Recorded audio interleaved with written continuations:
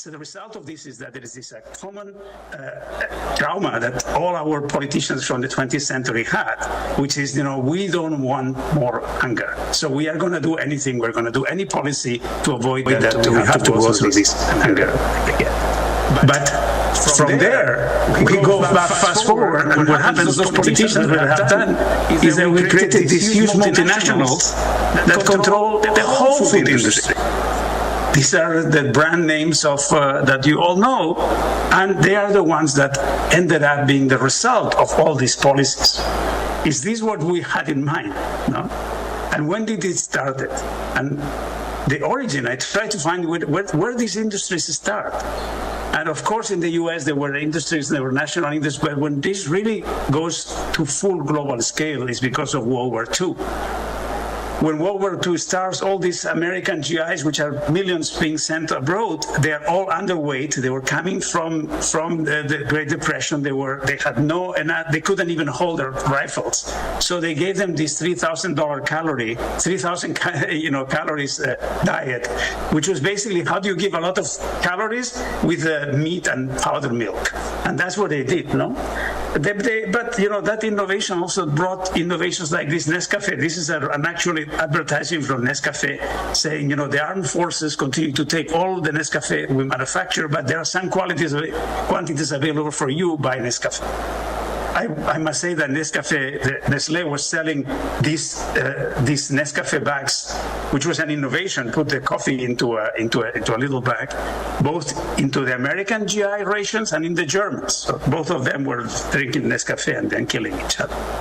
So these diets are responsible for not only developing this huge industry that could produce these huge amounts in a way which is stable and shipping it all over the world, but also changing the habits of how people ate. People started eating much more cheese, much more meat, because that was the way that we could grow this. Okay, so. Take again this now fast forward, what happens? We have this huge epidemic of obesity, which is not only in the United States as you think, but it's all over the world. There are more than, right now, 2025, more than 3 billion people which are obese. Okay, this fast mover consumer goods, these industries that learned, with all this surplus they have from these factories that were built during the 40s to supply the army and supply the war.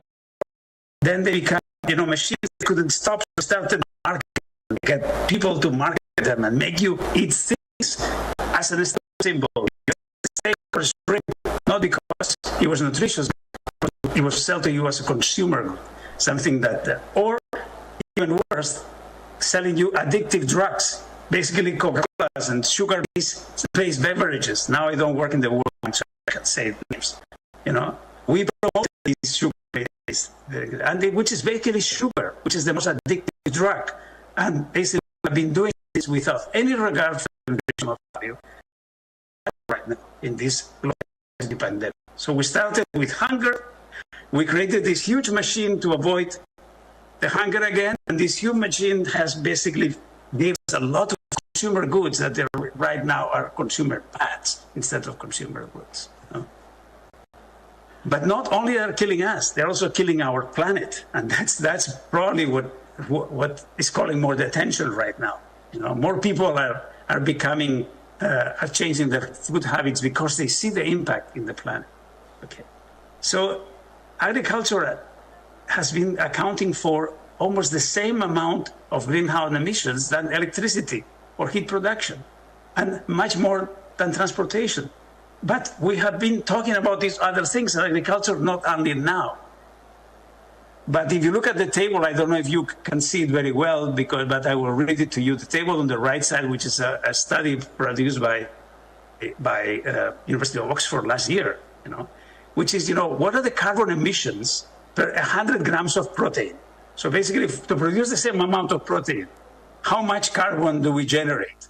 And you see on top, at the maximum, is beef, followed by lamb, followed by shrimp, and followed by dairy cattle and cheese. In the bottom, you can produce the same amount of protein with pulses it's almost insignificant impact on the environment. So it is not only that those products, those status symbols, which I have simplified on the steaks and shrimps, by the way, India is a large exporter of shrimps to the United States, okay, 18 to 6 times higher than the equivalent plant-based protein.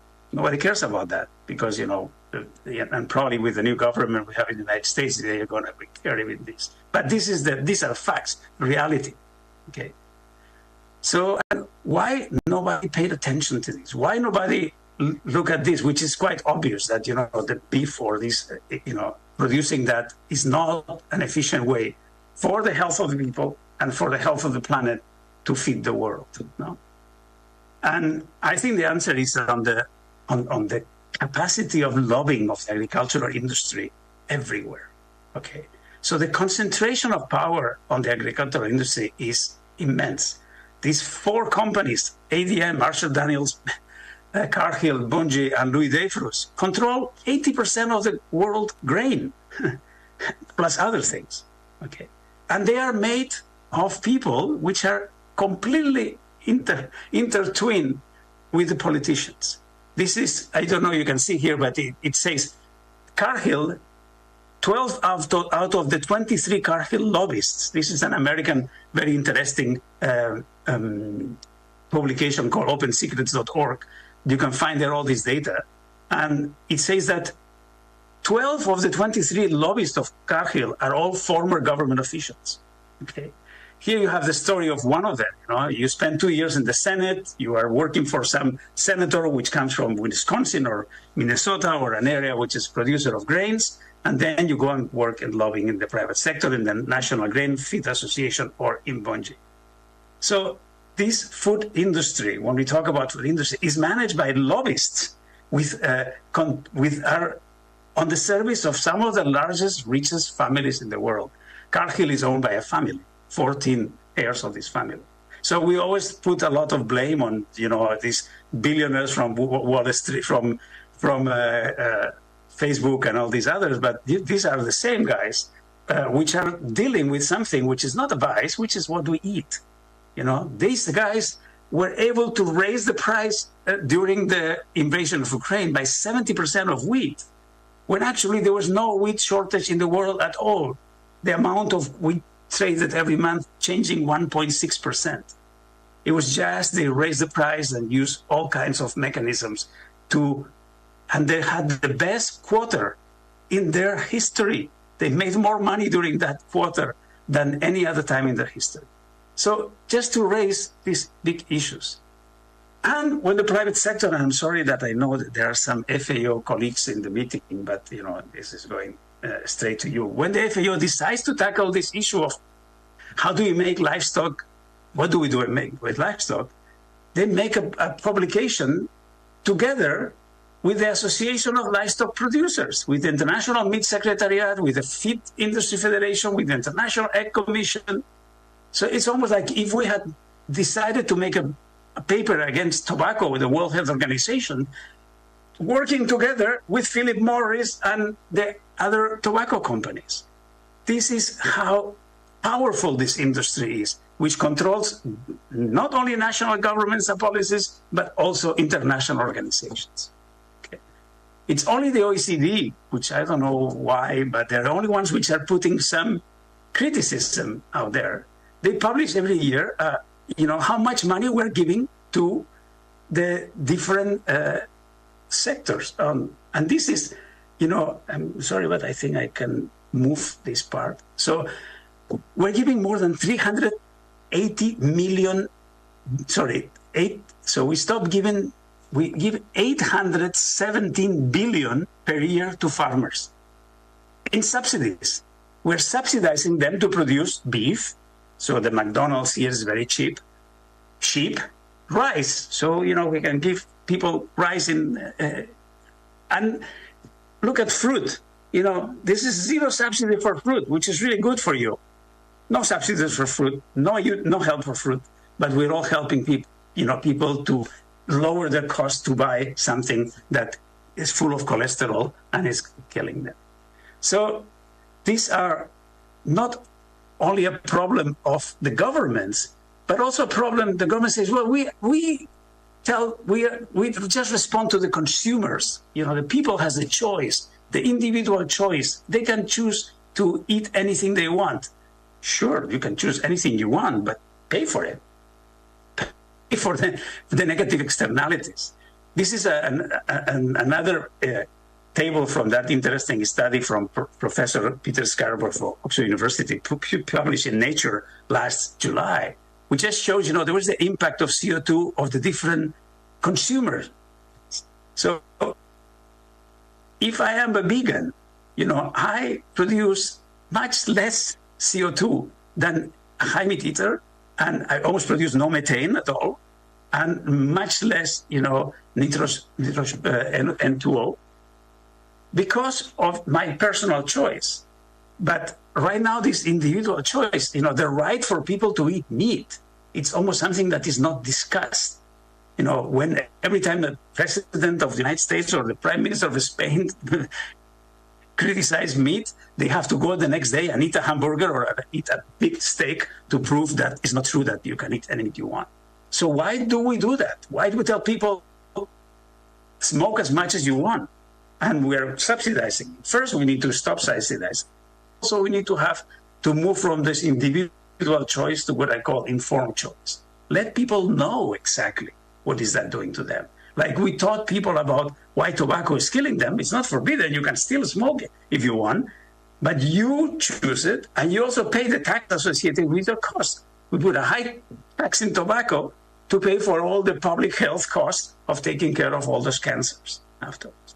So are we doing that for beef and cholesterol and for obesity and diabetes? You know, is Coca-Cola paying the externalities for all the diabetes they are causing?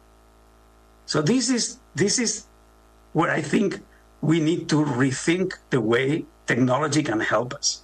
I'm not trying to forbid anything. I'm just trying to say, put the information out there, put transparency, accountability. And we have technologies today, and this is an example of a project I did in the World Bank before I left, which we can prove that it's easy today to incorporate in a blockchain where nobody can twist it and change it. What are the nutritional values? What is the carbon accounting? What is how much that tree has captured, but also what's the footprint from the moment of that avocado came from Mexico to here. No? We can have a good accounting of water usage. Is this water which is a renewable source, or is it water that you are draining from a fossil fuel, fossil water that has been there for centuries and one is gone, like it's happening in California now? We can account biodiversity. We can account social standards. We can know where the revenue goes, who is making the money, that poor farmer that is growing the cocoa, or Mars or Nestle again. We can have financial transparency, where the profits are hidden. And then we can tax people for the negative spillovers. Technologically speaking, this is easy, can be done today. Problem is nobody wants to do it, of course. You know, nobody wants to do it. And policymakers don't want to raise this subject because that will put against them everybody, from the Coca-Colas to the car hills of the world. You know? So only consumers can do that. This is again another example. We and say it's not complicated. We were able to trace mangoes from the trees to the table in the United States, from Haiti to the United States, a country which has no infrastructure, no security, nothing, just to prove that doing this technologically is not the problem. The problem is the political will to do it. I think only consumers and producers can change it because there are the benefits. Almost everybody else in the middle don't want to have this transparency. So my message to you, I know that this conference is trying to address already a change of diets, a change of products, work with less, a different type of agriculture. That's also something which has a value, which the traceability of that will transform the product in a more valuable and attractive product. I want to leave it here. I don't think I went over my time. If there are any questions, I will be willing to entertain them, but don't know if it's going to be easy to do it online.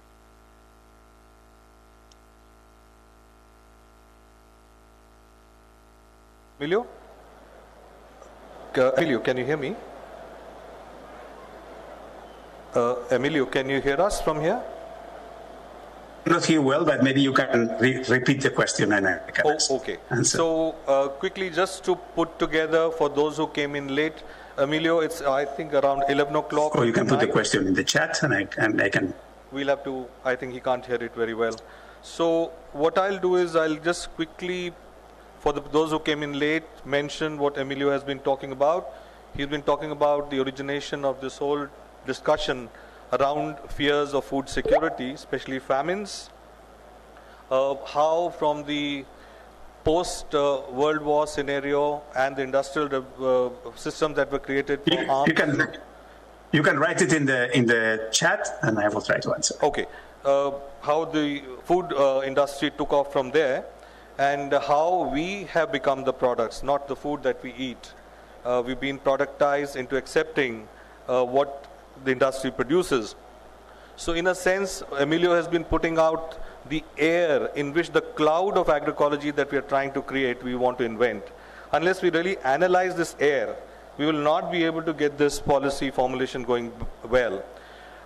I think he also talks about this fast-moving consumer goods as fast-moving consumer bads. And I think to call it bad, and yesterday I was also speaking about not just loyalty for agroecological products, but also creating disloyalty for non-agroecological products. So we have to create a counter-lobbying, and that's what he's talking about, from farmers and consumers coming together. The governments are powerless to some extent, even with good intent. So he's asking for us to move. He talked about subsidies, how they really irrigate this type of working and support industry to continue to be unsustainable. I think we have to look at repurposing of subsidies. In India, we have a very interesting program starting called PM Pranam, where any reduction in fertilizers, the money saved would go to the governments to put into natural farming and agroecological approaches, because the government pays the subsidy almost close to 1% of GDP. So that we have to look at that. And technologies that you said are there, and we should use to really create this mass movement using technology. So because Emilio has to go to bed at some point, we will take questions, maybe 2 to begin with, from the colleagues here. Does anybody have a question to Emilio? Yes, go ahead. Mm-hmm.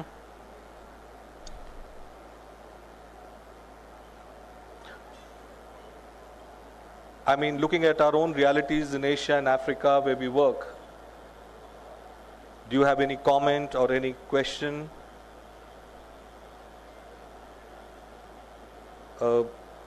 Okay, Namita has a question. You'll have to type it into the chat, right?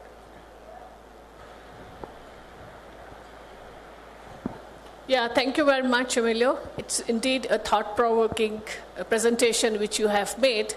And also, I think, input for agencies which are supporting the transformation process here in India.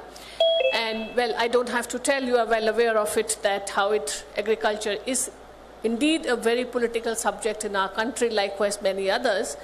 But this whole discussion of bringing the ecosystem where consumers and the producers have much more say, do you think that it is a very time-taking process and the resources also required for them are huge, because you have to counter the lobbies which are in any case very well established and very difficult to change, because often the policy and the politicians are always in nexus with them? Okay. I cannot hear very well the argument, so I cannot answer. So, Emilio, they're going to put the question in the chat for you. In the meantime, there's another question. We'll just collect that. Please. On.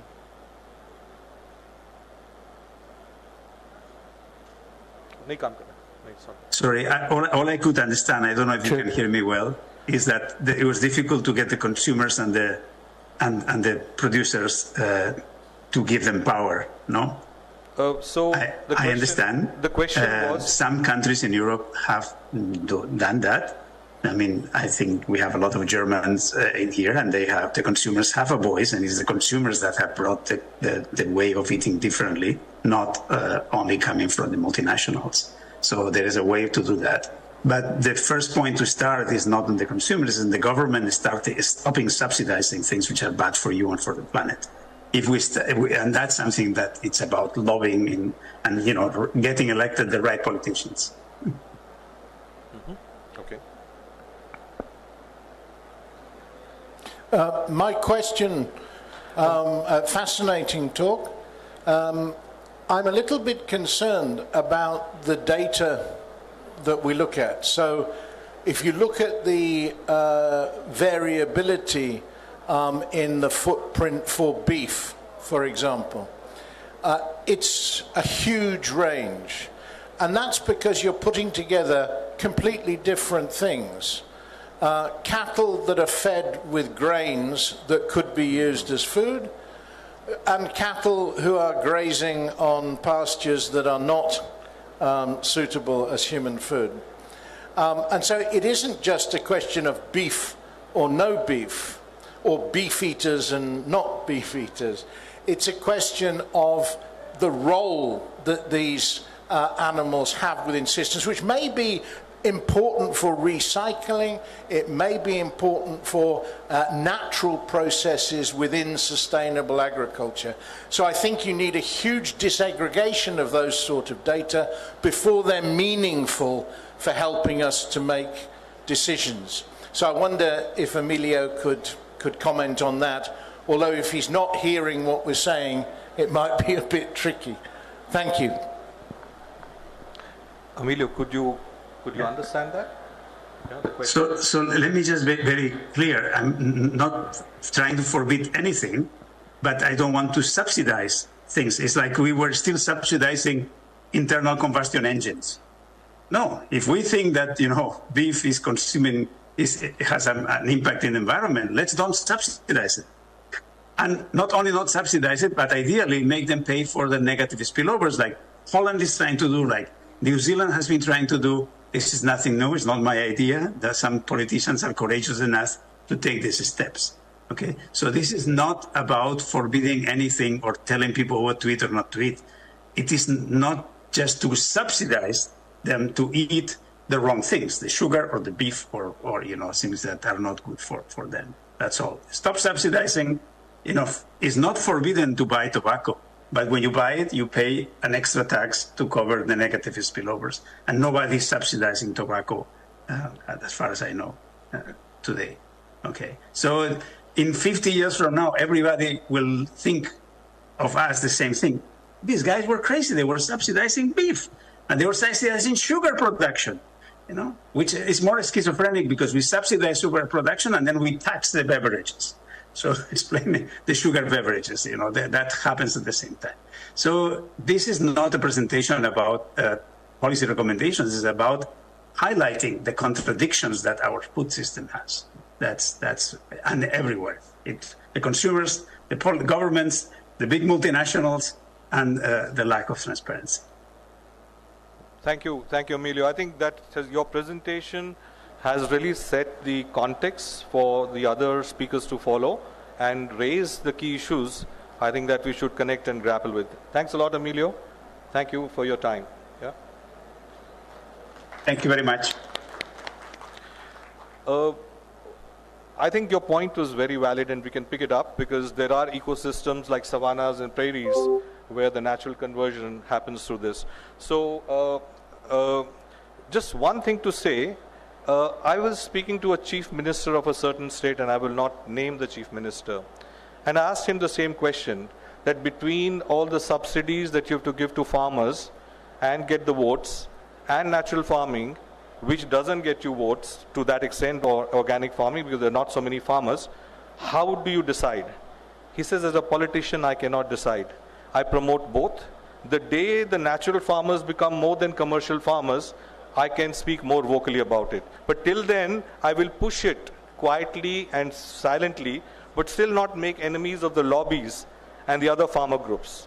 So I think politicians are also aware, and they're waiting for the tide to turn. With that, I'll move to the next speaker. Who's our next speaker? Ashwini Chandra. Okay. So it's my pleasure to introduce Ashwini. Ashwini, why don't you come on stage? Yeah. Ashwini has been working for more than 23 years on issues of agriculture and allied sectors, specializing in climate resilience, agro-biodiversity, agri-tech. It's okay. I will wait here. No problem. Oh, Thanks. yeah, I think you are next after this speaker. Ashwini and we work together on many aspects, and his focus has also been on landscapes. He's worked with GIZ, World Bank, DFID, lots of JICA, lots of projects. And he's really been at the heart of trying to look at agroecology, also from a business perspective. So over to Ashwini, and looking forward. Thank you.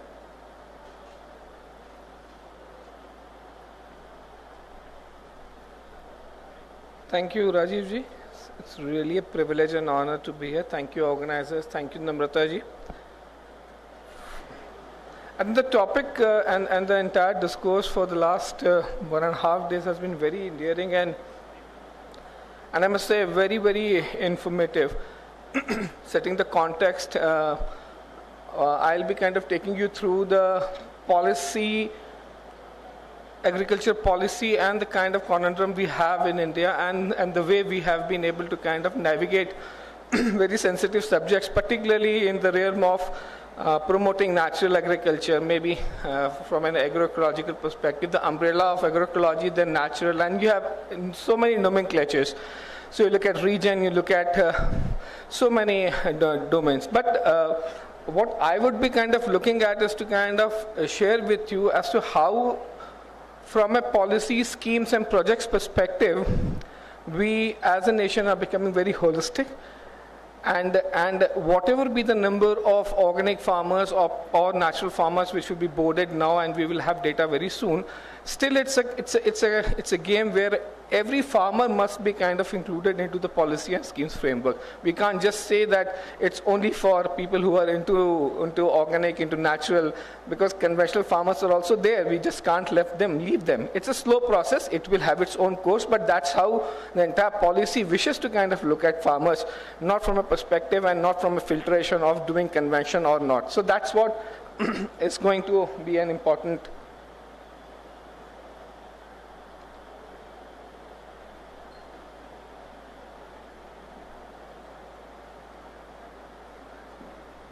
So quickly, this is what I will be kind of looking at, the context, certain schemes, and then I'll be looking at Karnataka and kind of look at certain program ecosystems which basically promote agriculture, allied sector in Karnataka, some sort of propositions for policymakers.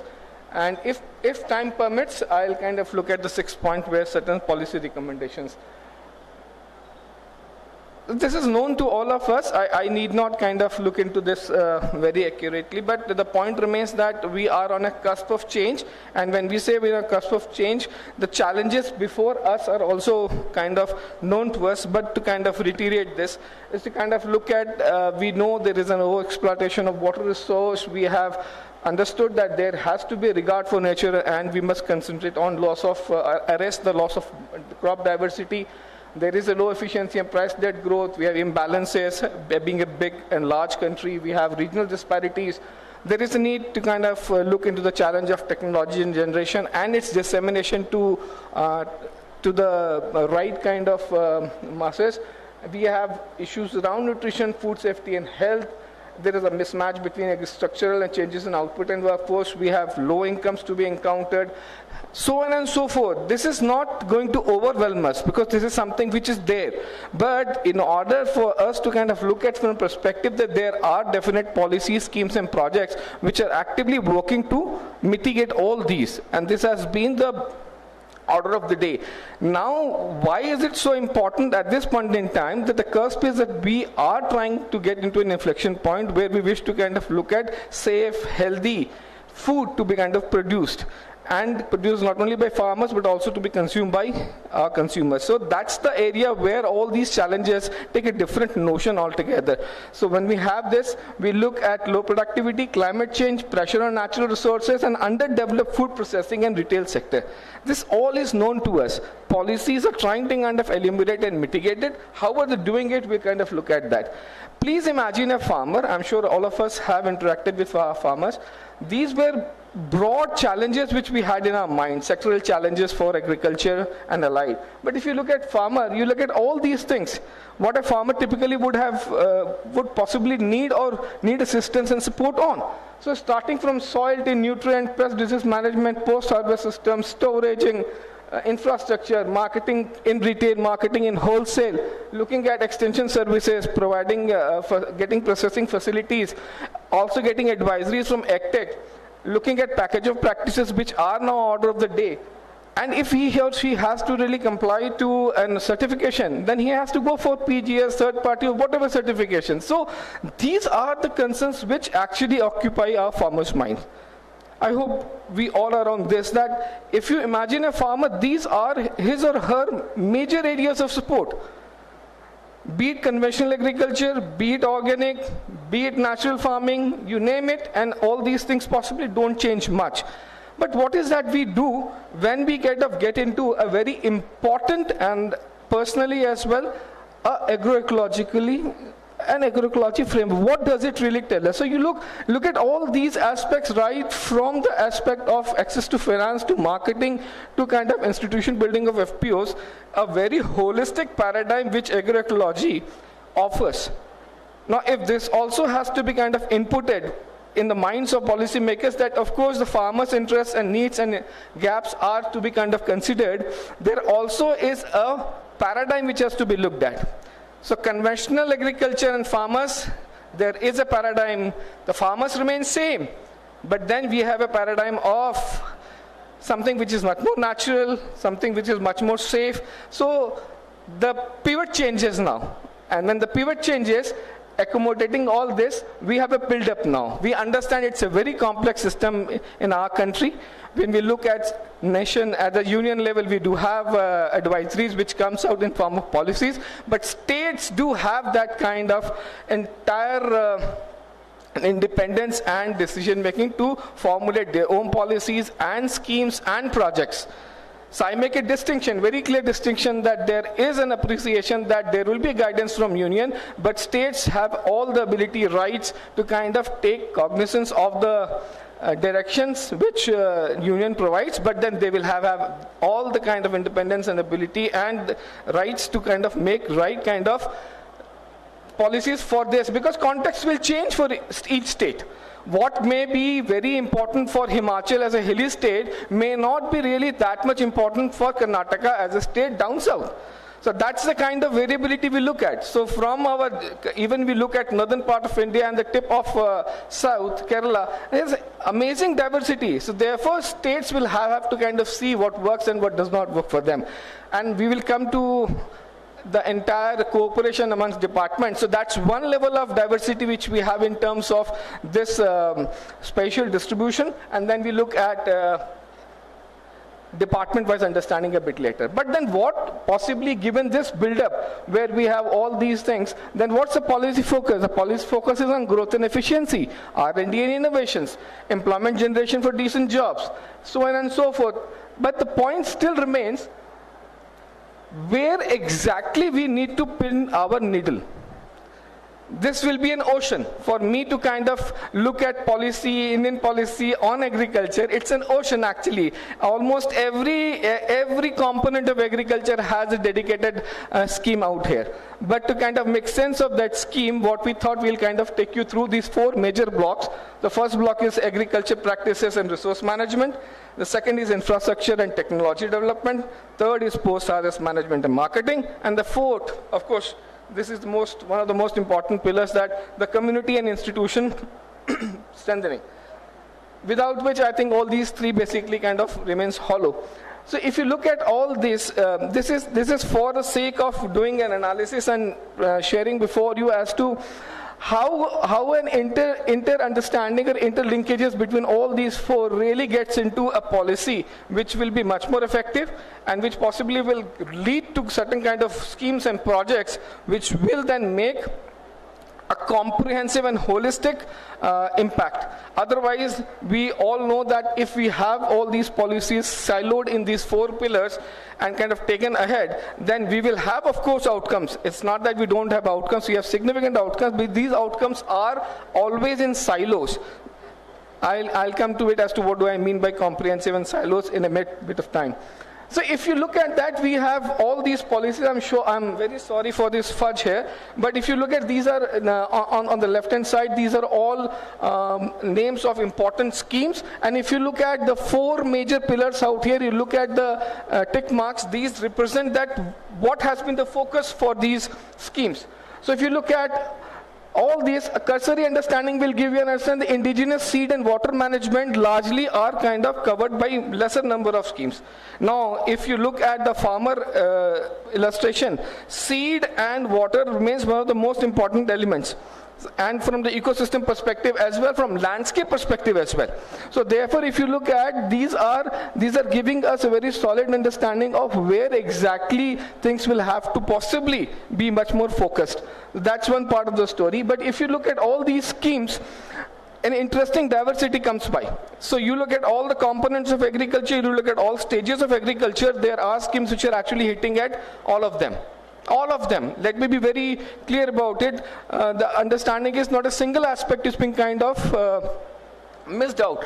But the point and the devil lies in the implementation of all this. So we will come to it in a bit of time that if we really have such great designs in place, if we have departments, if we have unions, states, departments all working basically to kind of do justice to the policies and schemes and projects, why exactly things are being told in a manner ki Himachal has got this, the outcome of water has been seen in Himachal, while we are seeing output of indigenous seed preservation in Odisha. Somewhere the entire thing is kind of looked from a very, very specific geo aspect. But for us to see a transformative approach, I think the geo aspect also has to be combined. And therefore, the real meaning, I think yesterday there was a lot of amazing discourse on landscape. I found Gopalji's appreciation of landscape as very, very interesting. You can have a water of 1 kilometer, you can have a river of 1,000 kilometers river basin.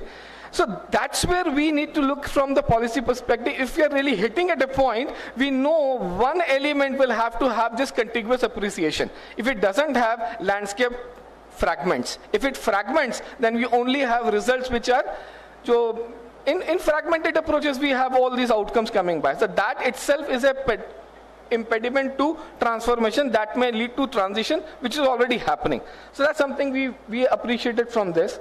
I will not read this. These were a set of very important convergence related schemes. And if you see the first part, the second part, almost every item has been ticked here, but the convergence schemes doesn't really talk about agriculture per se in that sense. So it's an interesting thing. You are focusing on convergence, so you look at all aspects which are post-harvest, which are looking at community institutions, and the basic is left to our earlier understanding of schematic appreciation, but then who is going to make that synergy? Who is going to stitch them? Who is going to co-op them? So that is where the entire thought basically came to us, that we are on a very solid appreciation of design, but when it comes to implementation, it has to be really seen from that perspective, that is there somebody at the state level who can actually pool all this and say, okay, this is the area where all these schemes must go, and therefore you have a holistic development possibly coming by. So that's what excited us to kind of do this and present it before you. A very clear appreciation of what comes by. So on your x-axis we have the scheme funding size in terms of rupees in crores, and here we have relevance of these schemes to natural farming. We use this word because that's the buzzword now, so pardon me if somebody is getting offended with natural farming, but it is something for us to build a pivot in context. But if you look at what is interesting here is I want you to kind of look at not the funding size, but look at the diversity. Here we have Ministry of Farmers, Agriculture and Farmers and Welfare. We have Ministry of Jal Shakti. We have Ministry of Renewable Energy. We have Ministry of Rural Development. You see, we have all the ministries out here having a clear focus, having dedicated and allocated amounts. But as I said, the outcomes are still kind of looked at. So the outcome will be reported by MORD, outcome will be reported by FAHD, and unfortunately, we are actually a nation. So therefore, where exactly the entire, the cliche word is collaboration or convergence, but where exactly it is getting holistic. The entire integration is kind of looked from the ministry's perspective. Now, if you really have to look at agriculture में से कि farmer हमारा अन्नदाता है, मतलब किसान हमारा अन्नदाता है, farmer is someone who gives us food. So where exactly he is getting placed? He is getting placed in all these ministries. Imagine a farmer with that 7-8 areas of requirements. For him or her to kind of get access to those schemes, will he run to all these ministries and departments? I'm sure he'll not. But that is where we need to look at certain pointers, which was possibly in the next couple of slides I'll share, as to what could be one of those recommendations which can be kind of stitched together to see that all these ministries, schemes basically get percolated and there is a holistic one-stop window for farmers to kind of go ahead on this. Similarly, you look at infrastructure and technology development. Same thought process is there. I'll not dwell much on it. Post-harvest management and marketing. And also on community and institutional strengthening. So I take a pause here. This was as far as appreciating the entire understanding from a national perspective. It would be not prudent for me to not talk about Karnataka.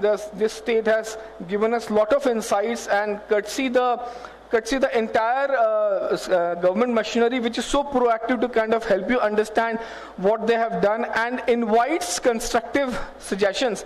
So I think it would be very important for us to look at Karnataka as one of the pioneer states. I think from yesterday we have been hearing about that they were the first state to kind of put an organic farming policy and hence on and so on and so forth. So lot of such pioneering efforts Karnataka has done. Having said that, there are certain elements which we shared to you over these years. So building a context for Karnataka here, these are important features. So when you see the contribution of agriculture sector to the overall GSDP, gross state domestic product, so it has kind of as a marginal decrease from 13.66 to 13.04. It is important. And then we look at state has amazing rich biodiversity, has got 10 climatic zones out here. So much of such crops are there, and many crops. Karnataka is a leader in at least in first 3 top states in terms of production for many of these crops. Unfortunately, if you look at an year-on-year comparison, there was a 12% decline in the overall food production. So that again kind of ring some bells in our ears, but then that's a part of the agriculture, because that's where climate change and many other kind of aspects play a critical role. One can't say that department or somebody else is not doing their work. It's actually much more external in nature than what it seems to be. Now, having said that, this is for us to kind of look at. Interestingly, you have all these things put up. 2 things which kind of look at the point which has been highlighted is something which kind of also forms lot of appreciation to create a policy around that. So the rising cost and logistic challenges associated with using cattle manure, and which is one of the most the bedrock of our natural farming practices. So that's what we look at, that this is something which is exorbitant, and also that livestock population is also on a dwindle. So we have to look at, and there are policies, there are schemes in the state which are trying to kind of augment this. So let's still well-functioning labor exchange efficient labor available. So in a 2019 sample of farm households in the Punakha district in central Bhutan, about abundance and that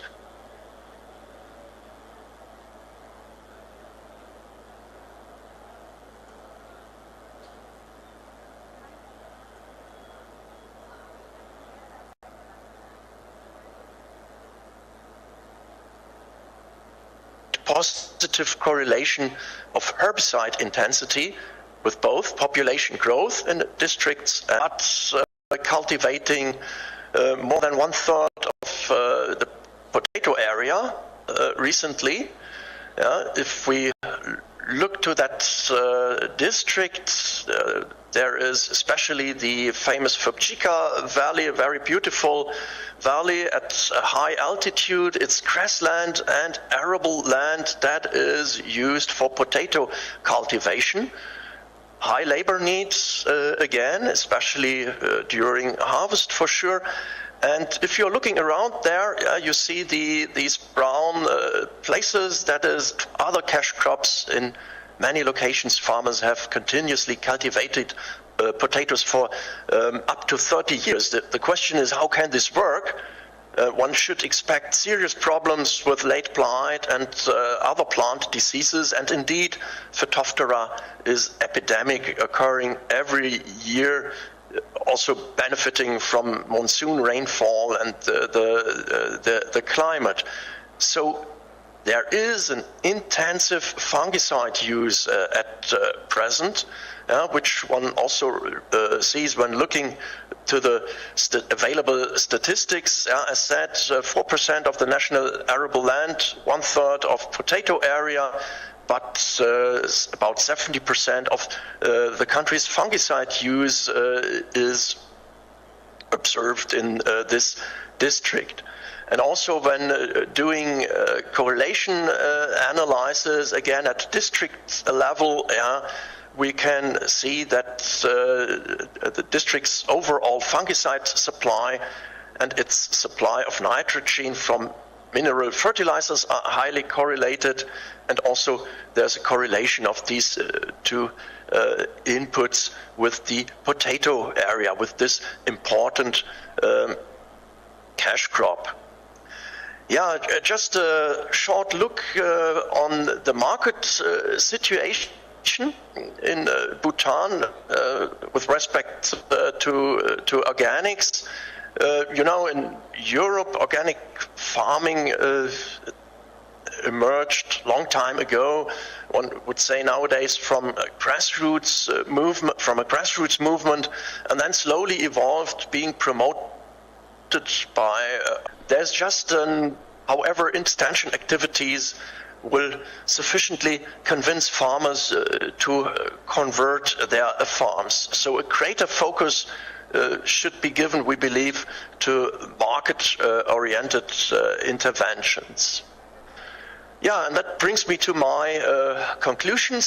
So, despite many farms being organic by default, Bhutan is still far away from its 100% organic target.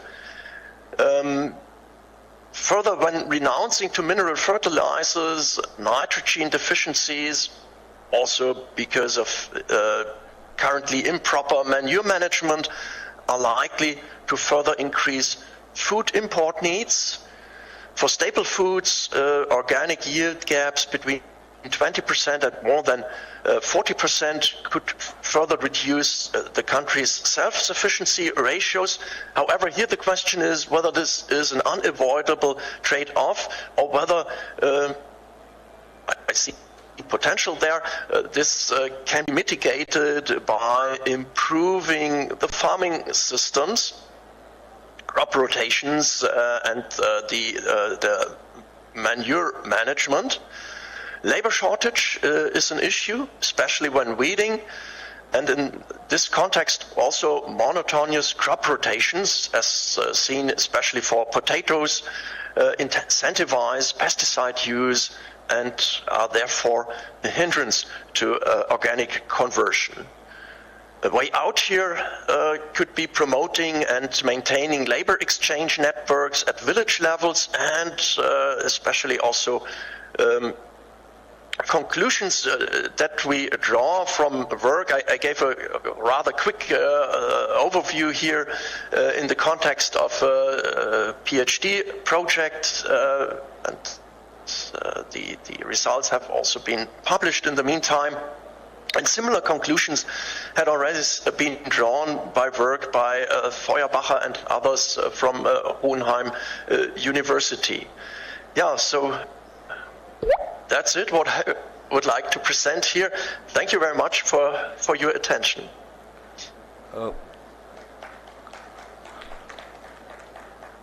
Thank you, Christian. I hope you could hear the claps in the background. We have to apologize to you that some part of your presentation in the late, just after you started, we could not hear very clearly because of the glitch on our side, which got resolved. But we've got the gist of what you have been sharing, and also your slides will be shared. I just want to quickly pick up from what you said, and then also ask audience in the meantime to think of 2 questions which we will put into the chat, and then Christian will answer. So please formulate your questions. From my side, I think it's what you remind us is that whatever we try to do is very rooted in a context. And the Himalayan context, with its accessibility, vulnerability, fragility, becomes a context where we cannot hurry things. But overall, learning from the Bhutan and Sri Lanka experience, no transformation process can be top-down, and we should not try to do so. It also comes with its own new problems it creates, which leads could be counter-intuitive, but they are happening. So fungicide increase, herbicide increase. So we have to find solutions to these along with, and if we don't do it, this process is not going to go forward. But also, I think this whole aspects of markets and premiums and access, we need to connect it all. So we will go through what you have shared with us also later. Christian, one question to you. Would you be able to listen to other people as well and also stay on for some time? I know it's a bit early on a Saturday in Germany at 7 o'clock, and answer the questions at the end, or would you like to take the questions and answer them now?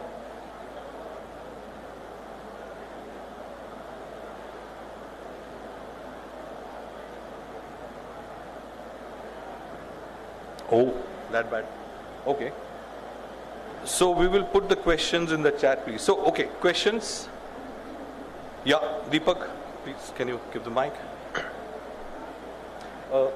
Can you put the question in the chat, please? Question in the chat? Yeah. I did. I'm sorry, I didn't understand the question. It's we are just maybe giving you it to can you. type it in the chat. I can't understand anything that is spoken. So, Deepak, can you write it and give it? It'll be easier for them. just a small. They'll not be able to capture the essence of a question. Okay. Just take a minute, write it down. I should have been probably. Yeah. Just take a minute, please. Yeah. Anybody else has a question? They can. You've written already. Thank you. Thank you.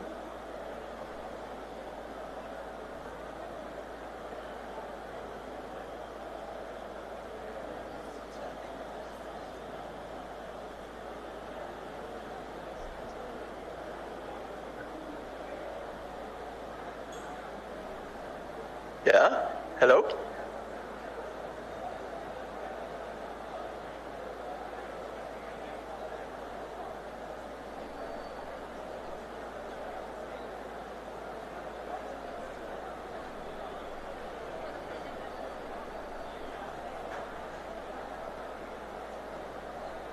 What should be the strategy to reduce food imports?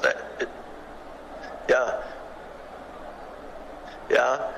Well, I think what needs to be improved is the productivity, definitely.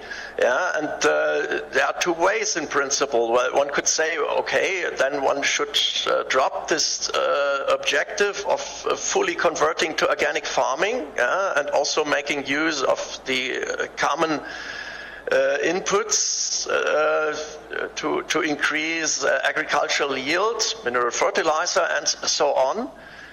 But there might also be a way to intensify organic practices, just via improving the farming systems, cultivating more legumes.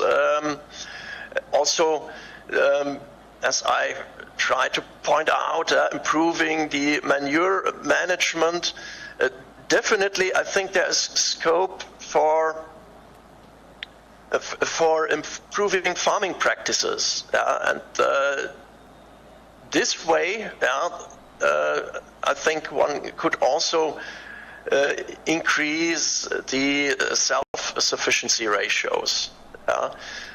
Of course, that is a relatively general answer. In detail, one must see how this works in the different ecological zones of Bhutan. Thank you.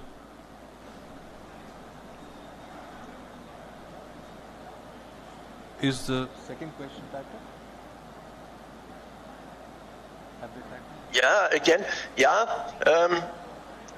I think what would matter a lot is to improve the extension activities. So far, frequently, it's just that certain seeds are supported, melons, then everybody produces organic melons and so on. And there again, the extension and state research activities should be better focused upon the whole farming system in the future, also giving farmers support in that context. I mean, the pictures I've shown from the Phupchika Valley illustrate that so far farmers rely upon highly intensive potato cultivation, also producing seeds for India, for instance. That is an important cash crop, and it's not so easy to change that, and there one should look what could they do, what are alternative income possibilities, and farmers need a lot of help in this field. Right. Thanks a lot. Thanks, Christian. Thank you for your time and for your presentation. We really appreciated it. Thanks a lot. We close the question and answer session now. Now we move to the next speaker. Yeah. Thank you. Thank you very much. Thank you. Yeah.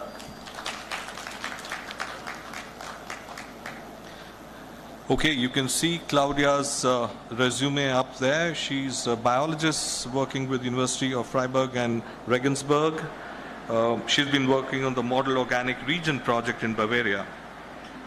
And I think a focus on local economic development, also in the context of Bolivia, becomes very interesting. So German and Latin American, works with small farmers and ecological agriculture, marketing, agroforestry, looks at participatory rural development approaches and networks for agroecology. So over to you, Claudia. Can you hear us? Okay, just a moment. I have to Bildschirm freigeben. Okay, this one. And then now, yeah, just a moment. Yeah. Yes.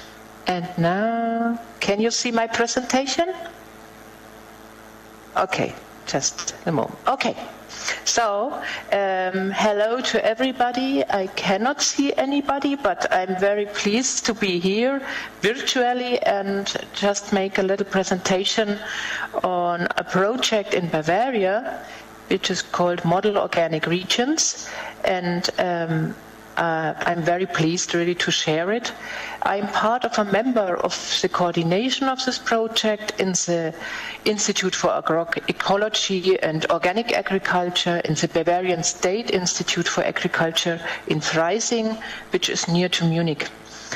I am We count with a Bavarian State Action Plan, which is in its second phase now, called BioRegio 2030, and his principal objectives are a 30% local organic production by 2030. We are actually now at 14%, so almost half of it, and we have less time now to reach it, but we are very optimistic that maybe not in 2030, but we are really having growing numbers of small farmers and bigger farmers to change and convert to organic. The other objective is a very important complementary one, so to increase the sales of regional organic food products in Bavaria or in the small regions too. Well, I show you just Bavaria is a sort of biggest department and really agriculturally very strong department in Germany. To explain it, this Bavarian State Action Plan has really very different aspects to cover. It's not, we are sort of in this networking part with the eco-model regions or model organic regions, but we also have other sister projects which are supported for the sector of agricultural research, sort of also marketing research, also training for farmers, training for advisors. We also have a kind of marketing support to get the products really better sold, and advisory services also who have to be trained in special organic subjects. We are part of several projects who are sort of covering this kind of networking, facilitating, building up value chain development.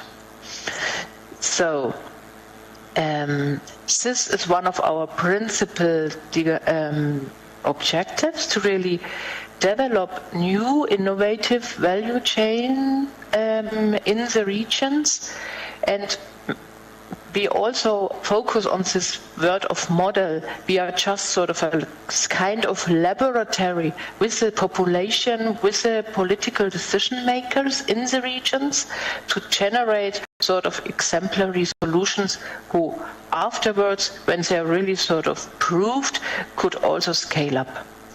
We are also focusing on a sort of awareness raising in the population about the advantage of organic agriculture and also about the consumption of organic food. So you also, because you never can force neither the producer, the farmer, and neither the consumer to buy these products. So you really we always have to make a lot of work in the local area about really the advantage of buying and consuming. They are really, say increase, but they also, everybody has a very important role to take part and really to make the goal being appropriated by everyone.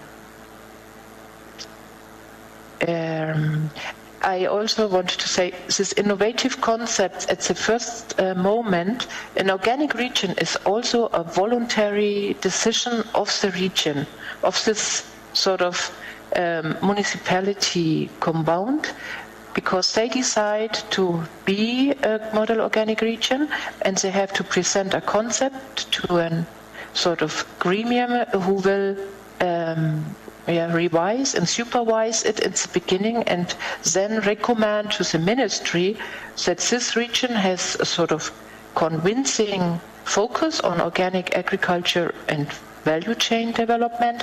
So they receive this kind of funding or financial support.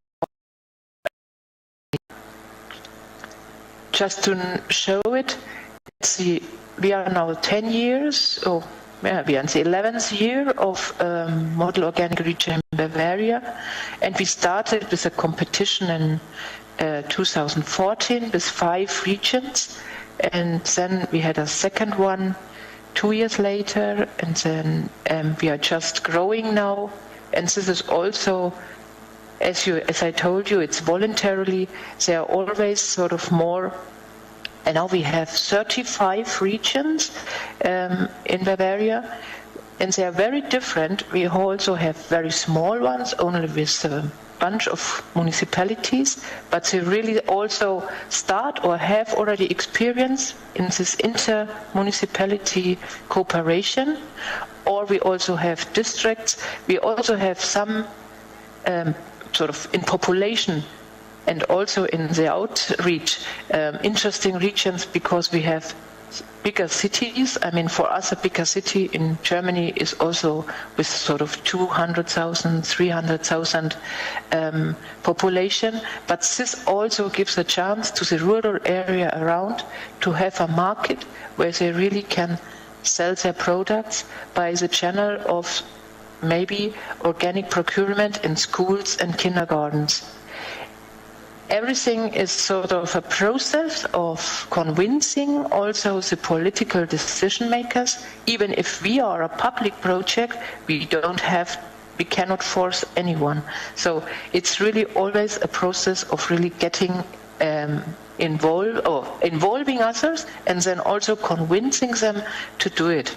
And this is sort of and since we are growing, we see that also this region want to become part of this challenging work. I will explain briefly only this kind of funding support by the Bavarian state to the municipalities and also to these networks of value chain developing actors or stakeholders. It's also a project with very small financing, comparing it with other projects. We give sort of a focus on a regional project manager, which sort of in the first 5 years has gathered partial funding of 75%, and 25% the municipalities have to go to give. Then in the 6th year, this funding from the state is also reducing to finally in the 9th year being only 20%. So in our constitutional, legal part, not this is more a state level, becoming now, because we also have this kind of transition process compulsed or really also with a growing population interested in deciding in nutrition and also nature conservation or sort of climate. So we really get it more and more by this also of the decision. So it's also a sort of convincing or also sort of a good result to have these municipalities involved in these projects by really becoming sort of the designers of their also landscapes or agricultural country. We have sort of 2 other funding possibilities only recently, since 2 years, which are sort of being a support, professional support for these value chain projects, because it's a very also innovative and complicated part to get it in a regional level functioning, and a sort of a very, very small investment support for the farmers to get a sort of a implementation, which it's a key person for a model organic region are these sort of project or regional managers in the model organic region. We call them supportive leaders. They really are the face or the person who also presents the organic region, and they sort of ensure that for the first time also these people who have an idea of a long time can express it and also receive sort of support to make it a reality.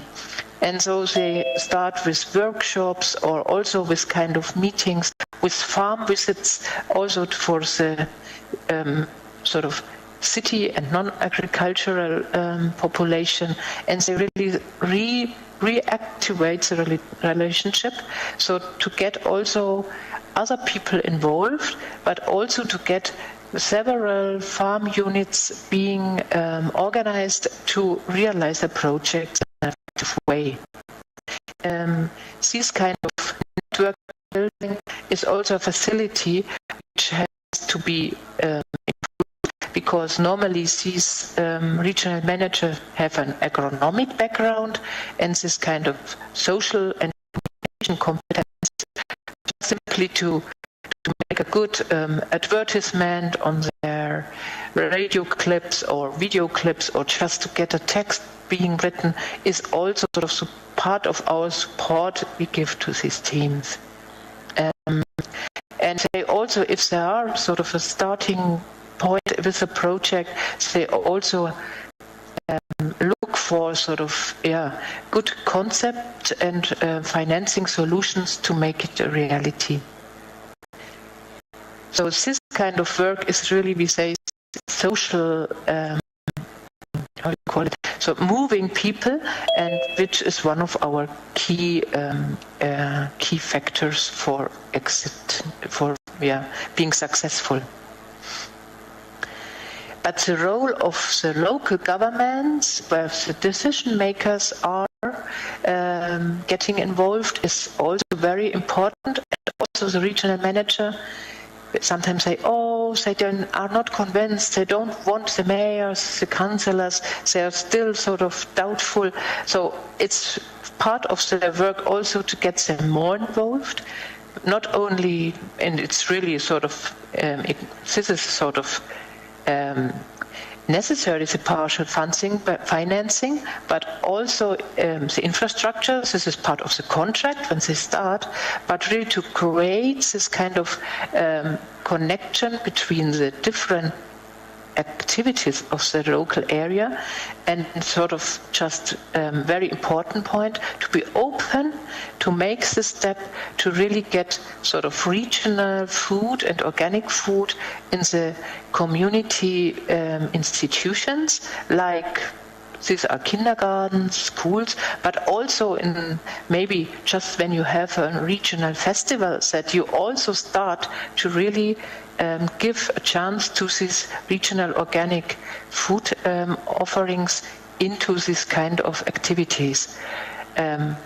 And so this is also for us important to say, if you are able, then this will also convince like church initiatives or also private institutions who are also active in the sector, as well as hospitals or old people's homes, to get this kind of more secure market, because it's a very competitive market too in the regional agriculture sector, to get it really a kind of role model for others.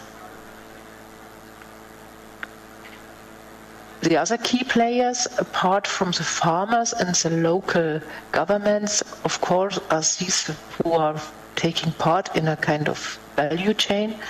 And I only show it here with these kind of photos about processing and marketing.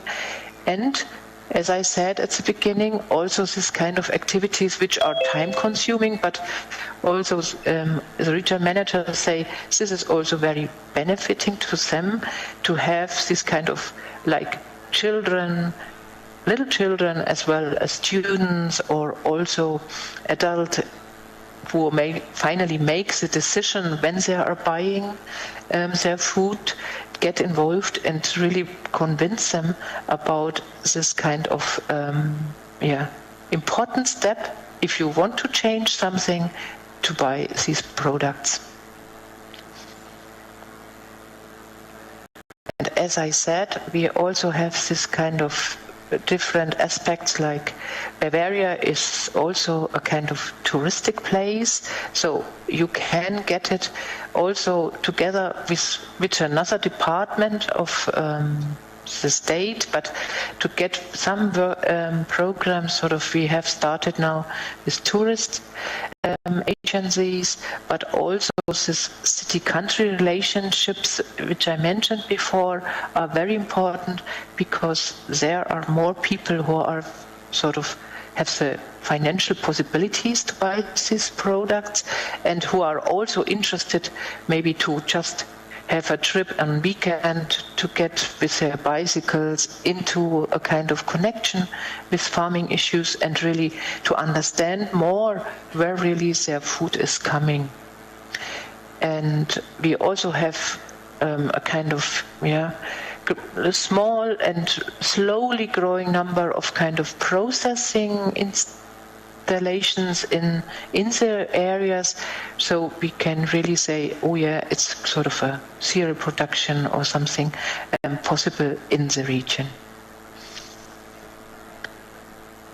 Finally, I just show about, very briefly now, about a cereal producing, sort of a very good example we have. It's you also can see some more material like videos.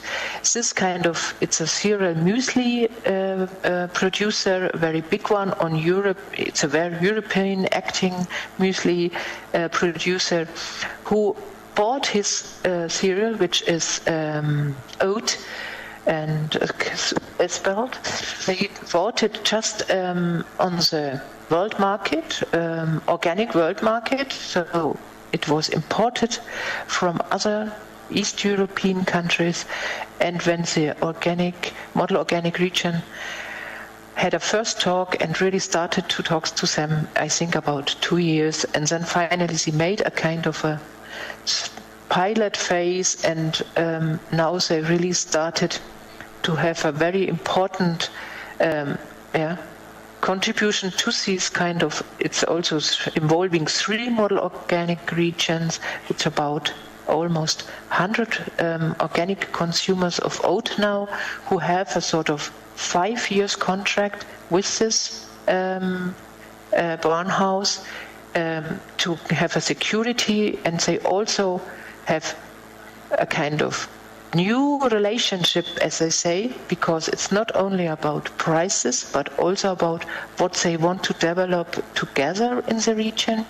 And they also involve, like, they have this kind of public or consumer action days where people can come and really take part in the days. It's a sort of sharing of the sowing day of the oat, but then you also have a lot of activity to rise that the people get really involved in this kind of new branch of this product, which are these kind of cereal breakfast mueslis, which are now with a regional oat delivery. And also these farmers have been first individually selling, and now they are organized and have a special sort of cooperative to this kind of client, which is Barnhouse. In Bavaria, it's also very important to drink beer. It's a sort of a liquid bread. Claudia, so we also started in some of our model organic region with rediscovering. We all really have to say that it was quite a surprise to know that this product, which has such a big tradition, the barley production, has been almost forgotten because it had no good price. So also it was, I think we are a region with a density of local breweries, but these local breweries also buy barley in the world market because Claudia, can you please conclude? Financial ideas. And so they are now really doing it. Claudia, sorry, we're running a bit late. Could you please conclude? So it just come to an end to show that we also rediscover traditional varieties of barley in the region, and they really get it now in these kind of local breweries in some of our regions and in a growing number of regions, where they also now can again drink their local beer, but with organic barley produced in these regions. So I just come to the end. I think it's too short a time to tell now how it can be done. I just want to invite you really to listen to the Farmers' Affairs, to invite other people together with farmers to create inspiring projects, and being sort of this kind of focus on encouraging. Maybe it's the first point, crazy ideas, but it's so important to give them a chance to really change maybe this kind of, in every part of the world, difficult situation for the small farmers. So thank you very much for your interest, and if you have interest, you can just write me. Thank you, Claudia. So we'll do as we do. Any two first people with questions, please pen them down, give it to the colleagues here. They'll put it in the chat. In the meantime, Claudia, I just want to connect what you presented to what Ashwini presented, that we find that the policies, programs and schemes of this nature are good if they are being supported with guidelines and resources at national and state level. What we are finding is that the true convergence of different actors, stakeholders, truly only happens at a local level. In India, it is a district. In Germany, it seems to be a regional section. But at an implementation level, actually, it's what we've been discussing since yesterday, it can only happen in landscapes, in a cluster of villages, what you're calling model organic regions. And I think this three-layered approach seems to be coming out clearly from presentation from yesterday and today. So thank you for that. Any questions that we have from the audience? Yeah, I'm not understanding the question. It's sort of acoustically different. Okay, thank you. Thank you. Thanks a lot. Thank you, Claudia. Yes. Thank you. And we now move to the next speaker. And if you would like, you can stay on. What is the question? Sorry. Have you typed? Can you? So the question is in the chat. Yes. In the chat. Yes. It's typed into the chat. Claudia, you'll have to look at your chat box.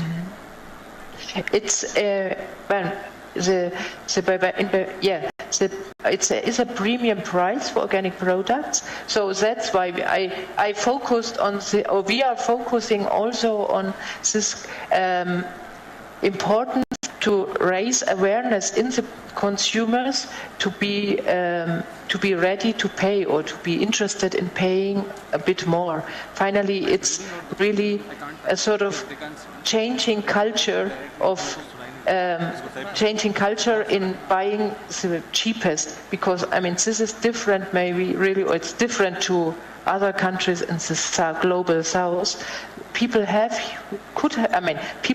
the money to really pay a little bit more to their food, and it's more about this habit and this bad habit to buy the cheapest food and not think neither about quality, but also neither about the effects that when they pay a little bit more, they also can support the local agriculture and to support what it means to support local and organic agriculture in this kind of way, for example, to protect our drink water resources because they have no pesticide contamination or fertilizing nitrogen contamination is a very big issue we play in our sort of public relationship, press works and sort of publications for the consumers to get it also understood in a very easy and rapid way, that when they buy these, but we cannot force them to buy it, so it's also a very individual decision when they are in the shop, but also to get them involved in this kind of thinking. If I buy organic regional milk product, I really do something to protect my and the future generations' resources and nature and society and rural society. Thank you, Claudia. Thank you very much. And if there are more questions, we'll share them with you. A round of applause. I know it's very challenging for us to really hear her and for her to hear us. So this virtual reality needs to get better. Thank you, Claudia. I now invite... Yes, thank you. Thanks, bye. Bye. With apologies to all of the speakers who've been waiting, sorry for running late, we had some glitches. It's my pleasure to now invite Anne-Sophie. For those who don't know Anne-Sophie, she's been working most of her life on futuring farmer field schools as a concept in the Office of Innovation in FAO Rome. She's been working on farmer-led innovations through regenerative and agroecological approaches. A very pioneering work that was done by her, Bruno, and Mr. Vijay Kumar is around the agro-industry versus agroecology, the two macroeconomic scenarios, and also the work that she has done on agroecological foresight process, about which she will speak. And I'm proud that as GIZ and along with FAO and CIRAD, we've also been involved in that. So Anne-Sophie, first to you. Over to you.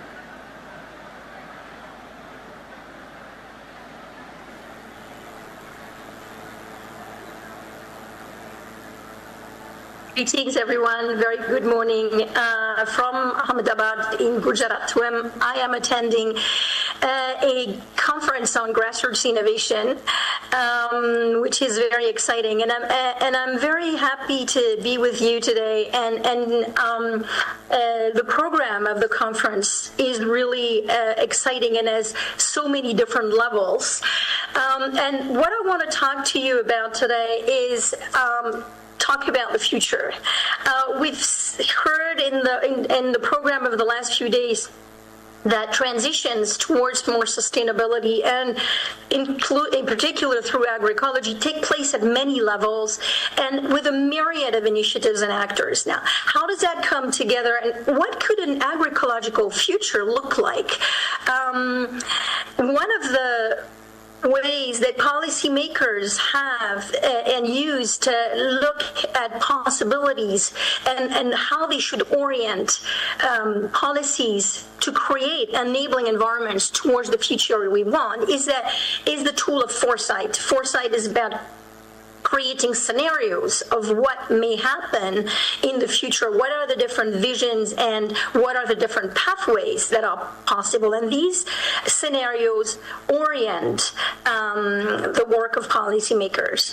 Now, we see that agroecology is a key response in sustainable transformation of agriculture.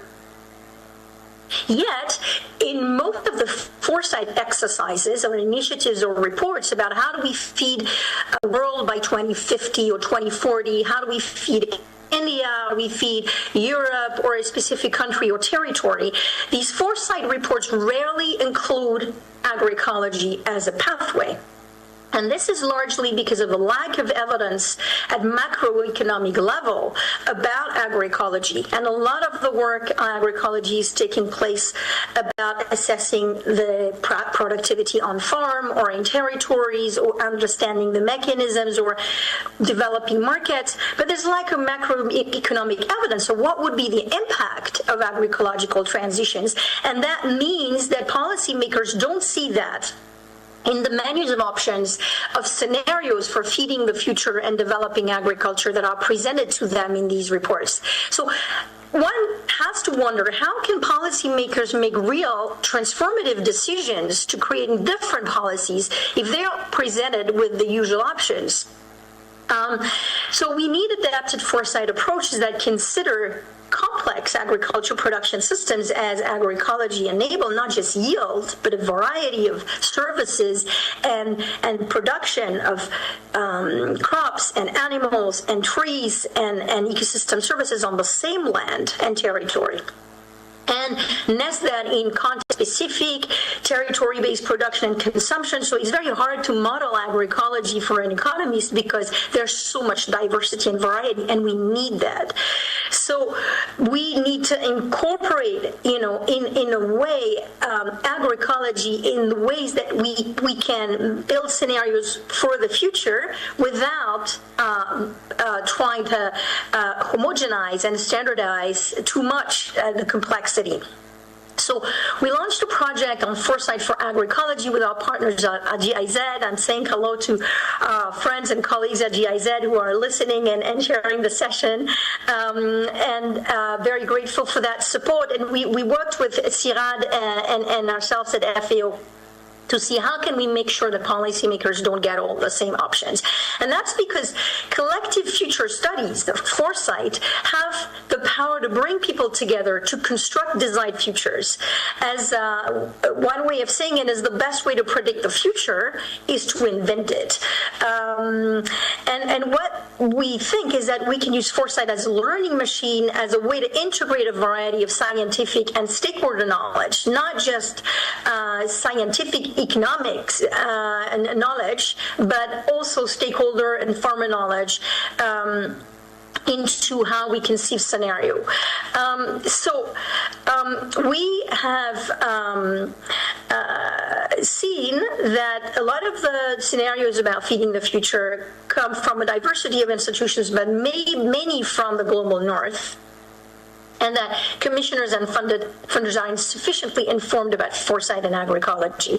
And foresight processes typically consider only a few outcomes of food systems, like food availability, what is being produced, and yields, but important elements are neglected, yet they form essential pillars of the future we want, like employment and stability and the role of small-scale producers and businesses, greenhouse gas emissions, territorial balance, inequalities.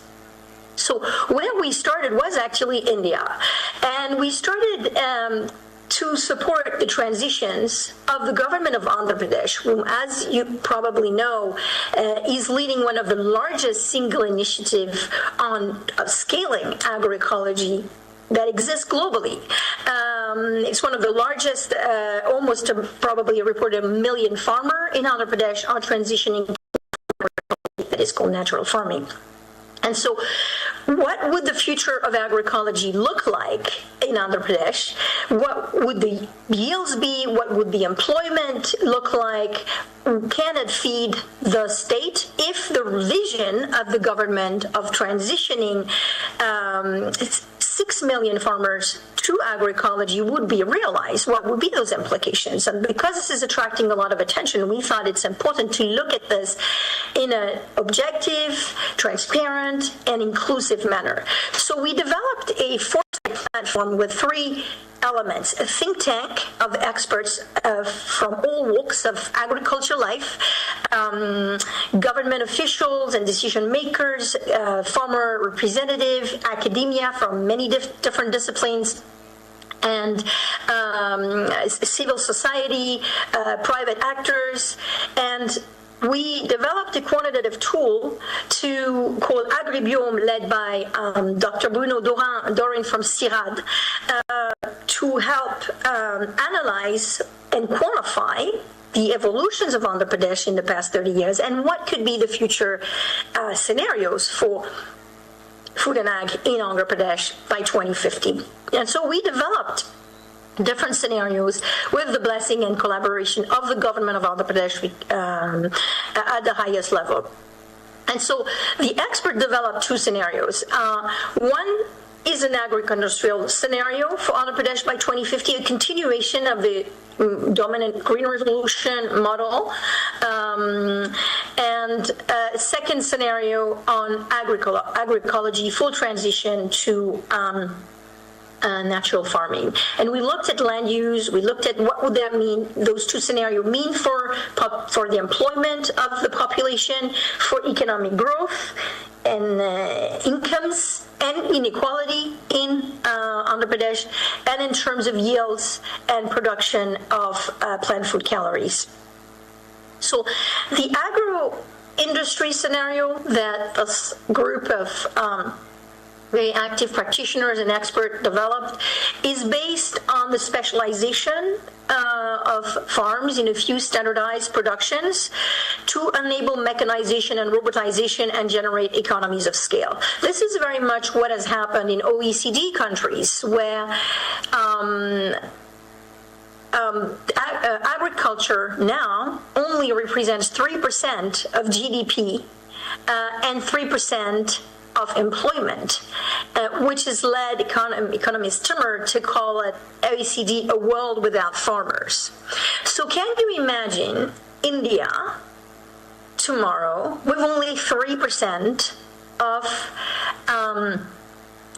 workforce in agriculture? That is very hard to imagine, and it is not the trend that is taking place right now.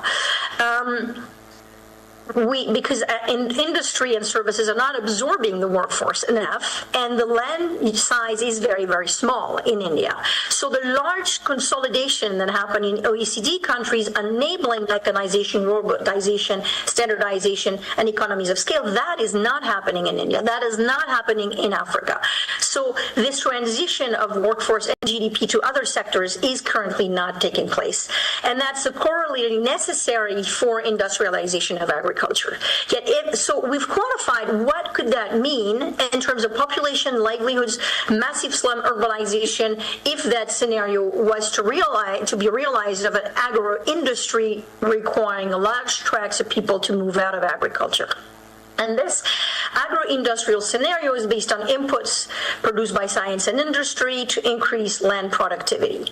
The agroecological scenario, by contrast, is a world with more farmers, with more employment in rural areas and nature. With land and labor productivity from a mosaic of local agro-ecosystems that stimulate and optimize biological synergies below ground and above ground between many plants and animal species.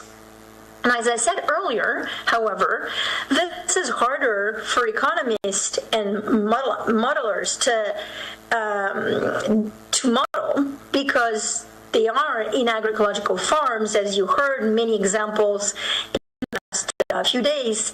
There's so many interactions between living beings on agroecological farm, with billions of combinations and optimization that farmers will develop that are locally specific or specific even to their farms or subparts of their farms.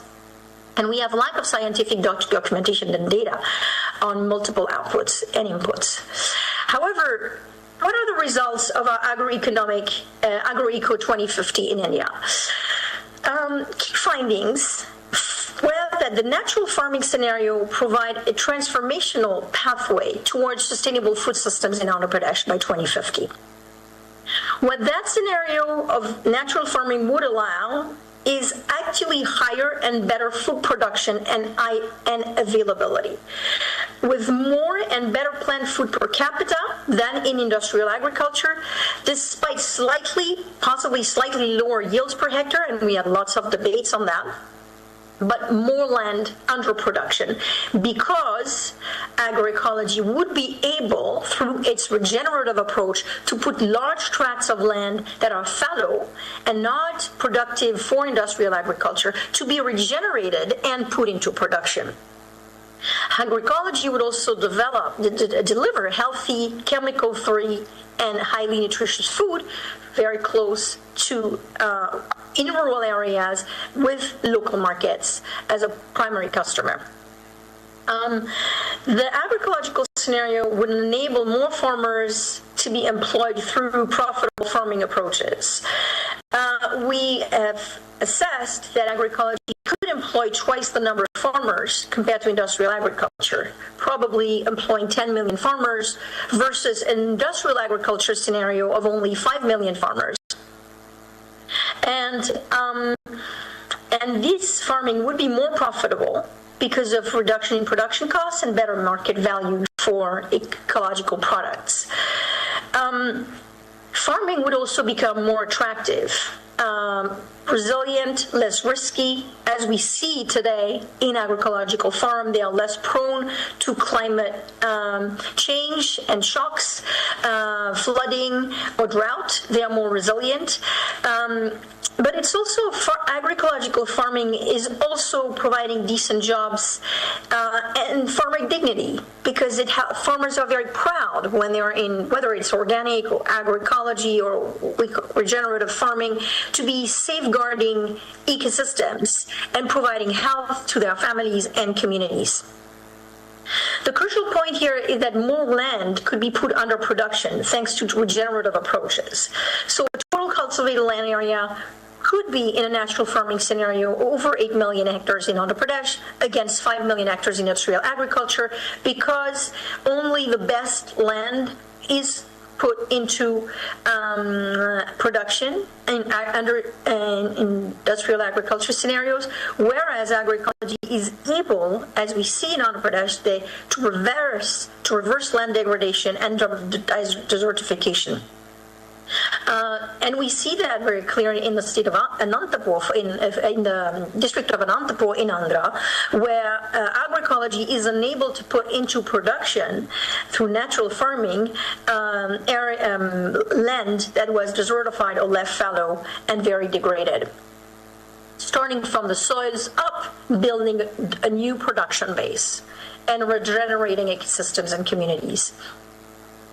Interestingly, this natural farming scenario could reduce inequalities between farmers and non-farmers, because we assume that with reduced production costs and also maybe slightly higher prices from agroecology, the income gap between farmers and non-farmers could be significantly narrowed. And this is what constitutes something attractive for farmers, if their income is not only higher, but also less different from non-farmers, that enables people to stay in rural areas with higher quality of life than, say, unskilled workers moving into construction sites in slums, in cities, or in a very informal sector with poor quality of life in mega towns.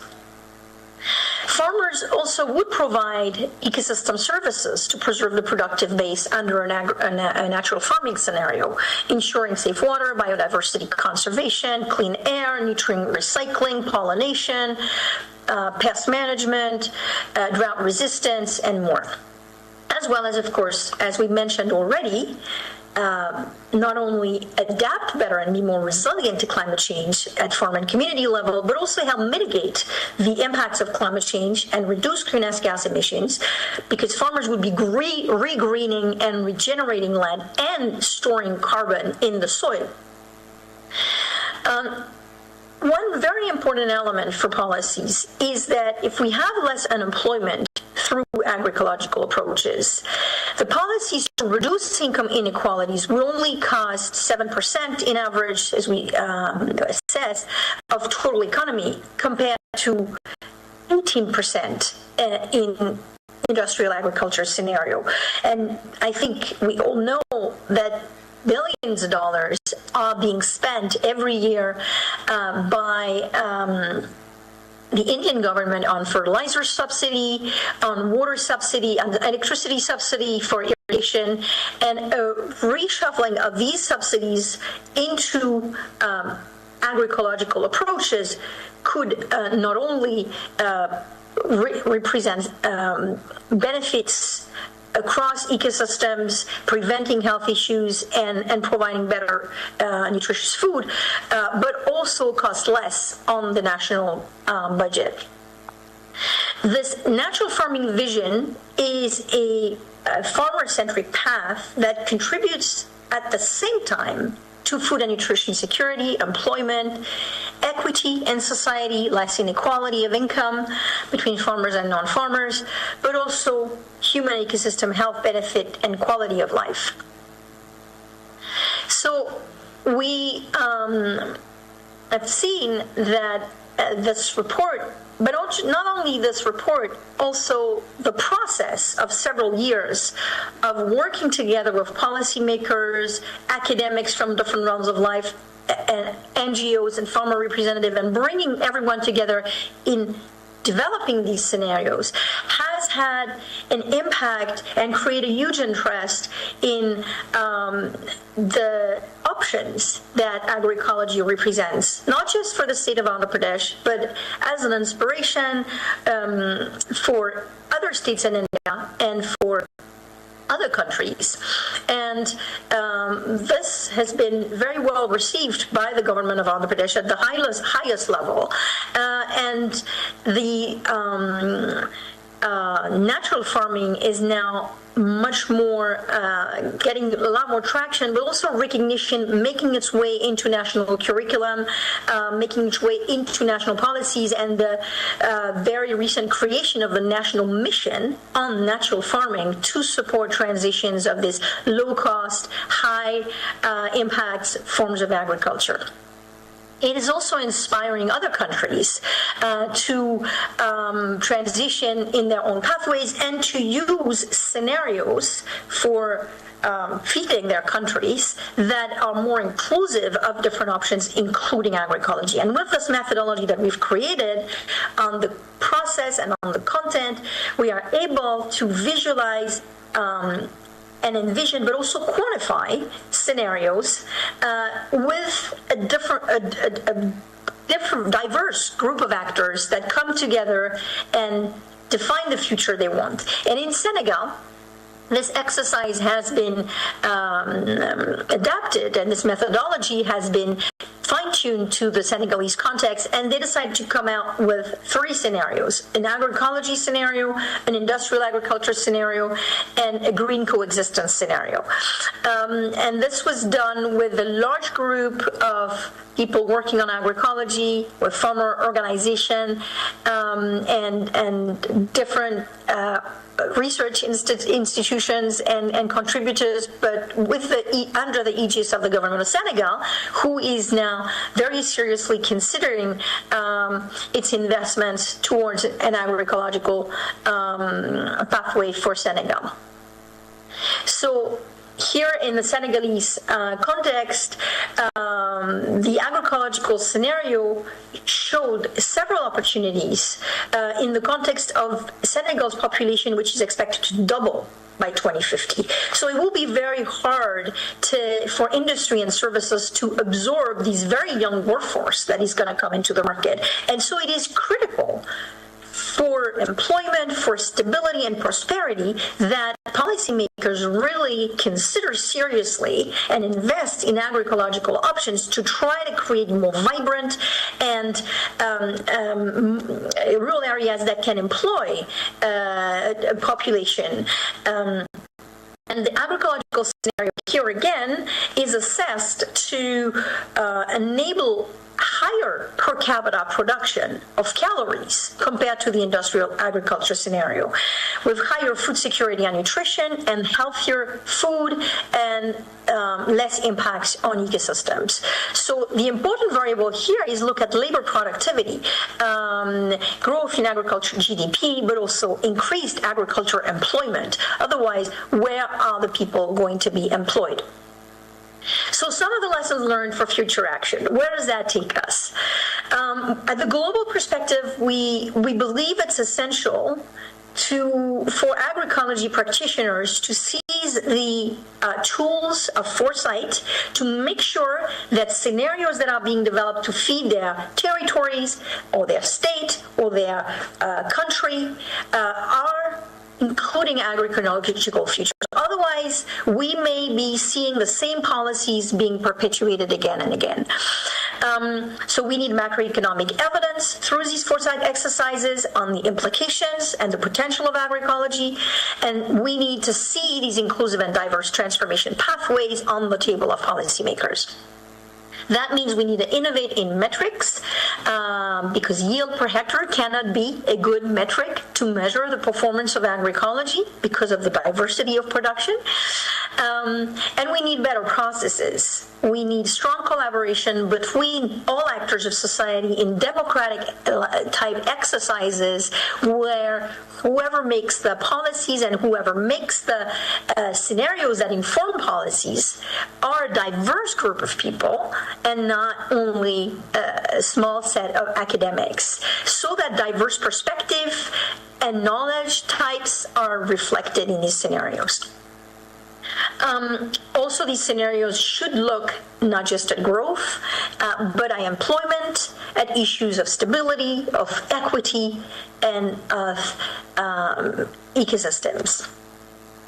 What we clearly see from the trailblazing study in Andhra Pradesh that I just described is the potential of natural farming seen on paper and in numbers of higher, better food production and availability, more employment, more cultivated land and less degradation, reduced inequalities, enhanced ecosystem services, but also less costly policies to support than with industrial agriculture, which have a very heavy price tag for policymakers. That means foresight also can be done differently, and I will just go very quickly. We need more inclusive foresight. We need the 5 levels of agroecology to be included in foresight exercises. This is from the basis of the conference programs, and we need to make sure that agri-food systems actors are dialoguing. There is no consensus about how do we get to the future we want to see. There is no consensus of what that future is. Foresight offers a space where stakeholders can come together in much needed debate in ways that are at the same time evidence-based to define and chart the future we want and inform action today. So we hope that you will be joining with us in this work. We are happy to share the publications and to announce this global report on how we make sure agroecology makes its way into scenarios for feeding and the future and making our society healthy and prosperous and resilient. Thank you so much to all of you for all of the ideas that I've circulated in this conference and that are very inspiring. Back over to you, Rajiv and colleagues. Thank you, Anne-Sophie. So we are giving 2 questions to you from the audience.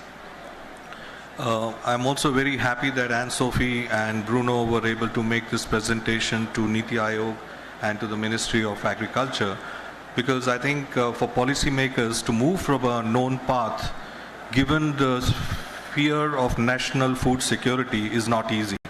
So you need an evidence-based, future-looking a piece of work which convinces you to change your pathway.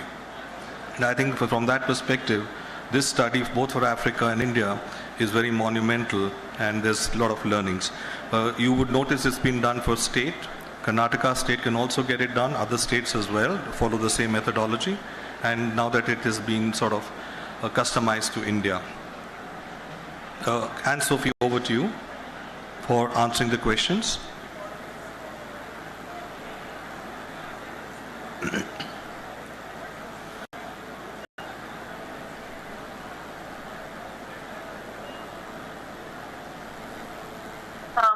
I can't claim to have an overview of agroecological scenario in all regions, but for sure it remains a minority of the agricultural land. However, it is growing and developing through myriads of different initiatives and grassroots movements, as well as making its way into policies. So there are now international attention to agroecology. FAO has organized 2 major symposia on agroecology in the past few years, and we see that very interesting development in the past few years is that more and more governments are coming to us at the United Nations to get advice and to integrate agroecology into their policies. A recent example is just 2 months back, East Africa. The parliamentarians of East Africa have resolved to integrate agroecology as a main pillar of the regional policy for their countries. So This is I think, work that is still requiring a lot of more attention, including in Europe and the Americas. The political situation in these countries is for sure creating a challenge. We don't expect that the recent political changes in some of those countries will be favorable to agroecology. However, at the grassroots level, we see a lot of activity and a lot of different developments on agroecology that are very encouraging, and there are many networks of connection of international actors on agroecology that are taking place. I am now attending the Grassroots Innovation Assembly for Agroecology, which is a fairly recent network of actors internationally, bringing together European countries, North American, Asian, African, including Indians, and the GIAN, the Grassroots Innovation Augmentation Network, and Honeybee Network here in India, to share the findings across Europe, between Europe, North America, and India, and Asia and Africa and other regions. And I think this is very promising to bring actors together who are like-minded across the different regions that your colleague mentioned.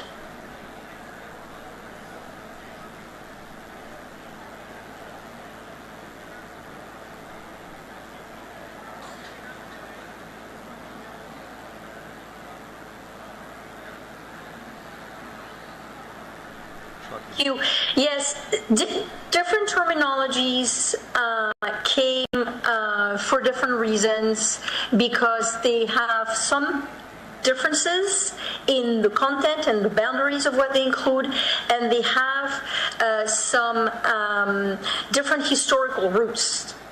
So organic, agroecology, regenerative are all representing different realities, but they are all families of very like-minded approaches. And I think we shouldn't emphasize too much or spend too much time in definitions. I think in FAO we tend to use agroecology because it's a very inclusive vision and framework for a family of approaches. I think that it is important to keep educating consumers about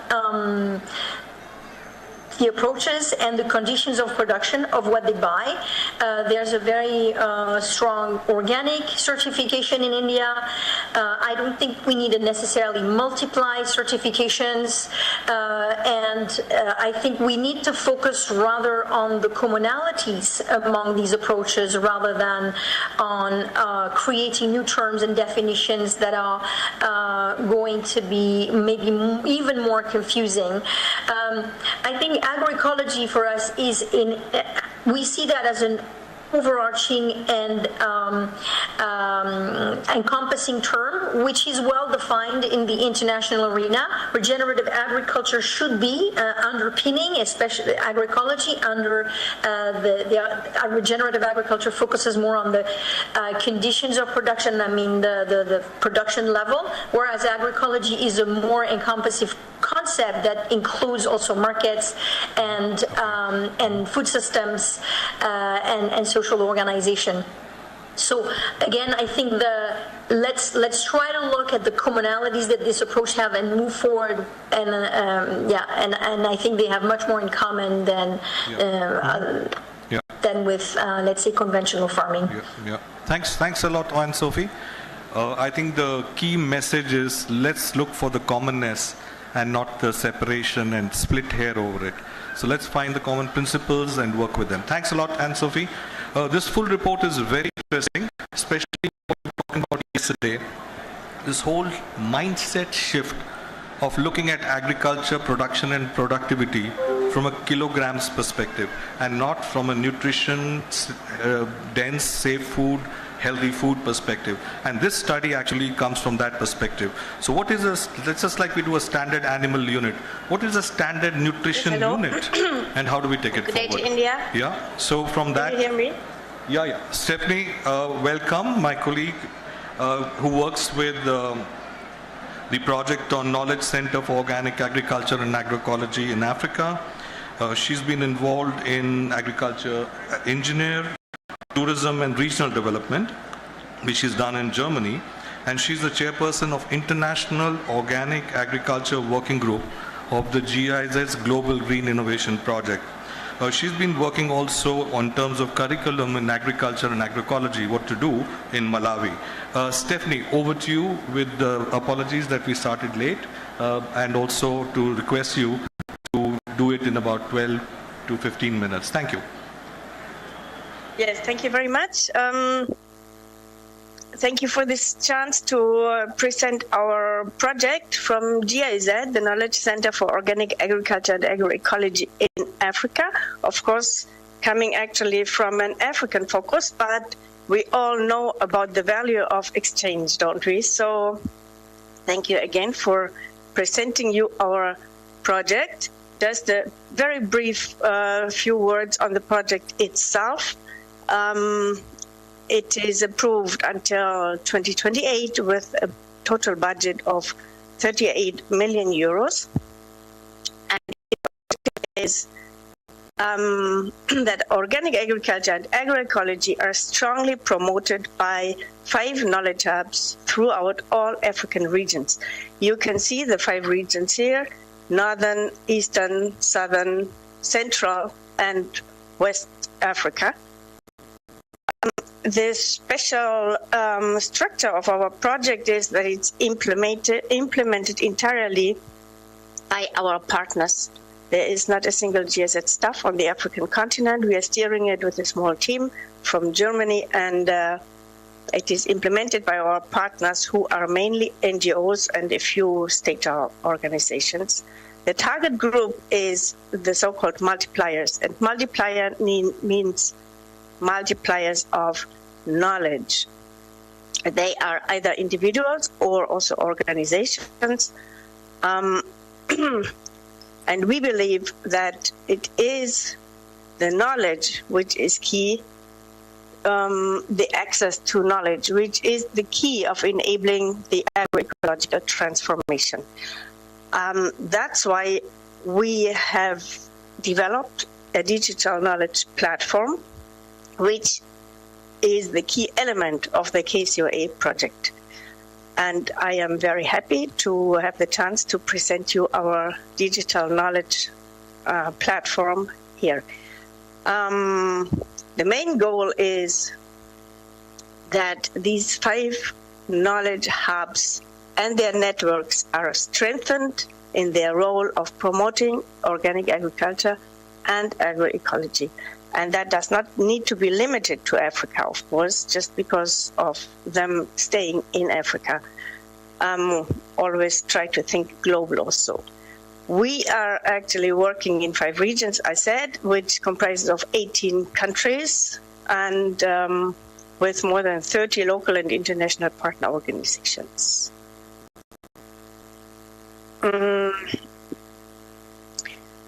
What we actually do is to expand the access to knowledge on organic agriculture and agroecology by a whole process of collecting, validating, translating knowledge, and making it available, accessible. We improve the technical and professional skills through innovative trainings by master trainers and multipliers. We had set up a whole cascade of training who are also using, of course, the platform and the key elements and the knowledge products of the platform. We intensify the continental networking by linking other representatives of the value chains, the private sector, and so forth. We all know that networking is key when it comes to dissemination of knowledge. And last but not least, the policy, the advocacy level is, of course, crucial. So we also support advocacy activities in all those regions with tools that were partly developed by us or by IFORM, who is one of our partners, ranging from consumer education to policy making. Very, very briefly, presenting the process of the knowledge management.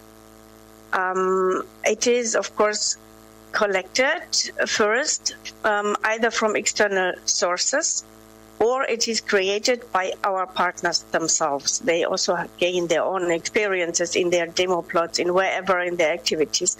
So they produce so-called knowledge products based on the needs in their own regions. The knowledge is prepared, which in our sense means it is transformed into a suitable format, again based on the needs, now more on the methodological format, whether it needs to be a poster, a handbook, a fact sheet, or videos are very, very welcome, or even drama groups. What is crucial in our system is the validation, that each and every knowledge product found on our platform is validated. Each hub has developed its own appropriate validation strategy. And so we make sure that no any nonsense is to be found on our platform, but it's all validated by validation processes. And finally, the dissemination, of course, is done through a wide range of dissemination channels like trainings, video plays, theater, radio programs, and so forth on. What is worth to mention again and again that our knowledge management is based on, it is a participatory process. It is held and managed by our KCOA partners, which are, as mentioned already, mainly civil society organizations in those 18 countries. It is a co-creation of knowledge, and the needs and the challenges and context of the partners were the basis of collecting the knowledge. And there is a very special attention to traditional knowledge and intellectual property rights. We are very cautious with a traditional knowledge, knowing that it is very often, on the one side, not valued sufficiently. There is a lot of traditional knowledge, very, very important for the agroecological forthcoming, but at the same time, it is also very, very sensitive in terms of not misusing the communities when sharing their knowledge. That's why we always keep to the international property rights. So all our knowledge is then found, is uploaded in our digital knowledge platform, which I would want to present you now in real. Let's just quickly access the platform itself. You see here, first, the entry page is the events that are coming up,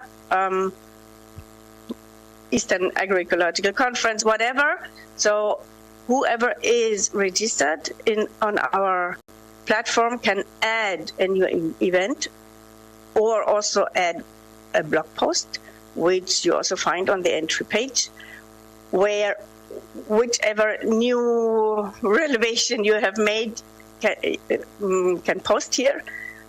Going into it, which I will not do because of time, you'll find whole articles of the topics. We have the social media wall. Just to go very briefly through some of the pages, which is linked to the websites of the partners, of the registered partners of our website. You see, for example, the individual hubs. The KCOA is one of the hubs.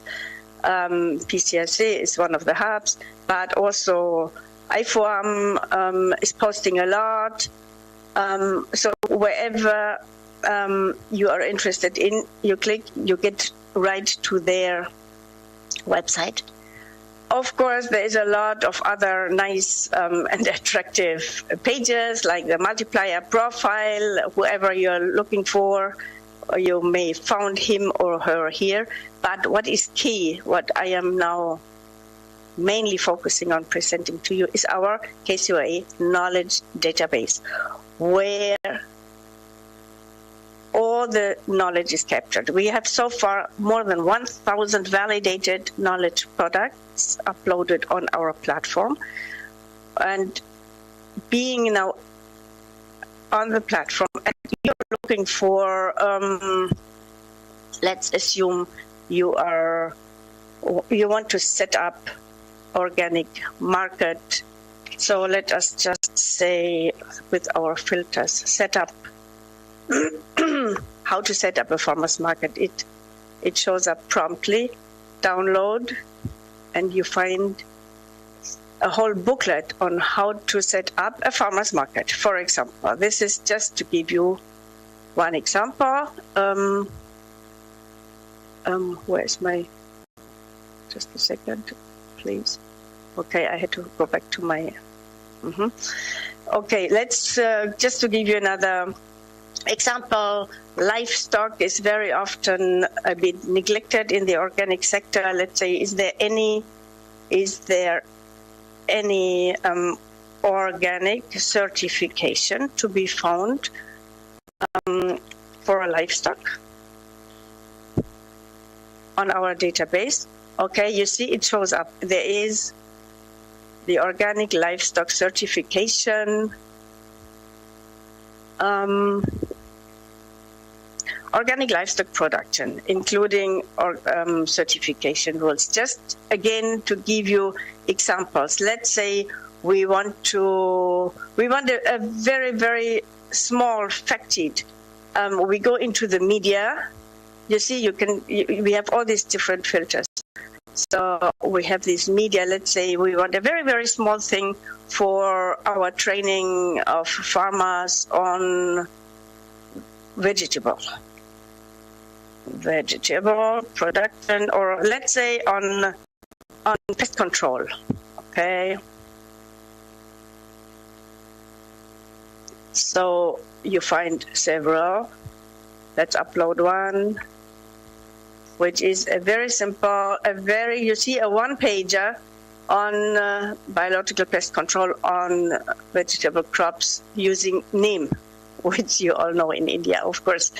So those are examples. We can go on looking for videos. You say, oh, I mentioned before, videos are so much wanted.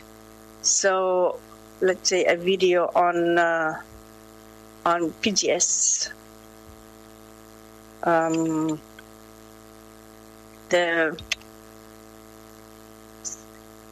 Okay, you see, you have a number of videos which would now take time to open them. So those were just to give you some few examples how to use the platform. And I would want to invite you to also get registered, which would allow you to get, of course, access to the precious knowledge on organic agriculture and agroecology. And as mentioned, all the knowledge you'll find there is validated. It would allow you to be part of an agroecological network of pioneers, engaged partners, and institutions. And why not thinking of a vivid exchange between Africa and India? Of course, so far our platform is very, very much African focused, because that's the aim of our project. But exchange with Asia can always bring also quite some benefit.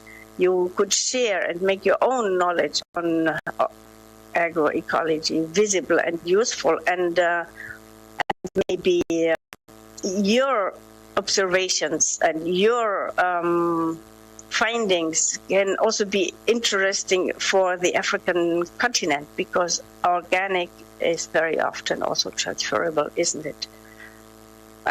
You would be able to promote your events and success stories and so forth. One word on sustainability, which is key, of course, setting up a huge digital platform and not knowing how to go on after after the project is a no-go. So we have started early enough to make sure that the cooperation, that the African Union EOAI initiative, the Ecological Organic Agriculture Initiative, will take over. So what we have achieved so far with the platform as a key element, and of course capacity development around it, more than 1,000 knowledge products in over 20 languages are validated.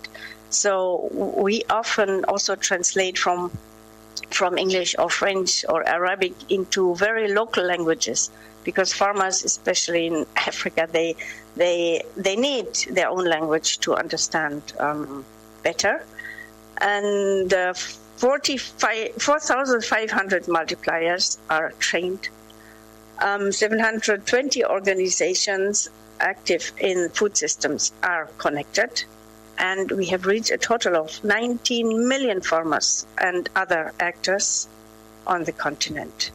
And as we are also very much focusing on PGS systems as a participatory guarantee system, and there's a lot of knowledge on PGS systems to be found on our platform. Just to mention that 1,100 farms are certified already. Our lessons learned, that the active role of the partners is crucial. It was crucial that the digital knowledge platform is the platform of the partners and not of the project. There have been platform responsibles from beginning, from very first day of setting up this platform on. So they really own the platform. The second observation, it needs continuously to be adjusted to the needs on the ground. We had started with the first assessment of needs of multipliers, but the more coming in and the more they go into other areas, other needs may be assessed and taken in. And as I had mentioned already, crucial is to start thinking beyond the project early enough. Like we did that half the way of the entire project duration. And we are currently about to establish the necessary structures for the sustainability of the platform. So Asia and Africa have a lot to share. India is leading in many aspects. And it's also business driven, so maybe economic linkages can also be established through the network as well between Africa and Asia. It's just to present you our African approach, and it can be up to you to think whether such a platform may be useful for you and in which way. Just to mention again on a slide the address of the platform. You're very welcome to join us. Thank you for your attention.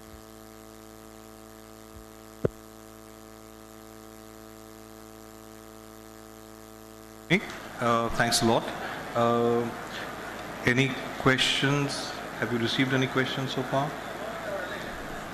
So one thing we've all learned, and we've been talking since yesterday, given the fact that a lot of the agroecological interventions are very contextual, what will happen in Ladakh or in Himachal or Sikkim or Bhutan will not happen in Andaman or in Karnataka, we realize that the idea of disseminating or enriching or capacitating is not resource intensive, it's knowledge intensive. You need a lot of knowledge. So I think this is an excellent example of how they have really worked on it. And I think there's an open offer for India, which could also be states, could also be any organizations, any groups who can upload.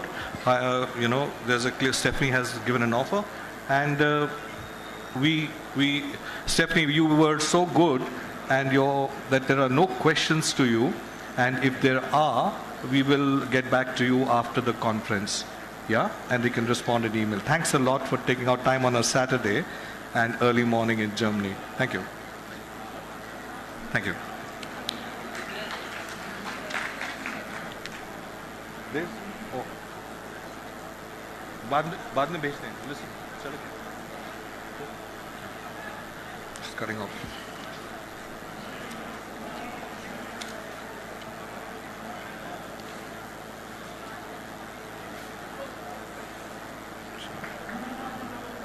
To smaller sites? What is meant by smaller sites? To our site? You mean the? I'm not sure what's meant by smaller sites. The website or? The similar website. Yes, of course. So far, the approach would be through the contact persons of our 5 knowledge hubs.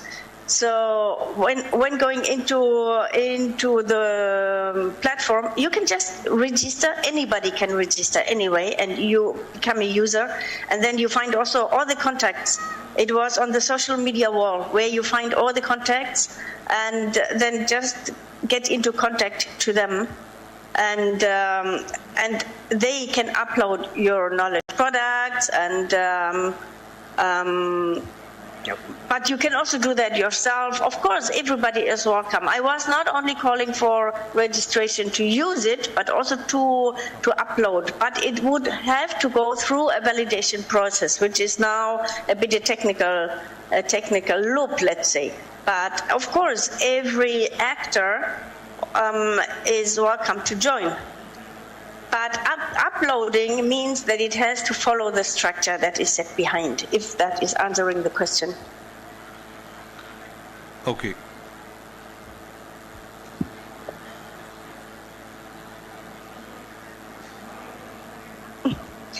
Great, thank you so much. Yes, thank you.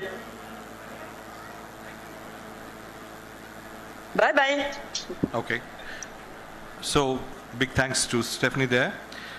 And I now invite Saurabh, first of all, by really applauding his patience that he was going to speak earlier, but in deference to other colleagues from other countries who were getting up early, he agreed to speak last. So Saurabh, you are invited, please.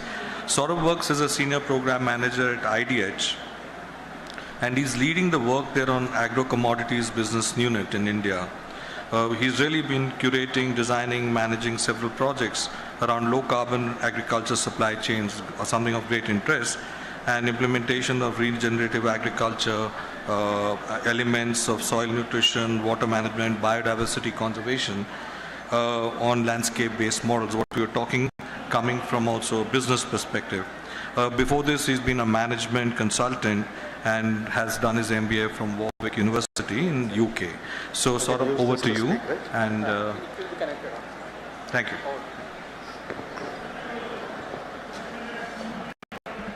Okay, all right. Being the last speaker has its own perks and own risks also, but I'll try to make it interesting. There are a lot of presentations that you all might have seen, but I promise that I'll try to make it more engaging. So before that, I really want to thank the people who have invited me, especially Namrata ji, to present the case around how public, private and community partnerships can work effectively. Now, in the session in the morning, there was an interesting conversation that public-private partnerships are actually happening. It's happening only for profit, that's a separate case altogether. But the sense of sustainability, you know, we always talk about people, planet, profits. Profits often take the center stage, that has been the case, but I must admit, you know, the organization that I represent, IDH, we work on a hypothesis that there are companies out there who are also concerned about planet, who are also concerned about people. And of course, profits are important. If there are no profits, then, you know, initiatives like this won't work. But there are companies who are ready to work on the people side, on the planet side, and working effectively with public sector and the community can actually have amazing results. I'll walk you through a live example. This is one landscape program which we have just initiated a few months back where we will try to attempt how public, private, and community partnerships will actually work. I'll give you a few examples.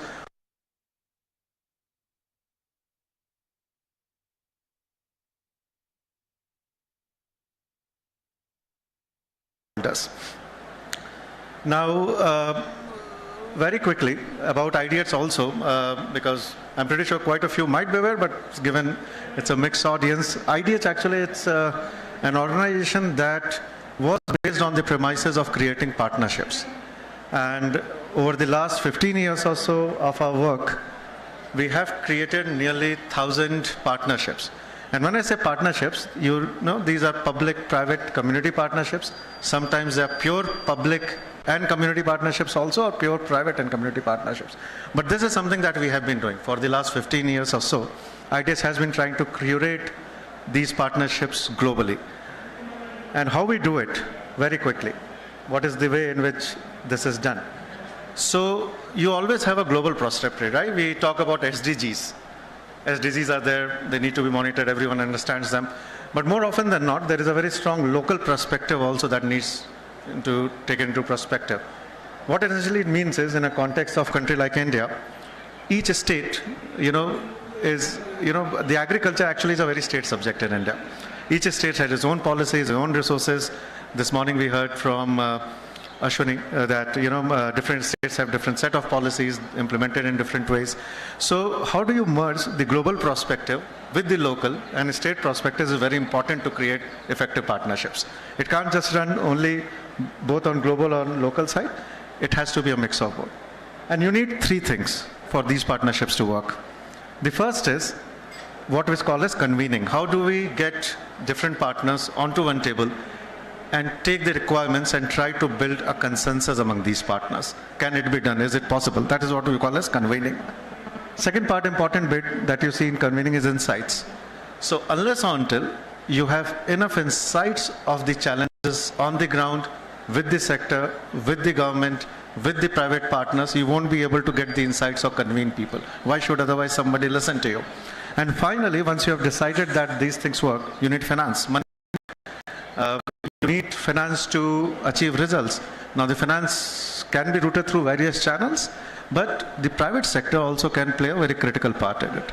So I will explain today, how these three elements are actually working together in this state of Karnataka, which we are trying to develop. About IDH, again, the presence is across India. I will not spend too much time. You can go to our website. There is a full report.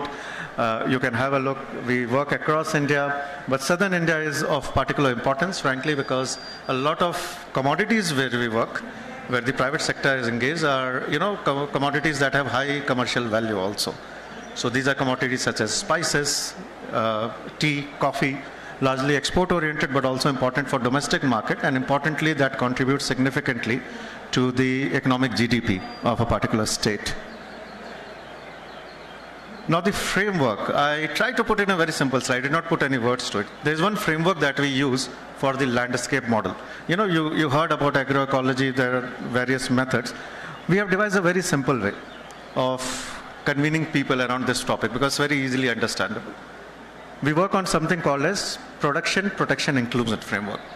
Very simple what it means. Production essentially refers to the agriculture production system, the communities who are producing.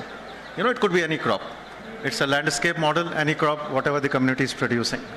Protection is while these crops are produced, there is a natural ecosystem around these crops also. You might have natural pastures, you might have forests, you might have other ecosystem, wetlands. The protection bit is important because the production should not always interfere with the production bit. You need to take care of both of them. And finally, while we do all this, let's not forget, we are working in rural communities. Inclusion is very critical. So while we do all this, what is in it for the community? What is in it for the smallholder farmers? What is in it for the people who are involved? Why they should be involved if there is no benefit out of this model? So what we essentially do is we use this framework to define very simple KPIs which can be even understood by a government official, by a sustainability professional in a corporate setup, by a CEO as well as smallholder farmer. It should be so simple, so easily managed, so easily traceable that all these stakeholders can understand bits of it. how are we doing it, and how in Karnataka is this being done? I'll just take some time to go through it, and I'll try and explain how we are trying to do. Now, the landscape model essentially works on the premise that you choose a particular geography to work. How do you work, where do you work? Now, we started this particular landscape initiative, I said a few months back, and we chose a few districts to begin with, which are marked over here. These are 4 districts as of now in Karnataka, 1 in Kerala. We might include Tamil Nadu also in near future. These are essentially the southern Karnataka districts. This is Chikmagalur, Hassan, Kodagu, Chamarajanagar, and Wayanad. And why these districts? Why not northern Karnataka, some other areas? So I mentioned we always work with the premise that the private sector engagement has to be very strong along with the public sector.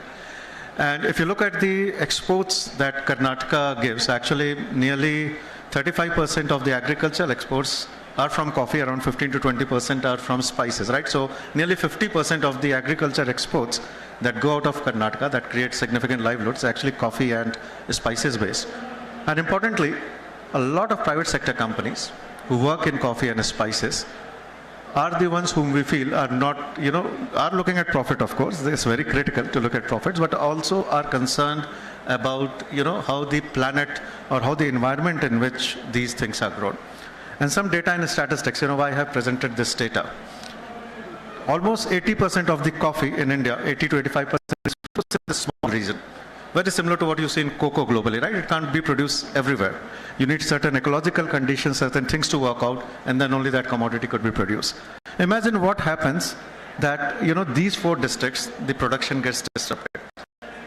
If 4 districts produce 80% of the coffee, any problem in yields is going to affect the sector as a whole, which is a big risk from a business perspective.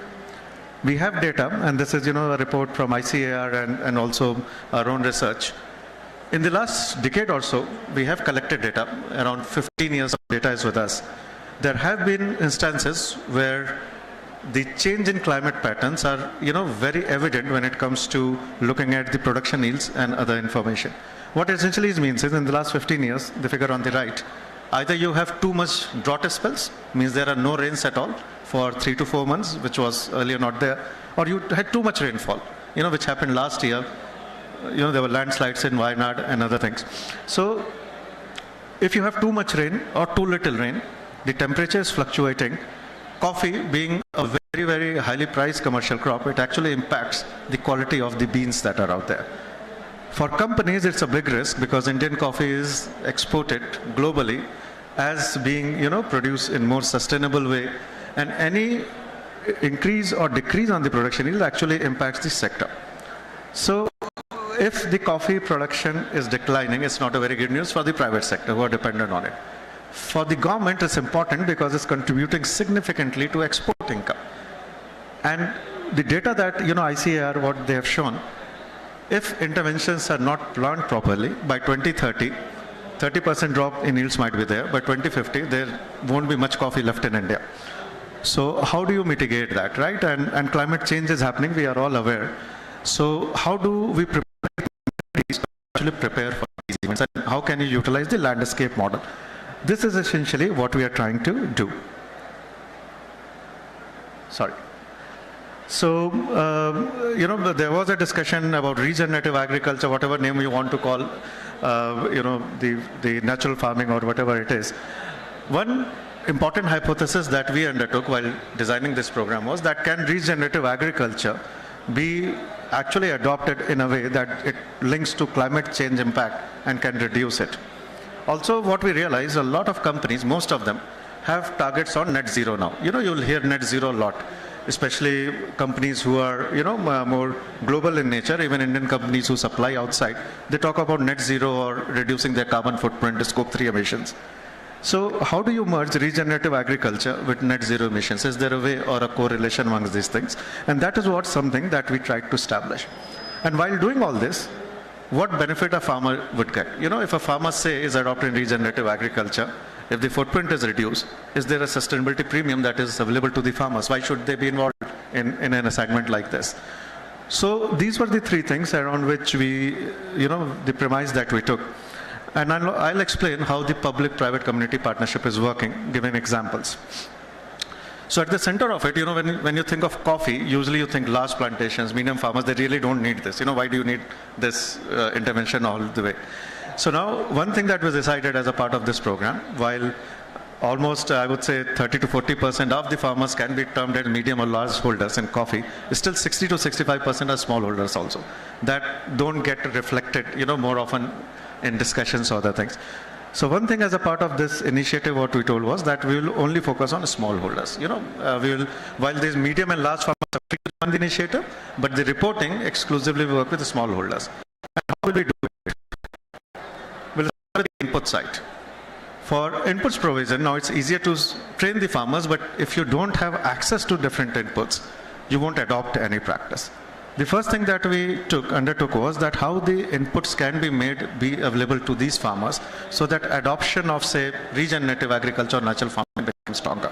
What are the ways to do that? And actually we borrowed significantly from the natural farming initiatives in Andhra Pradesh, how they are doing. So some elements were incorporated. Now, once the inputs are set, how the capacity development would happen. What are the ways to do that?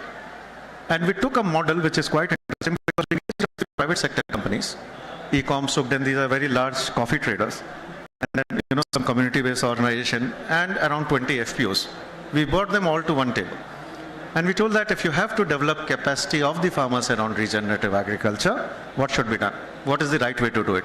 Should it be done through focus group discussions? Should the FPOs become a beacon of hope for farmers? How the women farmers will be utilized to adopt to regenerative agriculture, how it should be done. And based on this, we actually selected these 5 organizations to try and test the capacity development in terms of how market is also linking to it. So how the market players come. Now, the players that you see over here are the ones who control most of the coffee trade in India. Almost 80 to 90% of the coffee trade is actually controlled by this. They are competitors. They don't actually sit on one table. I think so for the first time we got all of them into one room, and literally for a day we told them what will make you to work together. You might have your own programs, your own farmer engagements, but if the Indian coffee is not there after 30 years, what will you trade in? It's a business risk for all of you. We got all these companies onto that table. We sat with them and we told them if you have to work together, what should be done? And luckily at that time we had, a regulation which is called EUDR. A lot of people might be aware of it. European Union Deforestation Regulation came. And the companies realized that working in silos might be good, but in the long run they might need to collaborate on topics like EUDR. Because these are the topics where companies individually can't do much. And, they need support of different agencies to do it. So getting all these players, and this is a program where we have almost all of the coffee companies. There are a couple of roasters also who have come on board, and we are expecting nearly 80 to 90% of the private sector players who control coffee in the country will actually be part of this initiative, working on a pre-competitive model. How the public sector comes in, where they too come in. Now, Coffee Board of India, as well as state livelihood missions, and entities like NAP Kisan have a lot of schemes that aim to promote various elements of, say, organic agriculture or natural farming. How do you build that knowledge into the entire piece, and the benefits are then transferred to everyone? So Coffee Krishi Taranga, for example, is a platform that is owned by Coffee Board of India, AgTech platform. They're planning to introduce an India Coffee app, which will be based on blockchain for EUDR compliance. Getting, CCRI, which is Central Coffee Research Institute, involved for better varieties. All these players were brought together. Right now, there are nearly 20 organizations, public, private, community-based, which are now part of this initiative, trying to work as a team to transform this sector. Now, having these many partners is good, but how do you control them? Each one will have its own agenda, its own work. How do you control them? And that is where we have set up a governance system.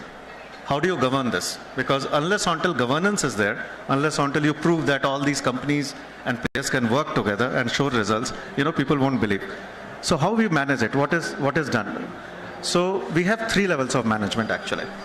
The first is what is called as secretariat of this program, which is a neutral entity. It manages this entire program irrespective of, so all the companies that you saw on the previous slide, none of the people are actually part of the secretariat.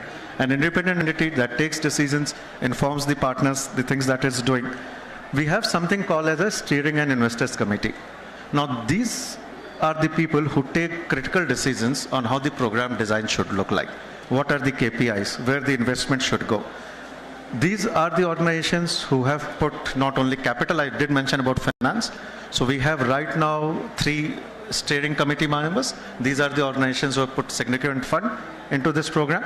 And, they are the ones who then give some inputs on how the program. But invitees that you see on the right-hand side are the ones who are also involved, and this is where the public sector entities also come in. So while they may not directly contribute monetarily into this program, but their inputs are also taken in the steering committee before decisions are made by the Secretariat. And how do we take it at a local level? So that is the below thing that you see, the multi-stakeholder partnership. So this is something that we will be doing now. So how do you involve the local districts? Because I mentioned 4 districts, is important to get the local administration involved.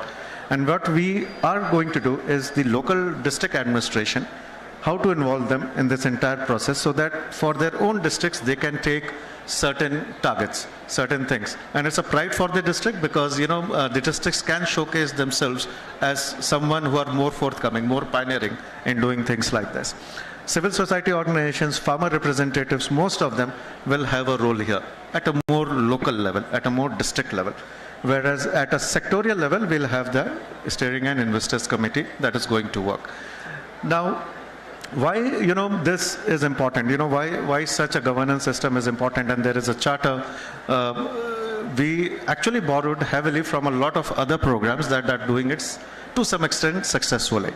So what you see over here is, not something that is only developed by ideas. Frankly, we explored global initiatives, what people are doing globally, and this is a sort of summary on how to manage large, complicated programs in an effective way where results can be shared.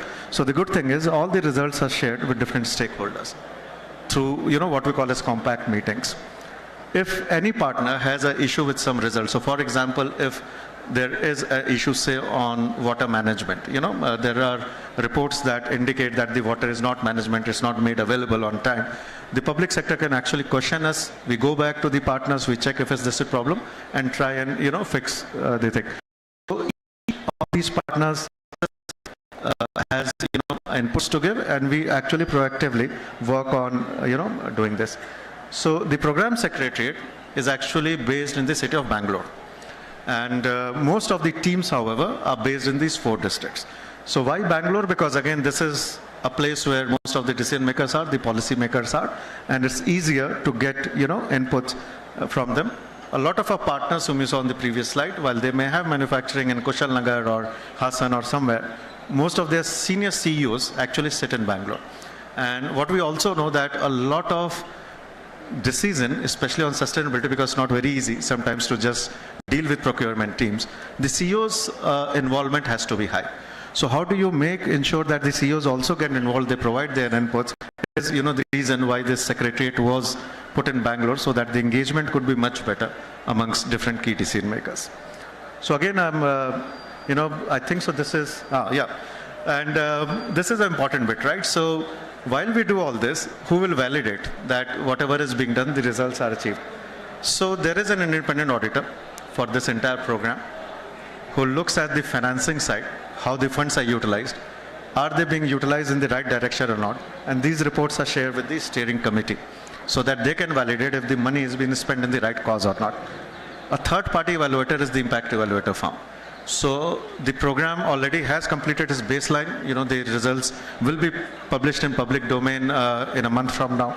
And based on those essential baseline indicators, a third-party evaluator will actually come in 2025-26 to evaluate if the program has, taken any figure.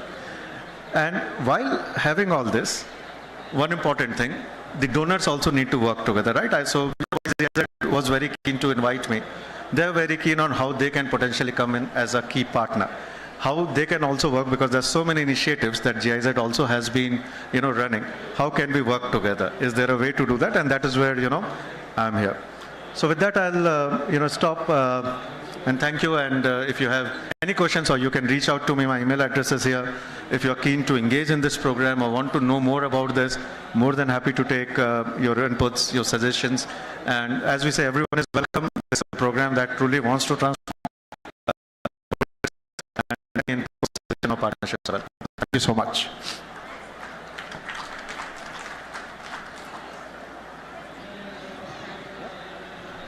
Any questions or?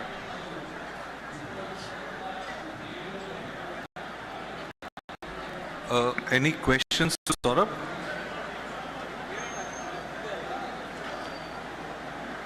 Okay, so what we can do is what Saurabh offered, that he's around, and we can catch him.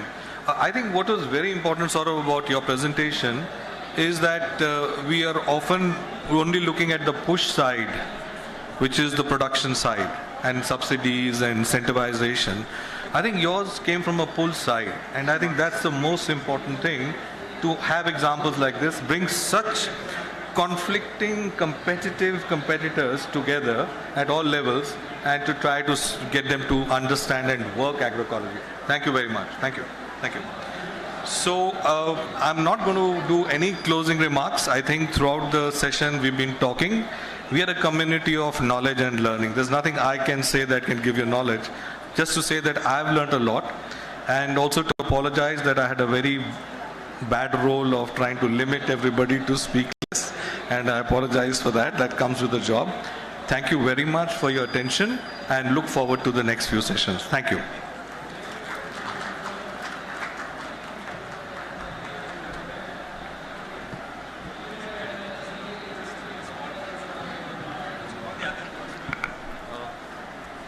So on behalf of the organizing committee, I extend our deepest gratitude to all the remarkable present speakers of this session for their valuable insights. Your expertise has not only enriched the discussion, but also it inspired us to think beyond boundaries. To all the esteemed delegates, your presence and engagement are a testament to the global collaboration we strive for. Thank you for contributing to the success of this event and for fostering an exchange of knowledge that transcends beyond borders. This session we had about 7 speakers, 5 of them were virtual, and now we would like to have a small felicitation to all the members who presented this session.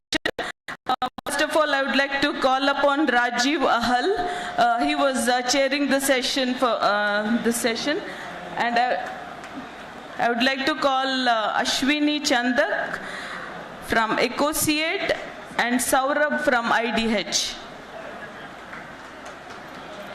A big round of applause.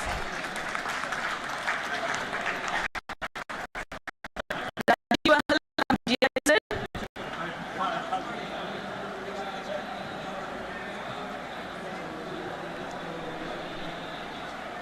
Ashwini Chandak, Ecosiate.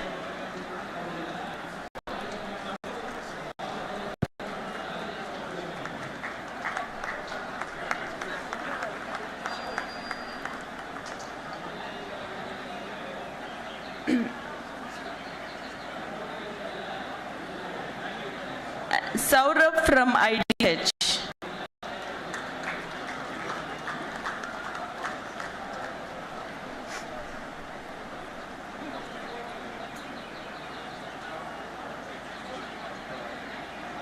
Thank you, sir, for felicitating. Thank you, one and all.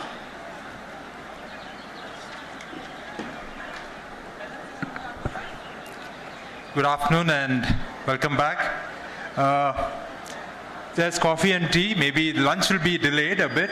So anybody who wants coffee and tea can move to the room to my left, can pick up your coffee and tea and come. And we have some local delicacies like bisi bele baat and some cookies by Atre Exports. So if you want to try that, it is also there. You can try that. So we just move on to the next session. Thank you. And one more thing is that, see, all around we have put these QR codes for evaluation of the conference. No. Kindly do scan that and give your feedback. And we have this Mentimeter evaluation. So kindly, I request all the speakers and the participants to scan this QR code and give a frank evaluation. Do a frank evaluation, yeah. The scanner in the left side, not the right side, please.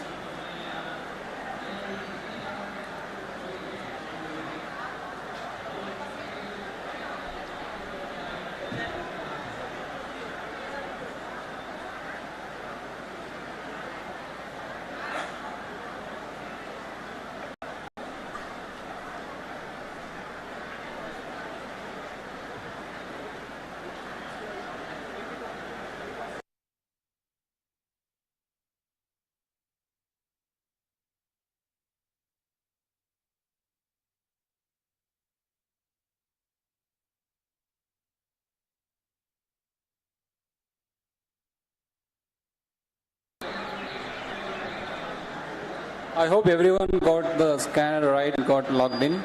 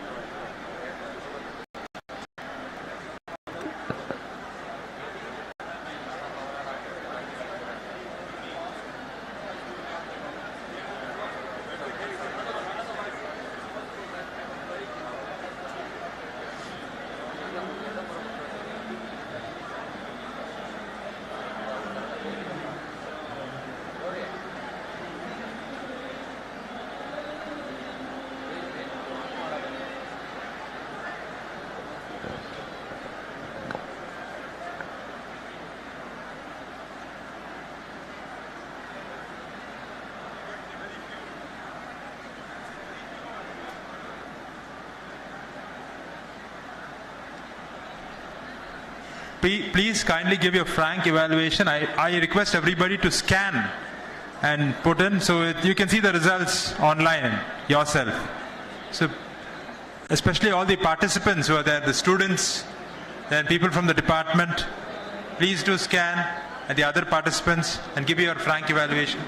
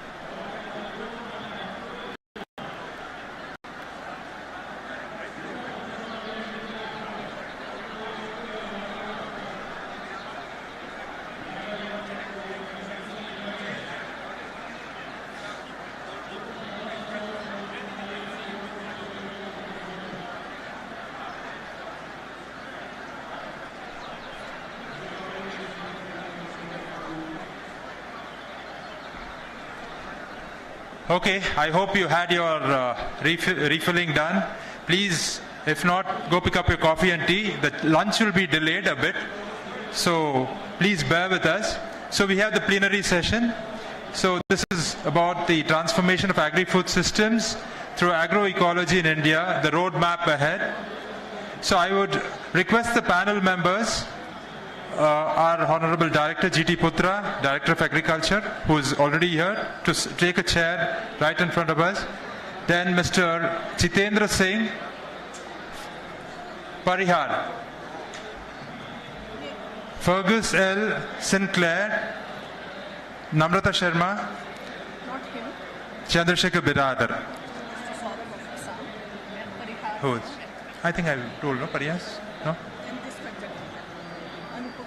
And Mr. Anupam has come? Oh, Anupam. Okay, Anupam Gogai. So you can just take a seat right in the front. I request you all to sit front. So we will just have a brief wrap-up. Sorry.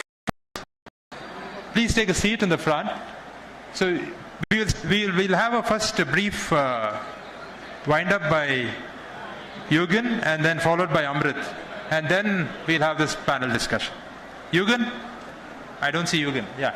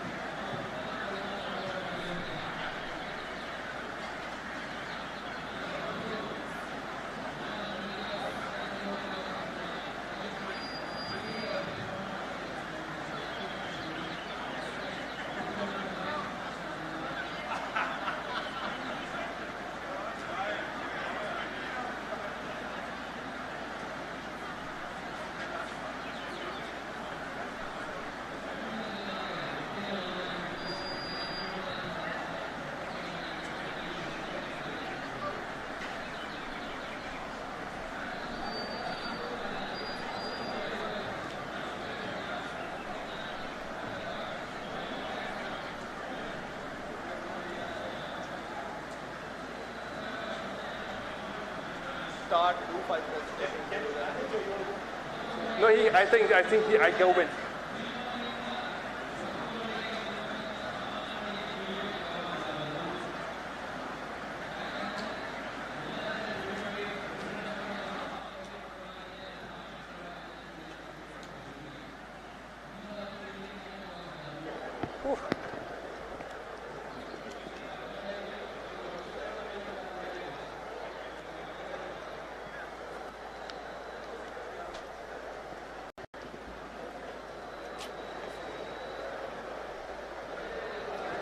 Pointer is here.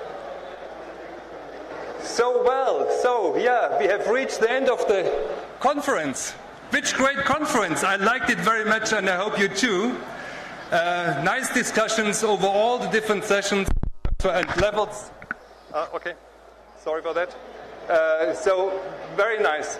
So what we are going to do now, Amrit Birir and myself, we are presenting the conclusions out of the different sessions. And after that, we invite the panel, and then we will discuss the way forward together with the panel, so that the program for the next 1 hour probably, let's see how this will move ahead. First of all, I would of course also like to, so we transformation of agri-food systems or agroecology in India. So let's look here and reflect also then in the discussion what can be used for India regionally, maybe for Karnataka state and also globally. Yeah. So this will be the discussion points, but now we come to the conclusions. Yeah, first some impressions. I think it was perfectly organized. It was well suited here to have this conference as part of the Organic Millet and Trade Fair, organized here by the department. It was wonderful organized, and also honoring our speakers and our moderators, and also thank to all the speakers and all the moderators doing a very good job preparing for this conference. Here's some impression to show how lively it was, very well prepared presentations and very, very good information for all of us. Let's go now step by step from the different sessions. In the first session, we talked about the first transformation level. So farm level transformation for sustainable production. How can we enhance efficiency and reduce chemical inputs to agricultural innovation, which is in the agroecology concept, the first transformation level. We had 7 speakers here covering different topics, not to repeat them now to save time, but going now into the different results.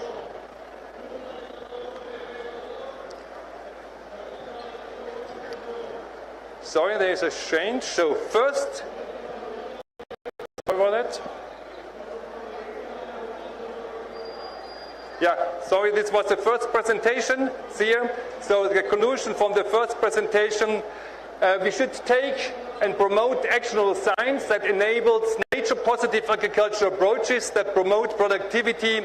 While, oh, sorry, you want to do that? Huh? It's okay? So, promote actionable science that enables nature-positive agricultural approaches that promote productivity while minimizing environmental impact and enhancing liquidity. Also, it's important to aggregate farms to empower smallholders to adopt sustainable practices in order to increase biodiversity and boost their incomes. And we should prioritize integrated pest management, soil and water conservation, and restore degraded land to ensure sustainable food production. And also important is to develop agroforestry systems, for which I will come later also, for major commodities using species that benefit both farmers and the environment. So an integrated approach is important here to become more efficient and reduce inputs. We had a presentation on climate change, which gave us insight, of course, that climate change will improve agricultural productivity with rising temperatures. There will be heat waves, shifting precipitation patterns, extreme weather events, disrupting yields, food supply chains, and definitely affecting rural livelihoods. So when we continue with unsustainable conventional farming practices, this will further reduce soil health and ecosystem resilience. So we need to have this change also to respond better to climate change. Always yield has been used, how resistant systems are, and they proposed these authors that we should here include crop diversity for more meaningful analyzing and understanding the climate resilience of cropping systems in the future. So we should change here from crop yields to diversity as an indicator.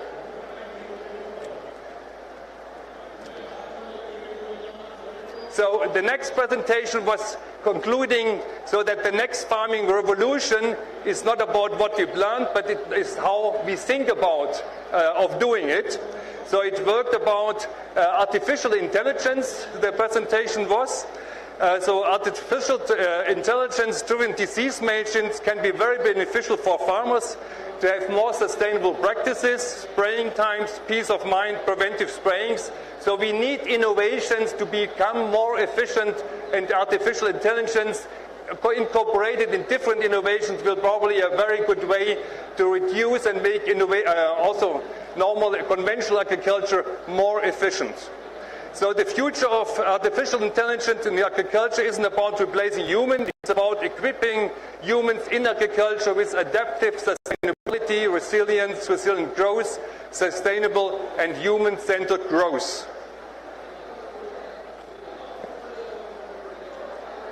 Integrating artificial intelligence, smart irrigation and sustainable farming practices like organic and natural farming is crucial for achieving climate-resilient food systems. Important here are geospatial tools like GIS and remote sensing are very vital for effective drought monitoring, flood assessment, soil moisture management. So that's very important for irrigation and planning of irrigation and water use, improving water use efficiency.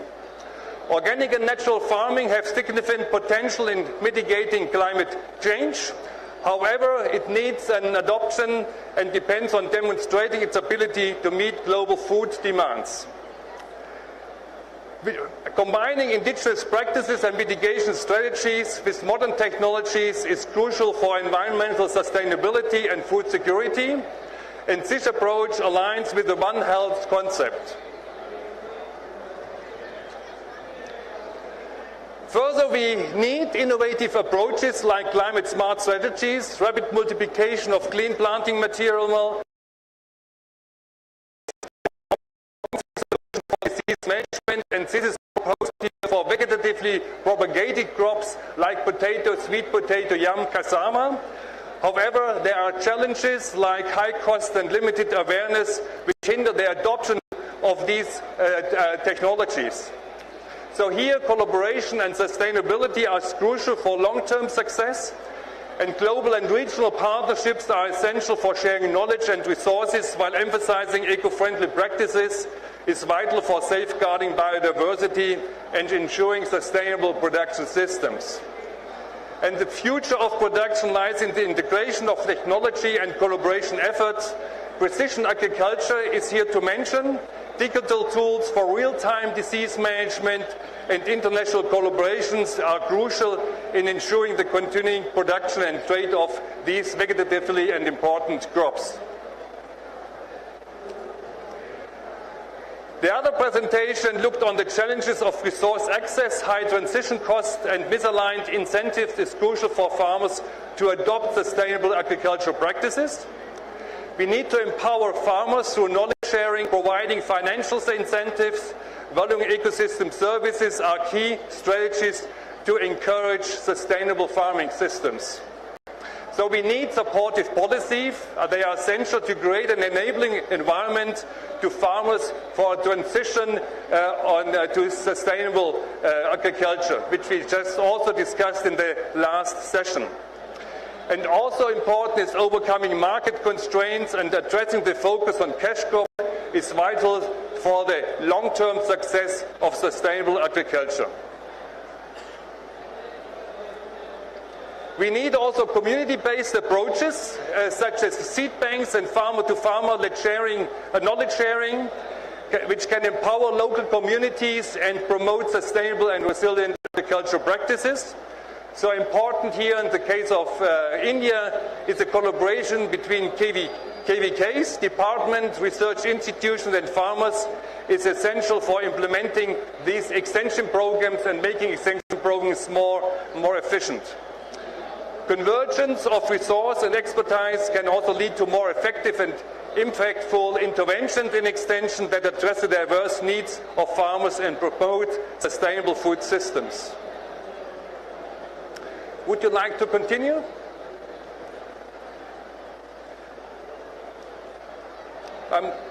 Sorry about that. We can change the next one? Yeah.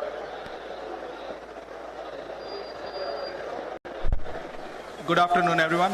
So I think one thing Jürgen forgot to mention that why you are getting these bullet points. So what we did last night, me and Jürgen, we went through all the notes and presentations and everything, and we tried to find what are the common messages.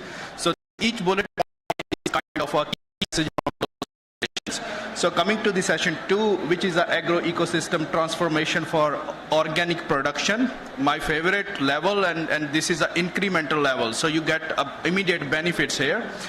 And there were four very nice contribution in this session. It was from, I'll save the time by not saving the names, so let's move. So what we learned in this session was that intercropping, incorporating indigenous knowledge into modern agriculture practices can enhance their sustainability and resilience. And it was proven. It was not in one presentation. Even in a different session, many presentations showed that how using the traditional knowledge about the farmer varieties and that can be really enhanced. So we really need the collaboration. So I will bring your attention about these toward these keywords like collaboration, cooperation, talking to each other, and bringing science, policy, and practice together. So this effective integration of indigenous knowledge also requires not that it can happen. What we have to do, we have to move from our places where we are working, and then we have to move that, okay, how we can make these transformation. but it can't be done without providing the financial initiatives for adopting low input farming practices.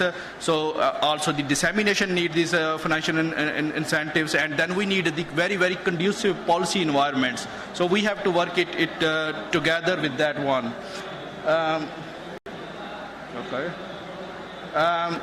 Then there was another presentation very nice about the innovation of biochar, and that's like by converting these agriculture waste into valuable soil amendment, we can also enhance, we can reduce our environmental footprints, and we can also improve soil health, reduce resilience on costly fertilizers, and income from biochar.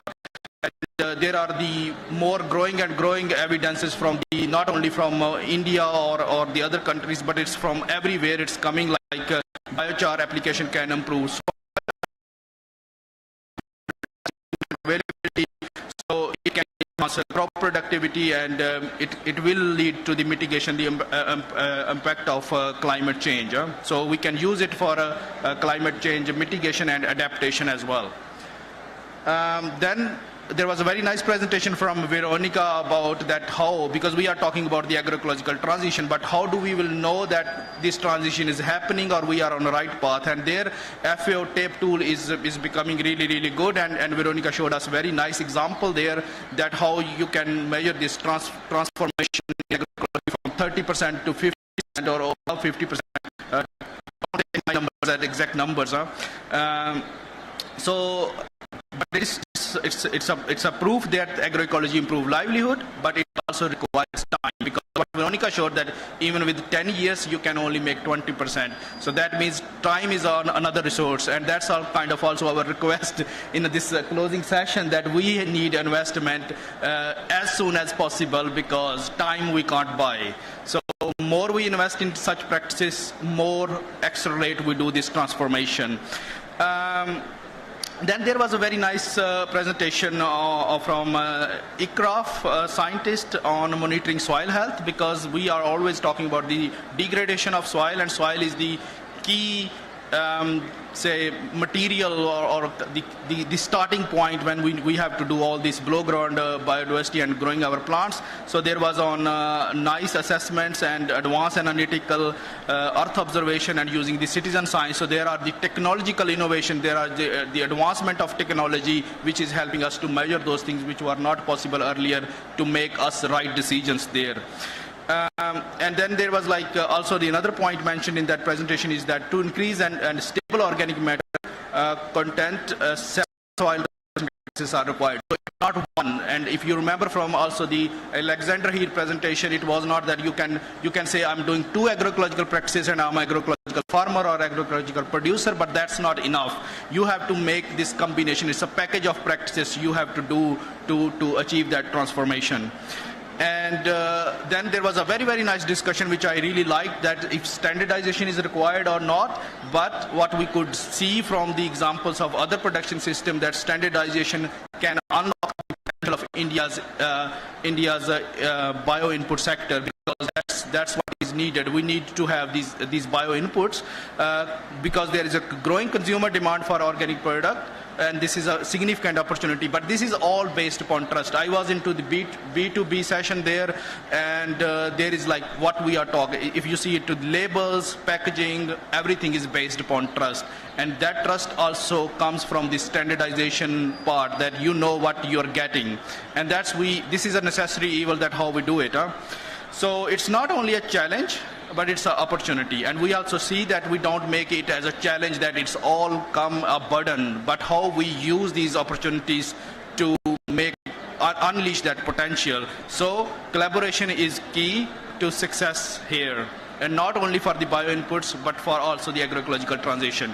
Here I again hand over it to Jürgen for session 3. Oh, I'm going backward, sorry. It comes. Yeah. So can you do 5? Can you do 5? Can you do 5 then? Sure, Yeah. Yeah, let's continue with Let's continue with session 3. So here the title was though that we reimagine how agricultural systems can look like in future. and how we can enhance resilience, self-regulation in agroecosystems and landscape through agroecosystem and landscape approaches. We had here 4 presentations covering the different aspects of landscape and agroforestry in agroecological systems.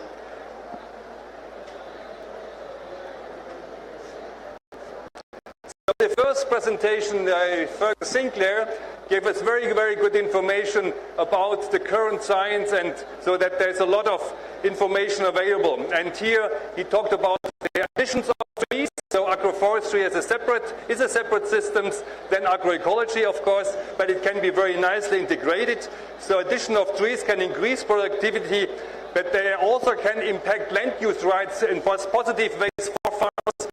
They can, of course, enhance ecosystem services, and then they can also bring additional income to farmers to payment of ecosystem services. So trees can accelerate and intensify and sustain ecological transformation. So we really should consider trees into this transformation process to make it more resilient. There are shown different meta-analysis studies, huge studies involving a lot of science and a lot of information. So, and here they came clearly out of that productivity is positively correlated with crop diversification, which is a very important signal. Incorporation of legumes can fully substitute also nitrogen fertilizers, of course, as it is used in organic farms since long time in Germany. So there's no other way than through legumes to bring nitrogen mostly into the system. Farm-level diversification can result in win-win scenarios for both economic and environmental outcomes. So I think these are also for politicians very important information to drive the transformation forward. And there's a high evidence of a positive relationship between agroecology and food security and nutrition. Further, also was shown that the agroecological status can be very nice assessed through the TAPE tool, as also mentioned before. It correlates positively also here with productivity, income for farmers, food security, also the dietary diversity, as well as positive outcomes on environment.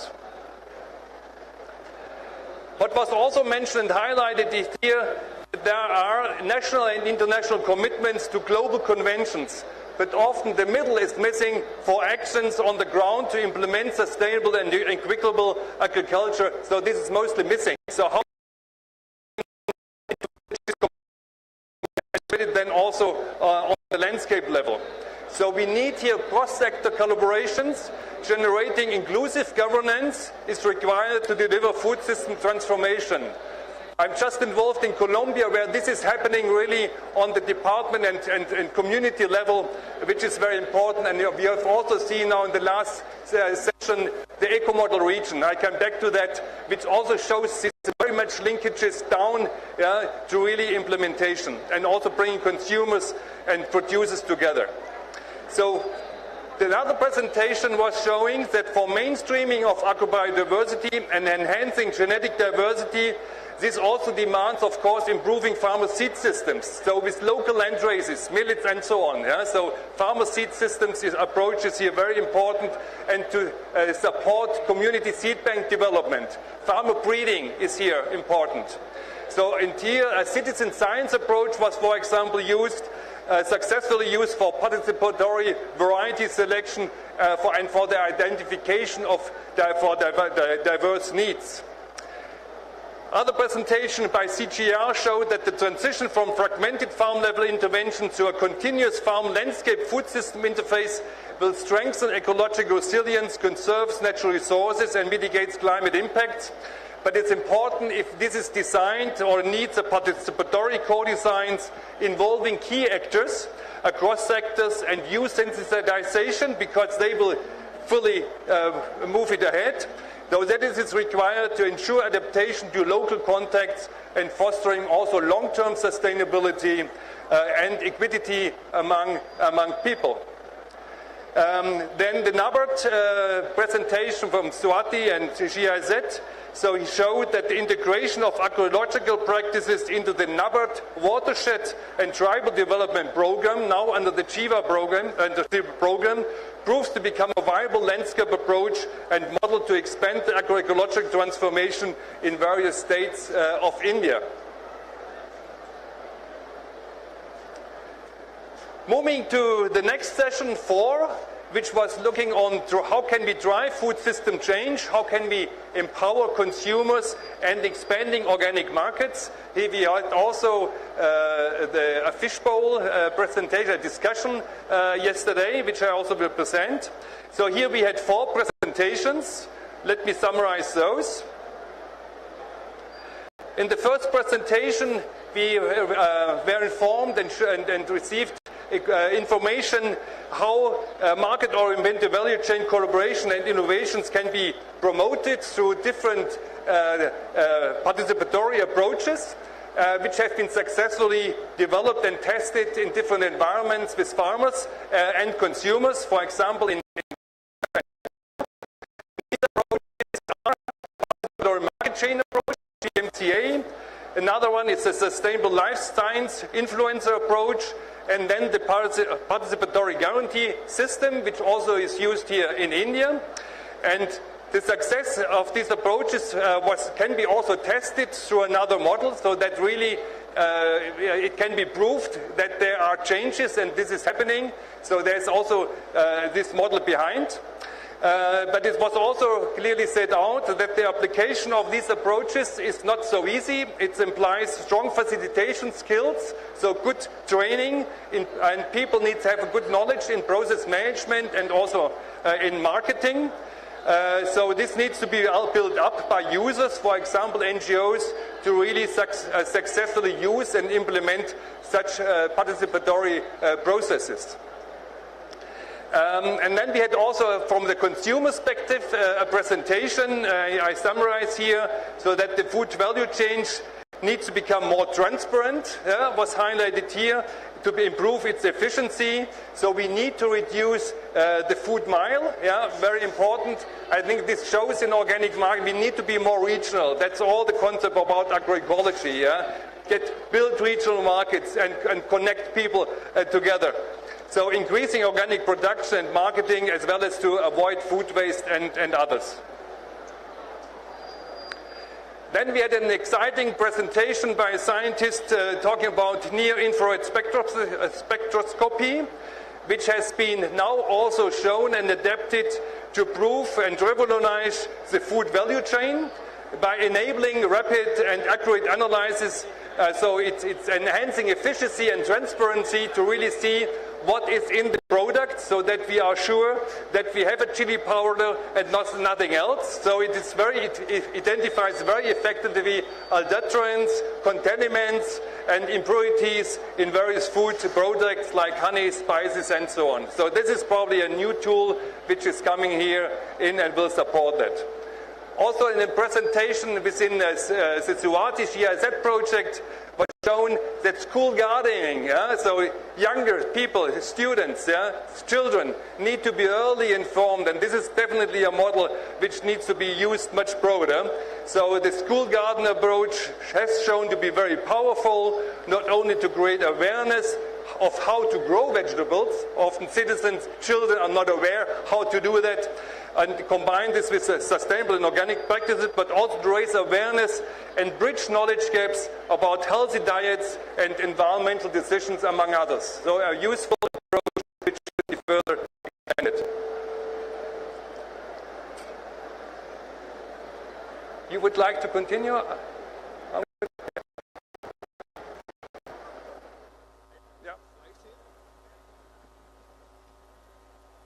Only the last one is missing. I was just inquiring with Jürgen that if we have slides for this even session 5, because we were wondering if we could do it. We have time, but he's very efficient, so we have slides. So this session was kind of the top session, like the level 5 of agroecological transition. It's like a driving food system change, best practices in policies, partnership, and knowledge exchange. So that's what I was saying, that there are discussions are going at 3 levels: science, practice and policies. So the first presentation, I really liked it because it was a nice data shown actually that how the people who are working for the big companies or big families and they were also the former employee of these lobbyists, and that means your policy changes are not going to happen the way you want, so it means we also have to be at that level. So it shows that importance of understanding the historic context of current food system, power structure and dynamic, like why we are where we are, why we are eating the way where we are, and it's not about that we deny that, because nobody denies the benefit of a green revolution, but we also have to realize that where we are standing and what is the need of this time. Acknowledging and addressing the roles of large lobbies in cementing the status quo and hindering food system transformation. So that means we need to know that where are the entry points if we want to bring that change, and how we can enter into those narrative building and make sure that we have the conducive environments. And in that, traceability is a key to transform food systems. Technologies are there, and you have seen it in a very detailed length when Dr. Rakesh Bardwaj from NBGR was presenting this near-infrared spectroscopy, that how you can really measure even that if there are two varieties mixed now. Then the next presentation, it was on the agriculture policies and programs that are designed and implemented by the complex system of institution. So it was shown that how complex is the Indian policy landscape, and then many policies are covering the many topics, and then how farmer can get benefit out of it is not so easy. So how we can do it, like we always say one window approach and making it so transparent, but there are different ministries, so there are thousands of people are working on each side, and how to bring them together is not an easy task, but we need such kind of analysis so that we can know that where are the opportunities are. So for that we need strong mechanisms for convergence on the state level, between state and central levels. We need those convergence. Co-designing the solution, so we also have to give this feedback mechanism, feedback loops, and monitoring process is needed. Then state agriculture policies should be inclusive of all approaches in agroecological spectrum. I think it's a very nice thinking, but I was wondering myself that how these policies will look like, and how we will implement them, and how we bring all these ministries together to work them together. But this could be game changing, and for this we need out of box thinking. I'm not saying that it's not doable, but it is not what we are thinking in that direction. Then there was a case study from Bhutan, and we were also discussing that there are different level of this development on production and even on a market level. So there are the levels when we are 2 to 3 or 2 to 5%, and when the production is a niche and also market is a niche. But when we go above and this critical mass level, then you get a different kind of challenges. So there are the challenges that how you will make the nitrogen balance. There are these how you will deal with this production, your market advantage will be grown away. So this was a very scientific proof behind it from the colleague from University of Hohenheim, and those all challenges were very clearly present to us, that if we are saying that transformation needs to be done and it will be 100%, how it will look like. So we also have to look from, so I think in India there is a case of Sikkim and others, so we also have to see how these things will progress. So despite, and it's also true because sometimes we say that there are many farmers are default by organic, and it's still not, you can't just simply convert those default farmer into agroecological farmers or organic farmers. So default is also not organic or agroecological. So there is a difference between, we need to work on a capacity development. So that's the key message written here, that it's more than renouncing agrochemicals. It's more than, it's about finding the right approaches. It's much more about capacity development. It's much more about collaborations.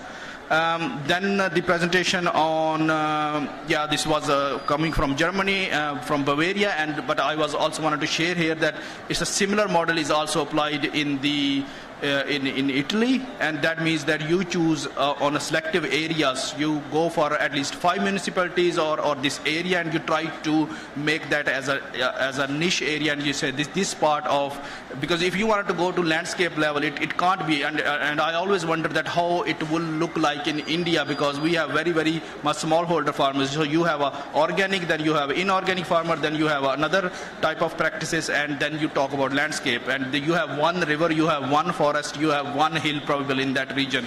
So we have to take about these organic districts, and it's working nice, and I can say that it's also very nice area of work, because you can also highlight that this valley, this district, and then you can enhance that your geographical indication that this product belongs to this area. You know, like in Karnataka, there is a, if I pronounce it right, it's, I think Jaglu Ragi is one of things where we can make a progress in Karnataka. There is a Kala Jeera rice, and so there are some things which also can be made specific for one geography and make it. So that was the example from Bavaria, that how they did it. So it was like we can learn from there. And then there was a presentation on macroeconomics implication of agriculture development pathways, and it's like how the natural farming and intensive agriculture scenario if we use the modeling tools. The finding of this study shows that natural farming provide a transformation pathway towards sustainable food systems in Andhra Pradesh by 2050, and that's where I was also talking about the time. So we also need to think that how much time is needed, or if we can compensate that time by increasing the investment into such practices. So it's also, Andhra Pradesh is, I think, a globally recognized for natural farming, and there is show that higher and better food production and availability of high employment for farmers, more land under production due to the regenerative approaches and reducing inequalities. So this is also very important message here, that sometimes the inequalities are not due to the other reasons. There are economic inequalities are much more hindering this transformation, and we have to think that how we can reduce these economic inequalities.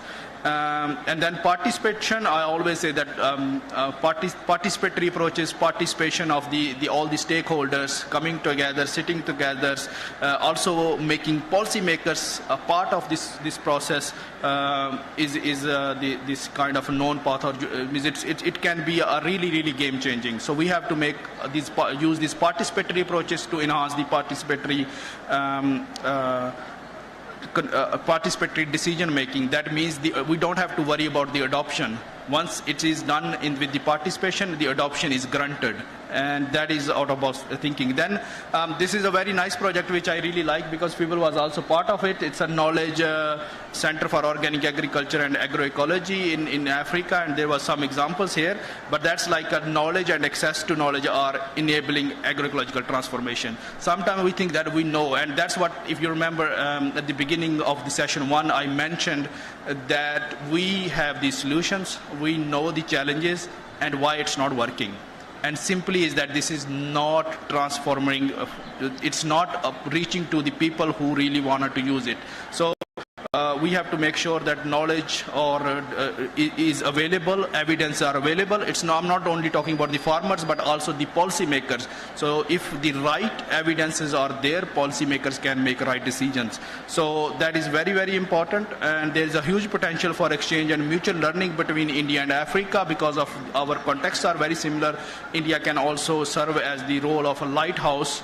On several examples, we have a rich germplasm which can be exchanged. So the active role is also crucial. You know, like you can't just be passive. I have knowledge and someone will come and ask me, hey, help me. So this is a very important that we also go for an active role. On a digital knowledge platform, one example shared, but there are many more projects where you can show that how the active engagement change this game. But you also have to contextualize, because organic and agriculture approaches are not one fit to all. So you have to see, okay, what is working in the other context, and how we have to contextualize not only to biophysical factors but also to the cultural factors. You have to make sure that it's culturally acceptable. And then, start thinking beyond the project early enough. So For them, it was their conclusion, but I always say that it's never too early. You can already start thinking what is the out-of-box thinking and keep changing, keep contextualizing. But it was a very nice example. And then we have two side events. One was Word Cafe and one was a fish bowl session. Very nice discussions there. And over to you, Jürgen, for that. No, go ahead, please.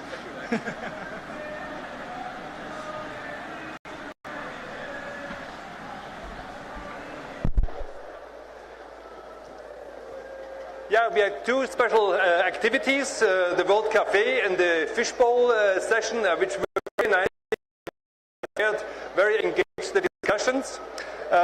So they were organized, the World Cafe, with 3 rounds of and group sessions, and led by one moderator. And the topics that were discussed by these 3 rounds were exploring the importance of land races in agroecological systems. They looked into conservation strategies for land races, and they also looked into challenges and opportunities, how land races can be integrated into the system. So very important, also related to the fair and the promotion of millet and the land races. So it's very important to have this discussion here in this conference. So what can be the role of land races in agroecological systems? You know that they are very helpful and critical for enhancing the resilience, so they have the genes very much according to the environment developed, so they are more resistant against climate change, about resistant for pests and diseases. They need less pesticides and so on. So they support biodiversity, and they serve as a foundation actually for sustainable agricultural ecosystems and fit therefore very, very much into this agroecological transformation. Traditional varieties help maintain the genetic diversity as an in situ conservation, so it continues the adaptation of the species, so it's very important that farmers do and continue doing the breeding and use of these varieties, and they are of course a cultural heritage in farming systems. It's important to conserve them, and farmers are important to do so, as I said, in situ conservation, but they need also be conserved in seed banks, and on-farm conservation are pivotal in preserving these land races. Therefore, it's important to work with communities, empower communities, driven initiatives to safeguard traditional knowledge and integrate it with modern practices. And it's also important to promote here participatory conservation models involving also different stakeholders, farmers, researchers, and local governments. There are challenges and opportunities. So challenges are mostly the limited awareness and lack of market incentives and the threat of monoculture farming practices. We have but also very, very good examples. For example, in South America and Peru, the native potatoes 20 years ago, they have not been recognized. They have been used as a food for the poor people in the Andean region. And now they have entered the gourmet markets, and they are well known as a good heritage, very nutritious and so on. So there's a lot of possibilities also to connect with land races to markets, and we have to take this further. The opportunities are develop here, of course, niche markets for land-based products, and create policies so supporting conservation and use. Of course, also working here very closely with the private sector and so on. And participatory mechanisms as approaches are very important to link here also producers and consumers. Capacity building, important to educate farmers on the long-term value of these land races and train them on the sustainable practices, were some of the conclusions here. The future directions are, we need to strengthen these policies that prioritize these agroecological practices and this preservation of land races, encourage collaboration among research, communities, and policymakers, so that also scalability is considered here, that more farmers are picking it up and it goes more in the market, and to invest also into market strategies to connect land race growth with consumers. Here are some points for call for action defined by the group for policy production and use for farmers, for researchers explore innovations, for integration, and for communities preserve and share traditional knowledge while engaging conservation efforts. Finally, we had yesterday a longer discussion in a fishbowl. So how can we inspire consumer action and can grow organic opportunities? So we had here 4 different topics in the fishbowl. First, the discussion started on enhancing awareness and trust among consumers. Then it was discussed how scaling up of organic production and market reach. And then consumer-producer links for sustained market growth. The conclusions out of these discussions are there are a challenge of mistrust and confusion of consumers in organic labels. So this needs for more transparency and traceability systems. The regular testing of both conventional organic produce should be ensured and made public, giving consumers the ability for informed decision making. Of course, also in Europe, of course, where organic market is a long transition, I think mostly 60 to 70% of people know about our European logo. Yeah? So there is also need to further distribute this information that consumers know about logos, about labels of organic products. Another point was legal frameworks and supporting programs are existing for organic production and consumer protection, but there is an imbalance compared to the well-established support systems for conventional production. There's a need to at least equally invest in support systems for organic production. Long value chain, that's always critical. So involving multiple intermediaries leads to a lack of transparency and undue price.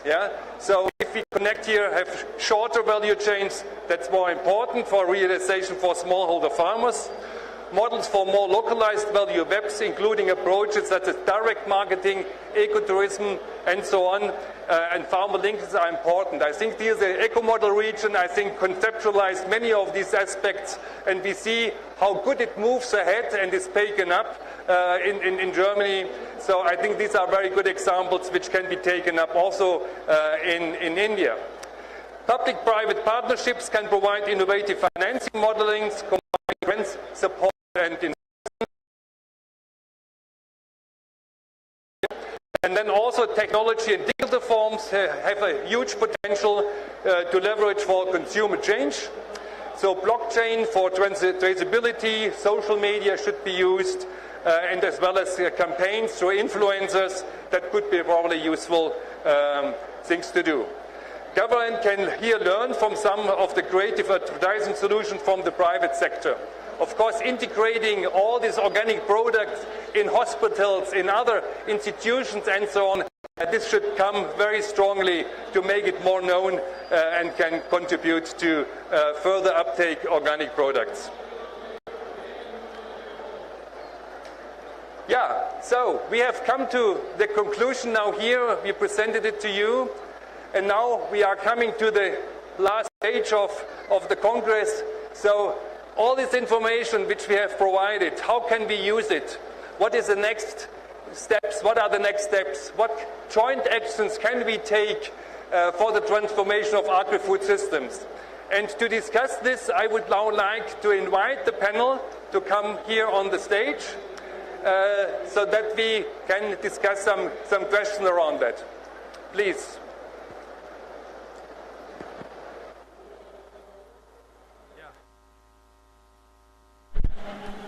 Hello.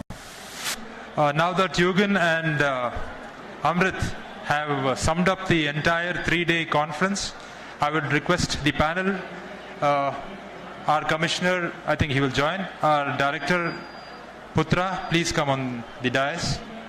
Then Mr. Jitendra Singh Parhyar from Madhya Pradesh, Mr. Anupam Goyal, Fergus Sinclair, and Chandrasekhar Biradar. Please do come on the dais. I also request Jürgen and Amrit to join us here. Jürgen, you can start your... I sit on the other side. Okay, good. Sit on the other side. Is that all? We need to talk? Huh? We need to talk anything?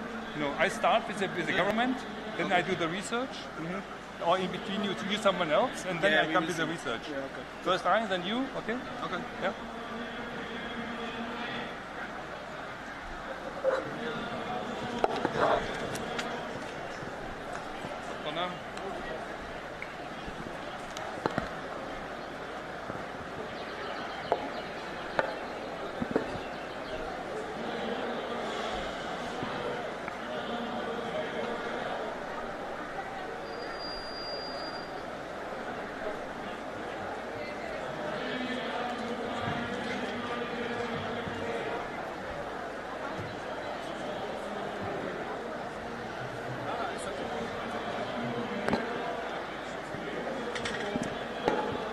So I would like to start with the first question.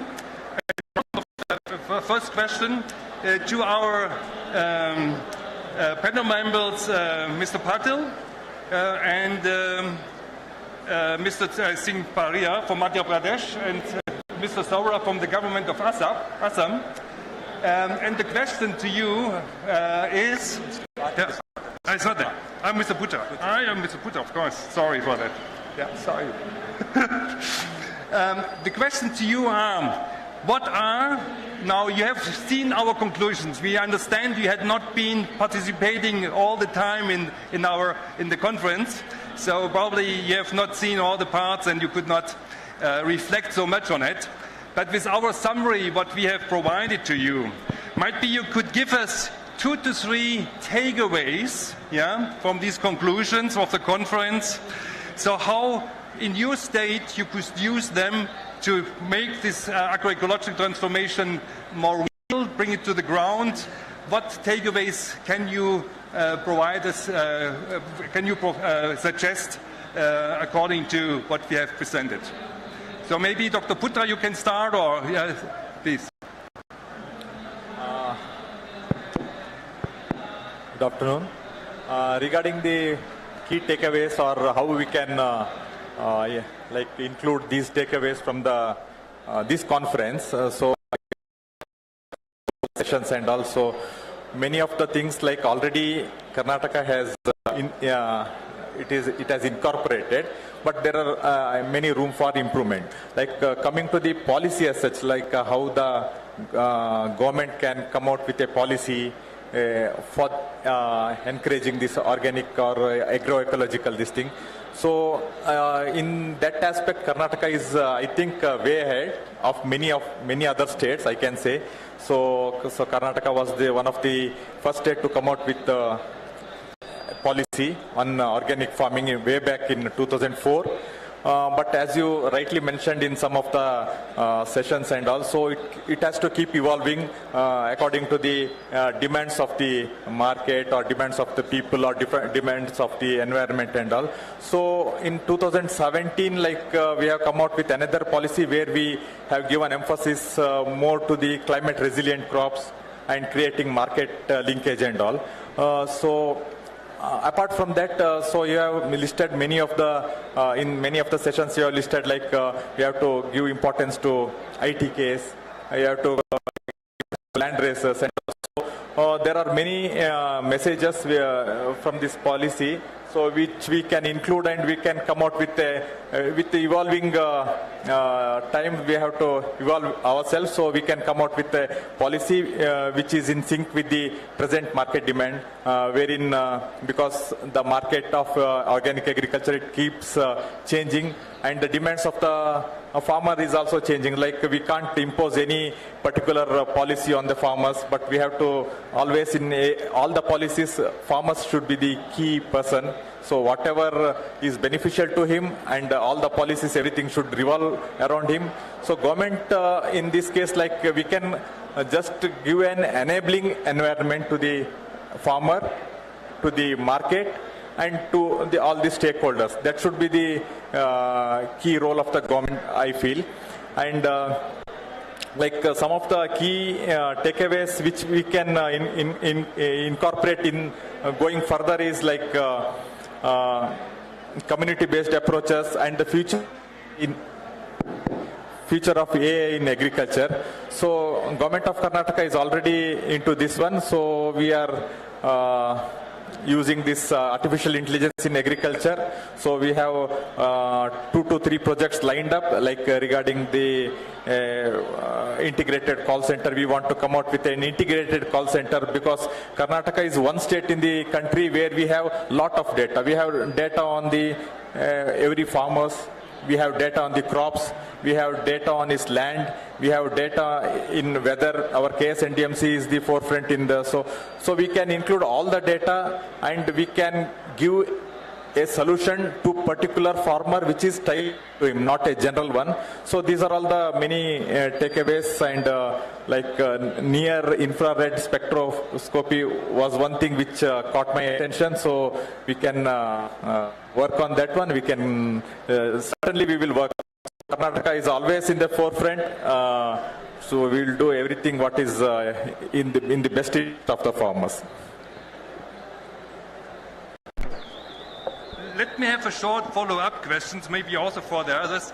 You know, we have discussed the different transformation levels. Yeah, the transformation levels from level 1. So how also to reduce inputs. Yeah, in conventional farming systems, improve efficiency, for example. So you very much looked into organic. It's very strong, supporting organics in a long time. But agroecological transformation has different kind of levels, and we need also to look on those farmers who still are practicing conventional agriculture. So what is your perspective here to really support transition of conventional farmers to move to organic, reduce inputs?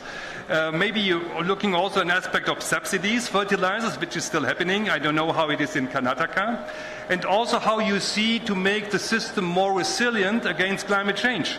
Yeah, so what is about landscape level aggregation, using agroforestry integration, trees integration into the systems?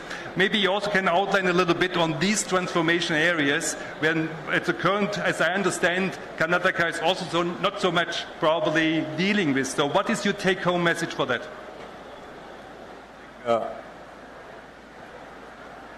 How the state can transform itself towards agroecology. That's your this thing, right?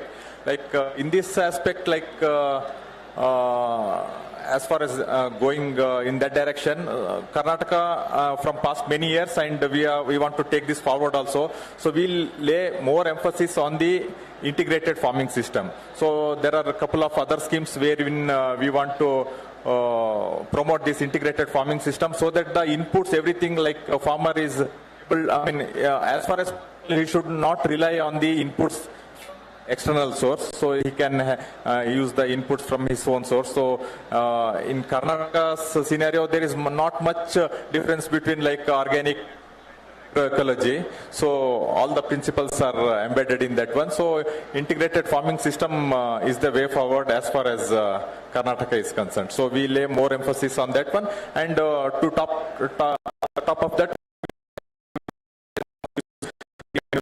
and culture and biocomposting, many other schemes. So this is the key, I think, integrated farming system. Thank you, Dr. Putra, for answering it very right. But I think you answered it very nicely for Karnataka. But I am very curious about this question to all the panelists, that how do we scale up agroecology at large? So 1 or 2 sentences, because it could be a very, very elaborated answer, but I will request you to going on a bullet points and say this is the key things that how we can scale up agroecology. I think Chandrasekhar wanted to start, so there is a mic. Yes, please. Scaling up the agroecology. Okay. So there is no question that importance of agroecology, right? So everyone clear on that. So I understood that requirement is very clear in the since last 15 years or so. And green revolution took nearly about 30 years to reach the last mile. By the time the previous one started collapsing. In the agricultural transition, scaling is not going to take that much. You don't need to reinvent the wheel because of the farmers, the agroecology they are used to in the past, right? So re-triggering that gene they used to do it is very clear. So seeing in believing, that already they're coming up very well on that. So that what is required is here is the urban lifestyle is unsustainable anymore, and nearly 60 to 78 million, in right figure is about 68 million for the people reverse going back to villages already in the last 5 years, right? So it's very clear that the unemployment rate is increasing the villages. Also there's people not available to do the farming because of there's a gap how to do the farming, how to do the, there is a knowledge gap, enabling factor, in mechanism. So if you bring these two together, the three together, market, right? All the farmers what are doing now are individually going to buy the inputs. So there is a transaction cost about 30% is more. The moment we did a small experiment, the moment farmers comes together, they're buying the inputs, the supply people coming to villages to provide supply. So they're saving additional 30 because of 60 input cost. One side is reducing the resource use efficiency. So what's called the input is and second is the one produce aggregations in terms of the production first, grading, then aggregations as a collectively. I think that is the real of the when you call the agroecological scheme. So this is where we need to have something like the what's called a system approach. That is the coming very, very good in that framework. And this, if you put the 5 things together, where already Karnataka is the forefront of doing that one.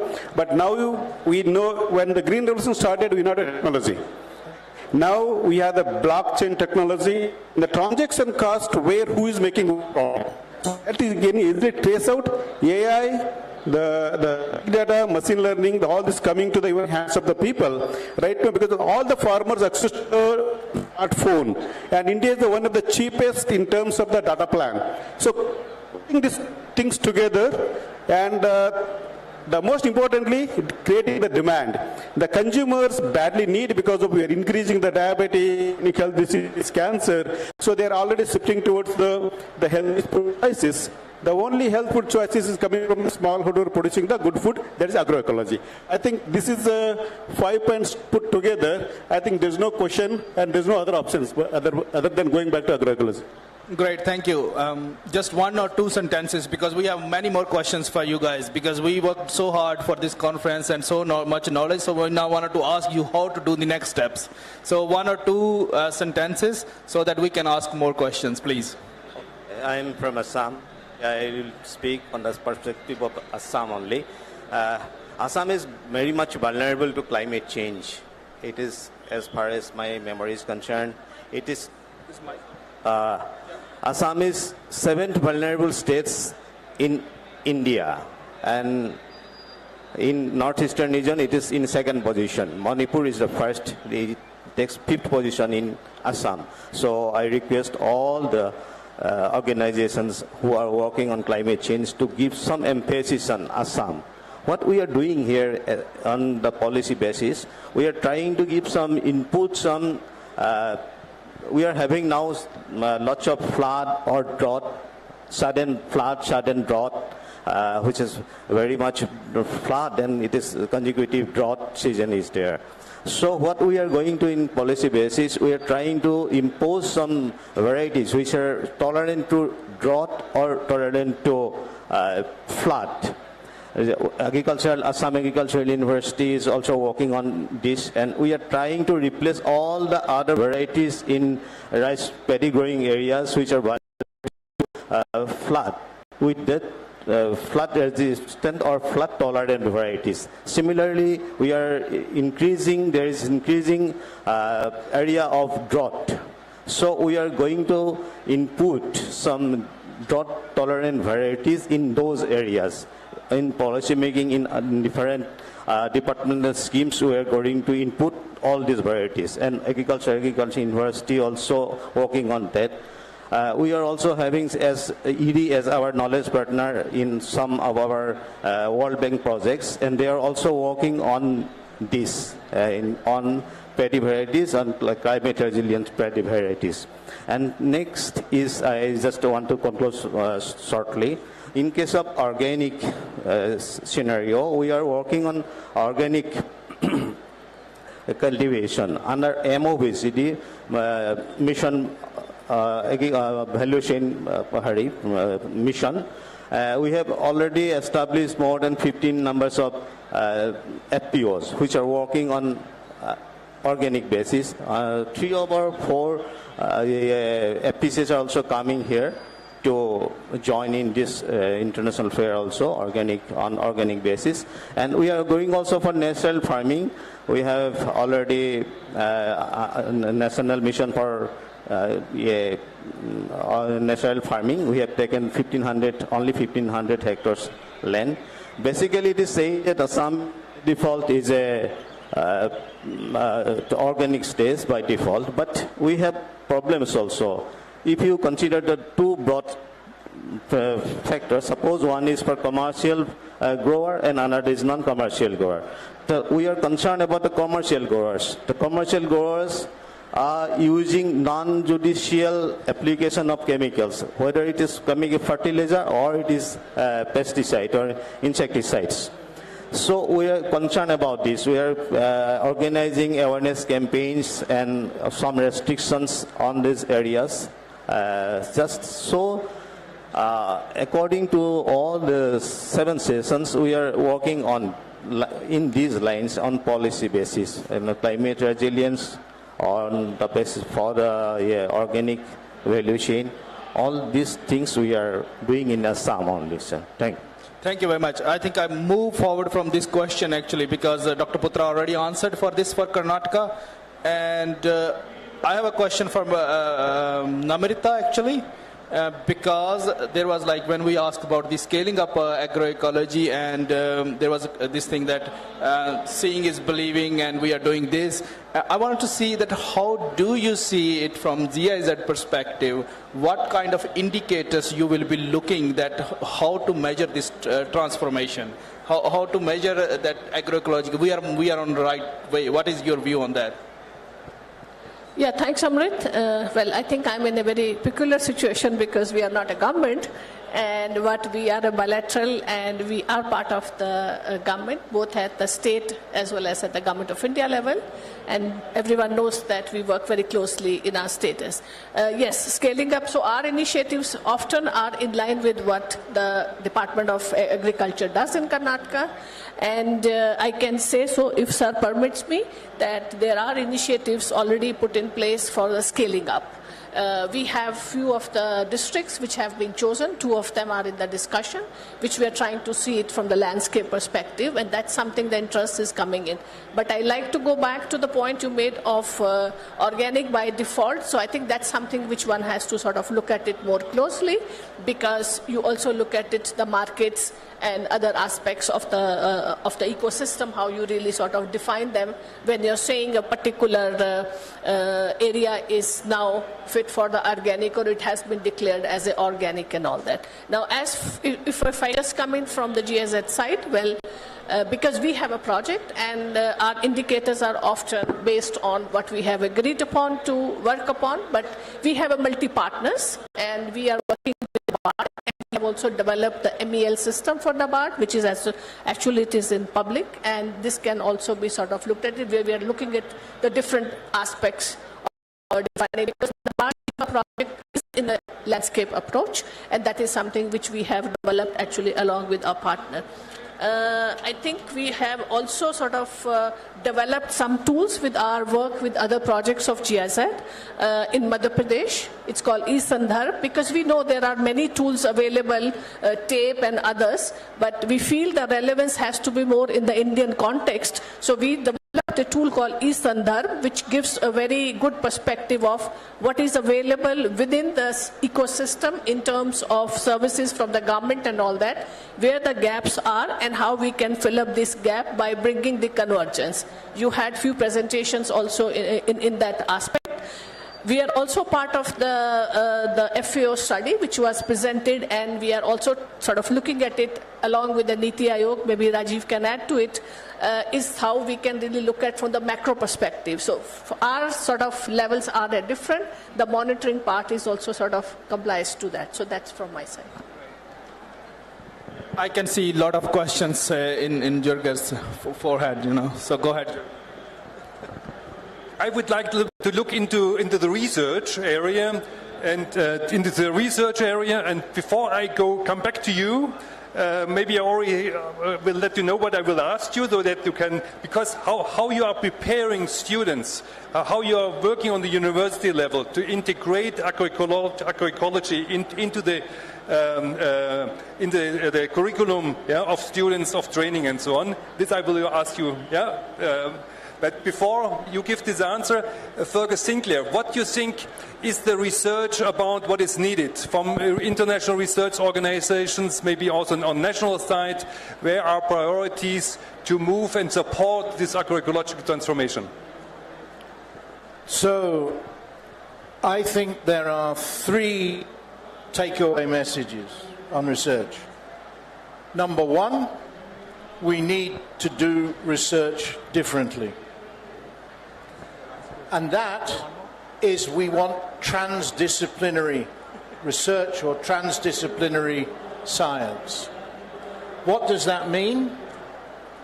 It means problem-focused, solution-oriented research that involves all of the stakeholders and their knowledge in the research process, with an equity related to those different knowledge systems, and it needs to be reflexive in methodology so that you keep getting towards solutions.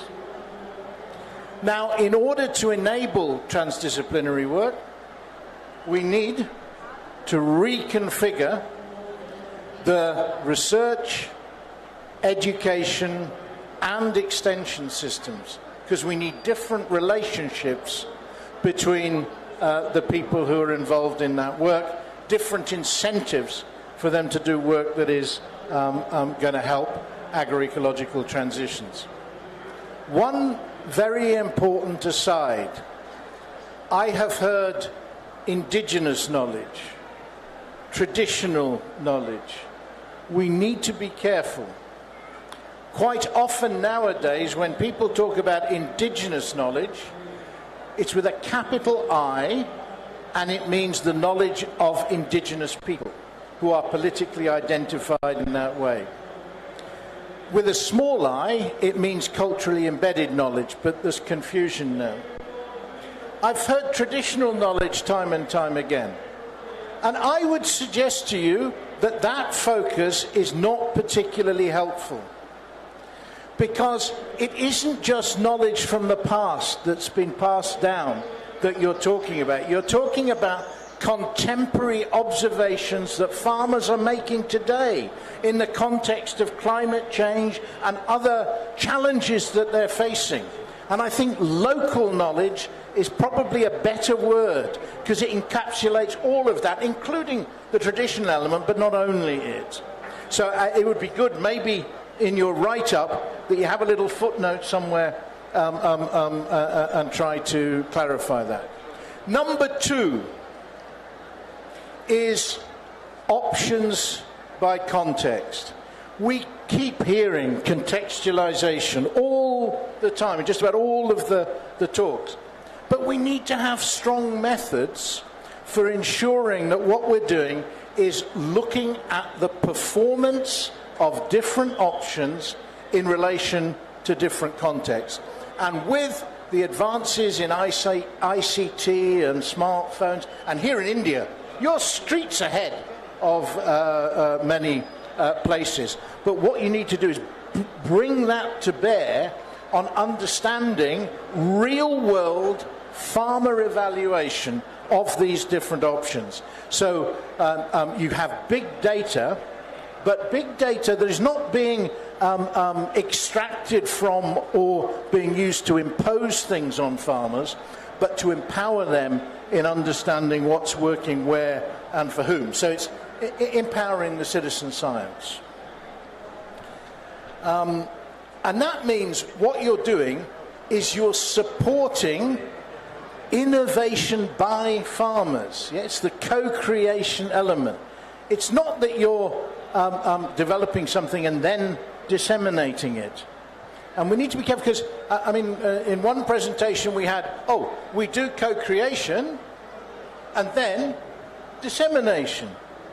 Well, No, you've lost your systems thinking there. It's always co-creation. It doesn't stop and then you just tell, oh, we co-created this with somebody else, now you take it up and you do it. Of course, it's a continuous process about supporting local innovation. The final is that there still is a requirement for fundamental research in addition to the looking at performance in real-world context. But where do we get our priorities?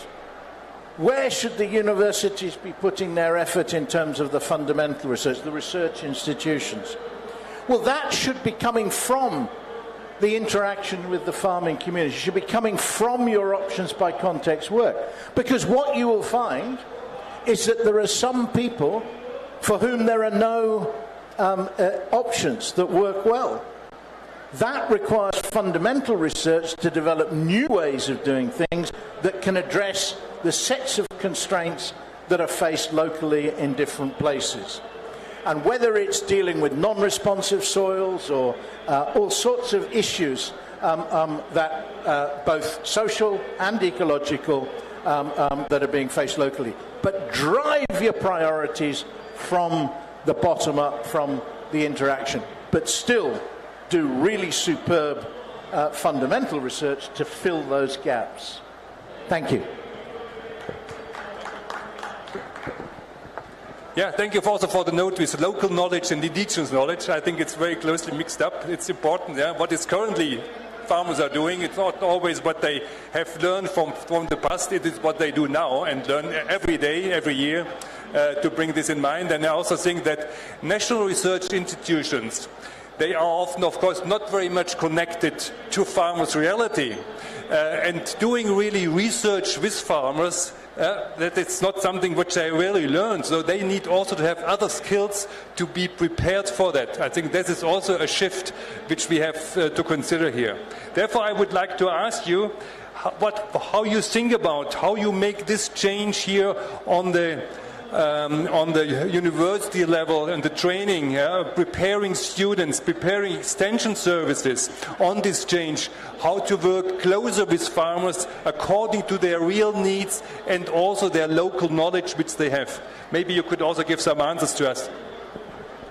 I think this is very, very important because of early the awareness in the schools. It's very, very become vital. Because of the school, we never teach about how our food come, where it's grown. That's one. Secondly, when looking into our agriculture universities, we teach 4 years of agriculture, the BSc agriculture, and soon after the 4-year graduations, none of the graduates want to do farming. Right? So like when do the MBBS, they do the doctor, when the engineer become engineer, but when agriculture teach 4 years, none of them want to go to the farming. Of course, there are exception cases like me, but the most people, they not want to do. They wanted to sit in the job, sitting job, not the doing job. So this is where we need to certainly change. So some people, they went to, okay, let's go, someone making the 1 lakh rupees per profit, they went, but they not have the tools. They never learned about those things in the agriculture colleges. In agriculture, entomology means pathology means the diseases, but so much of the beneficial side of those biological activities is not taught much in the agriculture school. So we need to change our syllabus that brings to what we lost so that we can bring it back. So the one thing that's it. Second, the early education is very important because the people who build taste, say millets, when they eat the pizza for the early stage, suddenly wanted to millets, they don't build that taste. So that early adaptations is very important. School gardens, bring the awareness about how our food is grown, and medical systems. In medical systems, not a single course on the agriculture or food they eat. Right? Only think about the medicines and other things, all the disease triangle. So I think this transformations, it's going to happen.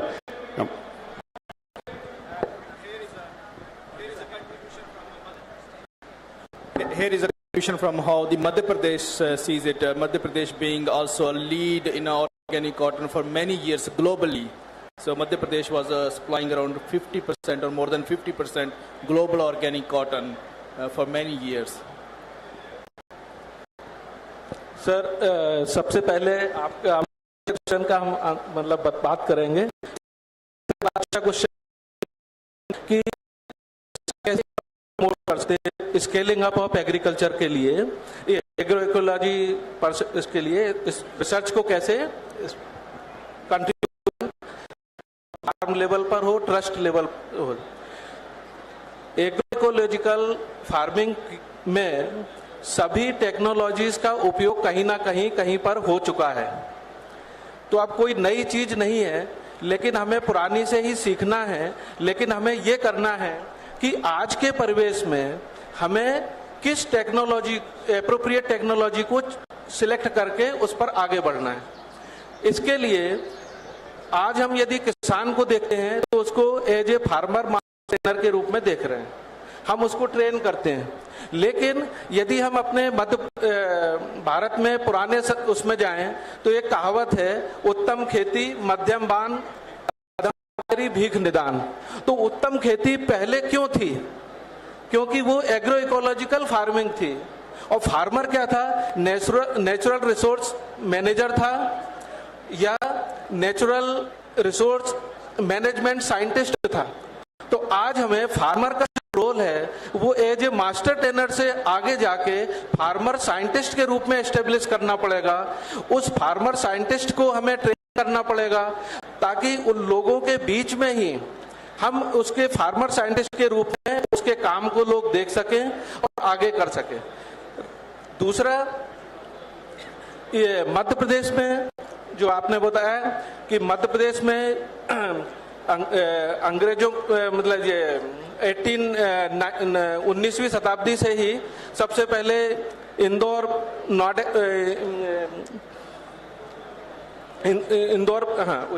Indore में जैविक खेती की शुरुआत हुई थी, practices को बढ़ावा दिया था। दूसरा, मध्य प्रदेश में एक मार्केट पुल के कारण से काफी बड़े क्षेत्र में एक कॉटन को कैश क्रॉप में ऑर्गेनिक फार्मिंग हो रही है। दूसरा एक बड़ा ऐसा क्षेत्र है जो कि ट्राइबल एरिया होने के कारण से वहाँ बाय डिफॉल्ट ऑर्गेनिक है। अभी हम इसमें मध्य प्रदेश में जो सिनेरियो है उसमें पूरा एक्सपोर्टर ट्रेडर्स और सिविल सोसाइटीज का काफी योगदान रहा है। एग्रीकल्चर डिपार्टमेंट का as a extension and facilitator के रूप में रहा था। लेकिन अभी हम एक और इसको और ज्यादा प्रमोट करने जा रहे हैं कि मध्य प्रदेश में करीब 3 लाख एकड़ में ऑर्गेनिक और नेचुरल फार्मिंग के अंतर्गत क्षेत्र नया लेने जा रहे हैं। ये एक आगे स्केल अप करने के लिए हमारा प्रयास है और इसमें हम सभी स्टेक होल्डर्स को साथ में लेकर चल रहे हैं। ये thank you very much. So I will not do the literal translation, but I will just do the nutshell translation, and it goes into the same direction where Professor Fergus was mentioning. So it is like a using of contemporary, not traditional knowledge, but more the knowledge which we are taking it day by day, which is like not a contextualizing in the sense that we imbibe the old knowledge, but it's more that what is relevant for today. And that's what they're doing. They give the 3 examples of cotton from Nimar Valley and market and that's, so there are a lot of opportunities what they're doing, and they're making a great progress there. So that's my small nutshell for the saving of time. I think we are almost at the end. Jürgen, is there any final? Okay, yeah. I think, so to conclude, moving toward the conclusion, now I go a bit more strict and more like a German or Swiss part. I think one sentence, if you have any final one sentence, not a big thing, because we have to condense it. To be remembered until the next conference, what would be that sentence if someone of you has that, but only one sentence? Yeah, think about it. What was, I couldn't understand, sorry. So one sentence. One sentence, yeah.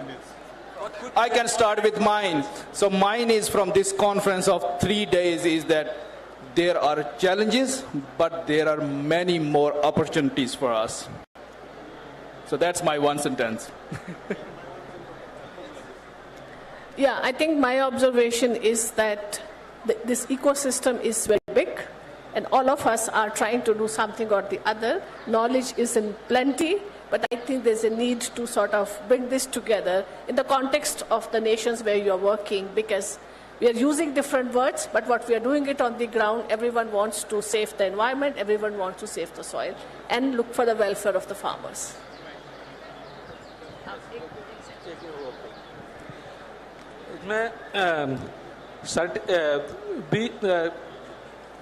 जो organic agro ecological farming के different aspects हैं उनको एक नॉमेनकल्चर देकर उनके एक level 1, 2, 3 इस तरह से डिजाइन करना चाहिए और सर्टिफिकेशन की बजाय ट्रेसेबिलिटी और वो भी डिजिटल ट्रेसेबिलिटी पर फोकस करें तो बेटर होगा. Thank you. So fired up by the vibrancy as much of what was happening outside here as inside the room. My parting shot would be, let's do it.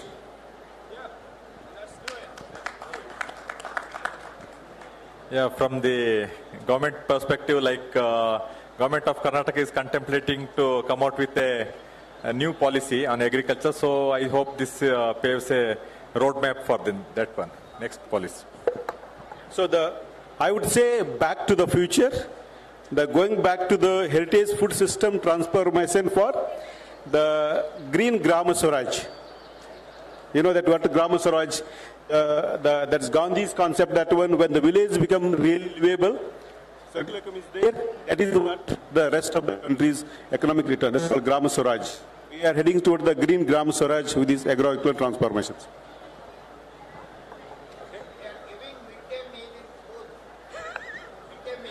Midday meals.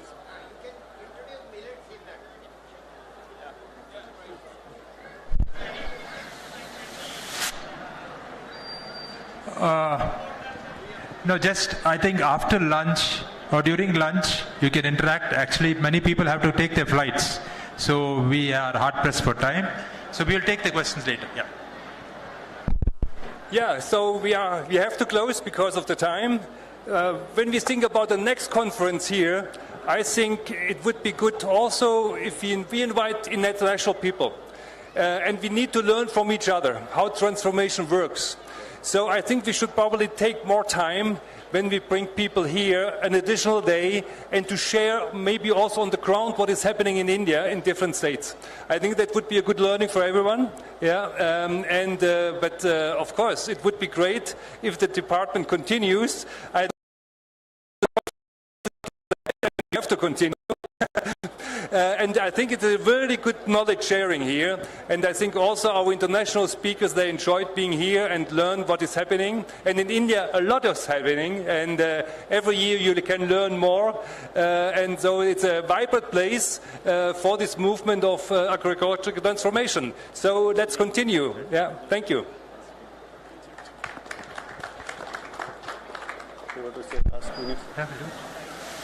You're done? You good? Thank you. Thank you.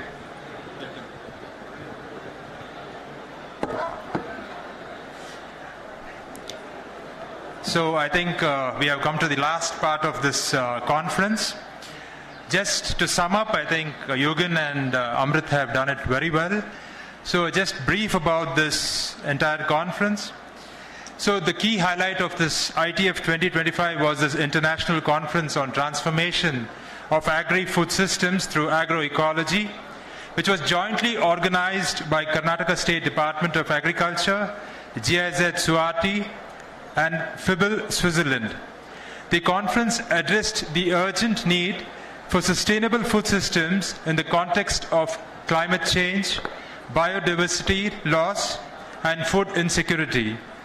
This conference featured over 6 sessions touching on themes around agroecological transformation with over 50 speakers and 10 countries across different continents. We had renowned speakers and participants who shared their perspectives on topics relevant to agroecological transformation. The participants have also expressed amazement at the scale and extensiveness of this event, stating that they have yet to witness something of this magnitude. The key takeaways from this conference were insights on innovative approaches to enhance farm-level resilience, the role of indigenous knowledge, collaborative research, and enabling policies to drive agroecological transitions. So with this, I would like to thank our delegates, our distinguished delegates who are on this dais. I call upon my team to felicitate, and our director will be felicitating, first of all, Yugen, who was there last year and this year, who has contributed immensely, both right from planning and inviting various speakers for this conference. And it is all because his and GIZ and FIBL's association and cooperation that we could put up such a big show. So thank you, Yugen. So I'll request our Honorable Director to GT Putra to honor and felicitate.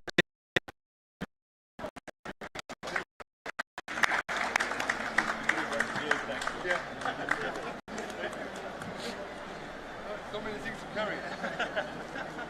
Thank you. Always happy to work with you and support you.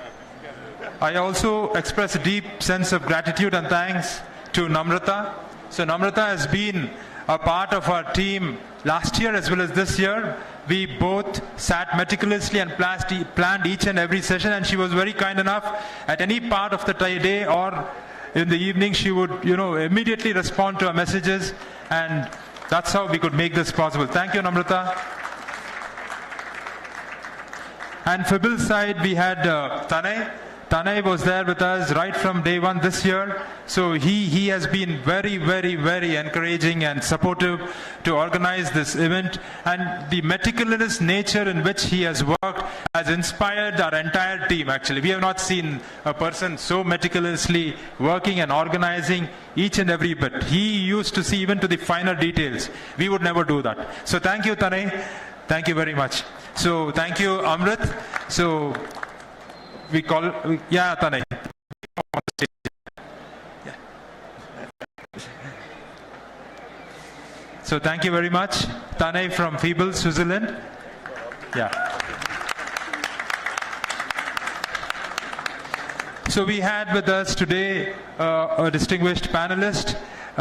One was Mr. Gogai. Gogai wants to go. He's got a flight to take. So I'll ask the director to kindly facilitate him. So thank you, Amrit, from FIBL. Yeah, Amrit Bar has also been very, very supportive. So please come here. Please come here.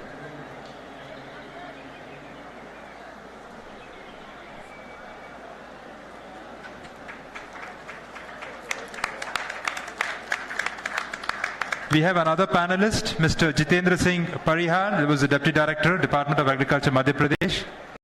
Please come forward.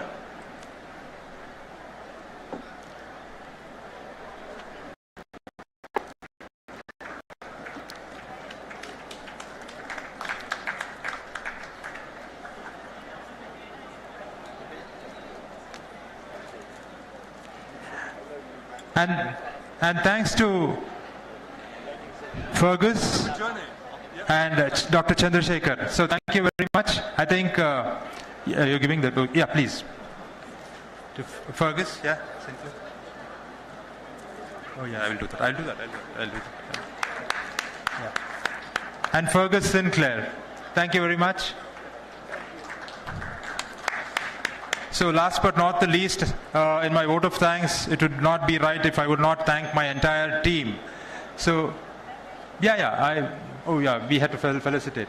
So I would like to express a sense of gratitude and thanks even to my director, who was very supportive and who encouraged us in organizing this event. So anyway, Amber, please.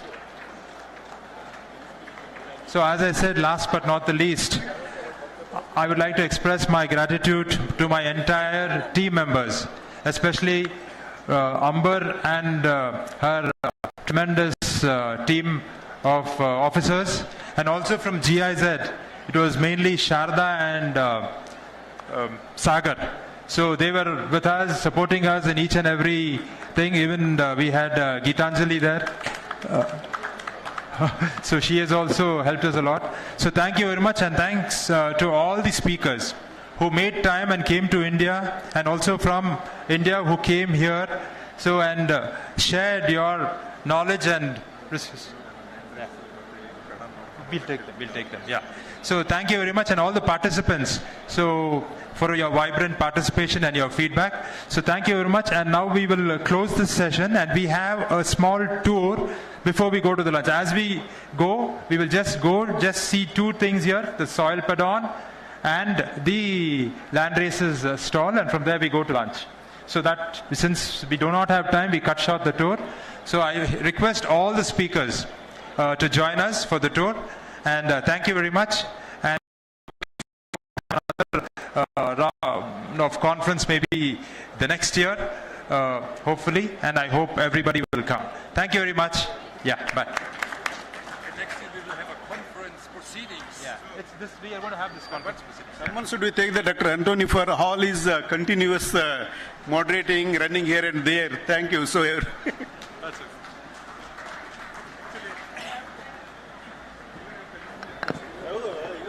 I would like to thank Anthony Maria Emmanuel, sir, Additional Director, also for his continuous support and guiding us through the whole conference. Thank you.